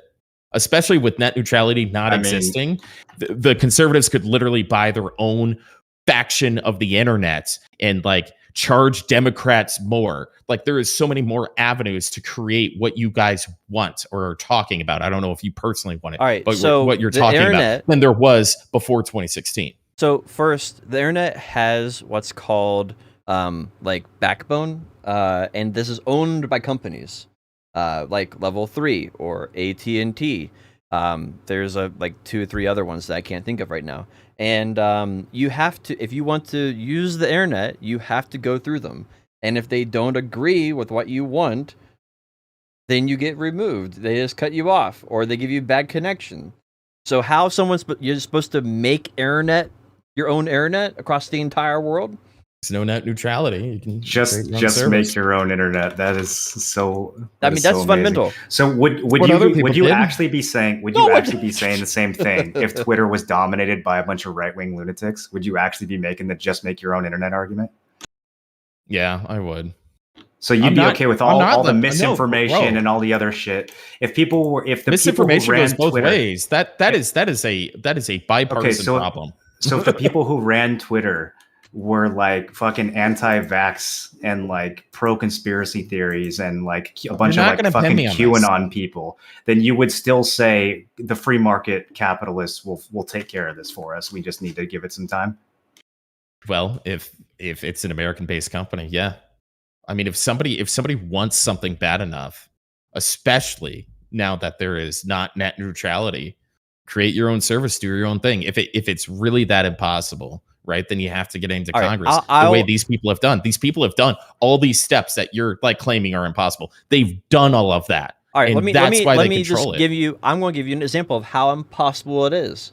So the only person in the entire world who's been able to create their own internet is the richest man in the world, Elon Musk. So I thought we were going to say Al Gore. All you have to do is become the richest man in the world, and have your own space company, and then you too can start up your own internet and not be censored. Just because that's the only person who's doing it doesn't mean that that's the requirements to do it. He's getting bored. But Tim, the reason why I'm getting annoyed with you here is because like you say that this can be done, and I give you an example of a time someone tried to do it and it was clearly impossible for them to do it, and you're just like, they should have done better. Parler was a good attempt? Yeah. It doesn't matter if it was good or bad. What matters is, was it better than the existing? Listen to what I'm saying. What matters is it better than the existing platforms? Was there more or less bad shit on Parler than there is on Facebook and Twitter? That's the question that matters, because that's what exposes the hypocrisy. If we're going to shut down Parler for having hateful or threatening speech, and Twitter and Facebook each have 1,000 times more on their platforms and they're not being shut down, what's going on there? Why aren't we being honest about that?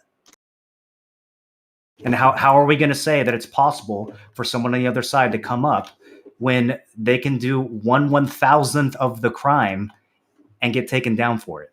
How is that a fair playing field? How is that a free market? Well, and then on top of that, you're just jealous that Twitter's big. I mean, that's all it is. No, that's not an excuse. What does that even mean, homie? You sound like the guy in your Discord now. That is not a valid retort. That doesn't have any logic to it, right? And I gave you this other side, right? How rich would you have to be to make your own internet, right? Because and I said the only person who's done it is Elon Musk. Man, maybe you can do it cheaper than what Elon Musk did it for, right? But those are the two examples, right? Someone did it with. There was rich conservatives, man. Apparently there was a social media platform that was dominated by right wing called Telegram. You guys didn't know anything about that? I don't know much about it now. Are we talking about the really old thing? Yeah, telegrams. Yeah, that's the less. You might be getting trolled. Apparently, they had 500 million monthly users. It was from Valinaris. Oh, I thought we were talking about literal telegrams, because those are probably pretty racist. Oh yeah, he's in my chat too. He's going off about that. Well, 500 million original people telegrams. is not America. So And it's still active. Interesting. 500 million is a lot. Where they I mean, getting that's a those lot users of from? people, dude. That's Even half if the it's people not in like, That's India. fucking huge. that's half the people in India. That's more people than America. That's like everybody in Europe or something. It's a lot of people. I think Can it we might stop be talking inflating about those this? numbers. I really don't want to have like a conservative social network platform on my stream, please. Thank you. Being shut down by Tim again. not Tim censoring us, bro. Pro censorship, Timothy. I'm sorry, I just had to, dude. Any closing No, thoughts on so it? I believe like there's a bunch of oligarchy and corruption and stuff, right? So there's you either change the rules or you just go out and guerrilla warfare and fight it yourself. That's all I'm trying to say. I understand it's unbalanced. I'm fully aware that it's unbalanced. Yeah. I actually But personally don't really care. Twitter's that not it's not a government thing, right? Technically, it still is a private Yeah, but institution. I'm There saying it has should to be be. that delineation. I'm Maybe saying it should be. regulated just like other utilities. It should be considered a utility at this point. Maybe it should be, and that's a completely different conversation that I'm way more open to having than we can't get the right website out or something like that. Like that's such a bad fucking smallest violin kind of Well, thing. I mean, they have a monopoly, dude. Like they literally have a monopoly, and then yet we're still pretending like get an it's a free antitrust lawyer out, right? Like, right? But again, the power just protects power in these. I mean, instances. pretending These that people are all in each conservatives other's have pockets, no dude. money, they have no lawyers, they have no powers is ridiculous. That is a ridiculous take. Absolutely ridiculous.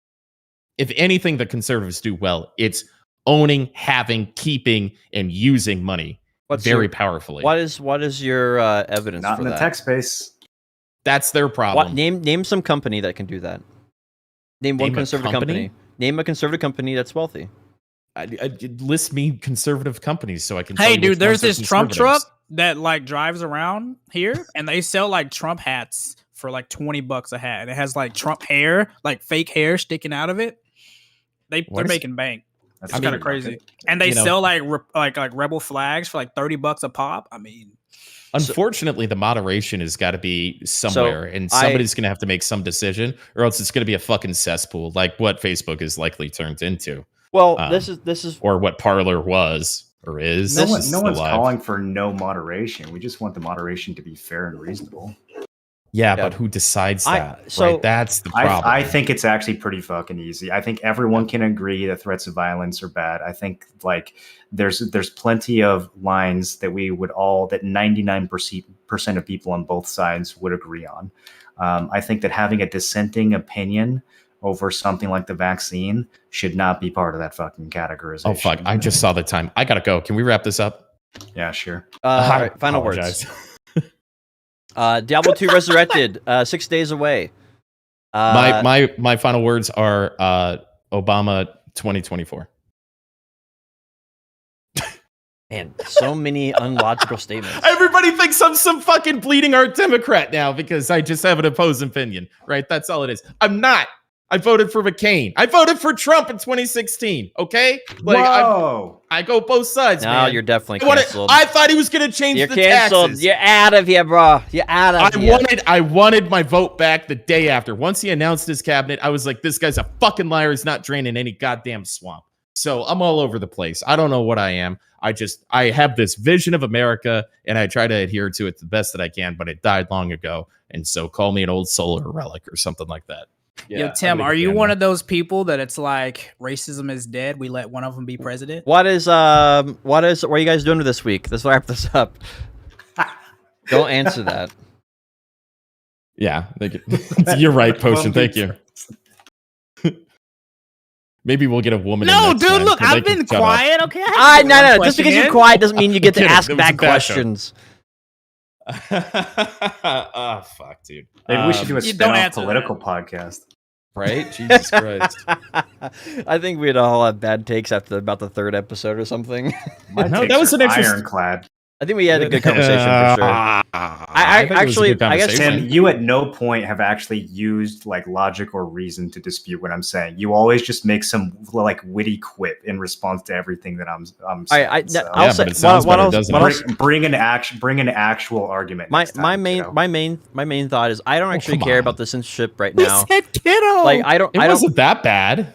In the current Demolish state, I don't with matter. Facts and logic. In the current state, I don't matter. I don't care about the censorship that much. If it gets worse, obviously that'd be bad. But I can work around it. The main thing I fear is what comes next after that, which is when you radicalize half the population. What happens? Nobody knows, and that's what I'm kind of concerned with, and why I would like to have some type of alternative where people can feel like they're getting heard. Is I think that would make it where we have a few less radicals than half the nation. And anyway. Well, this was episode 61 of Nerds and Words. Thank you so much for listening. If you got through this, drop a comment in Potion Shop's comments. So when I'm going to get awake removed at off 3 a.m., YouTube. I can laugh at the comments. Real quickly, let's talk about what we're putting on our channel outside of our radical political views. Kerr, what do you got going on this week? Gonna be playing Archer in BDO because that's been really fun. I've been like styling on kids in RBF while you guys have your entertaining conversation. And probably some more of that. Yeah, fun little just goofing off, doing season stuff, fighting people. Hi, let him through, That's please. it. Thank you. Moreland, when are you starting your conservative social platform? I'm not even a conservative. I bro. mean, what are you what are you doing this week? Diablo, Valheim, and Diablo. That's pretty much it. New World Waiting Room. I actually never played D2 back in the day, so I'm going to be playing it for the first time when remastered or resurrected. Or whatever comes out. Wow. Yeah. So I played Diablo 2. Like Diablo 2, this is weird, but kind of related. When I came home from school early, when 9/11 happens, Diablo 2 is kind of like where I like hid and try to figure out what the fuck was going on with my life. It was battle.net Diablo 2. Nice. I played the fuck out of Warcraft and StarCraft, but never Diablo for some reason. Miss Diablo 2. I think it was because it was like too scary, the cover. Like when my mom saw it, she was like, "Oh, I'm not buying you that game." My mom did the same thing. She was so mad. I had to play it in secret. But man, get your Mephisto bot ready, So I don't know why I did that impression of my mom. She's actually a very nice lady. we all do that. Potion, what's up with you, man? I'll be streaming New World, making some New World videos, and then hopefully I'll figure out this album thing.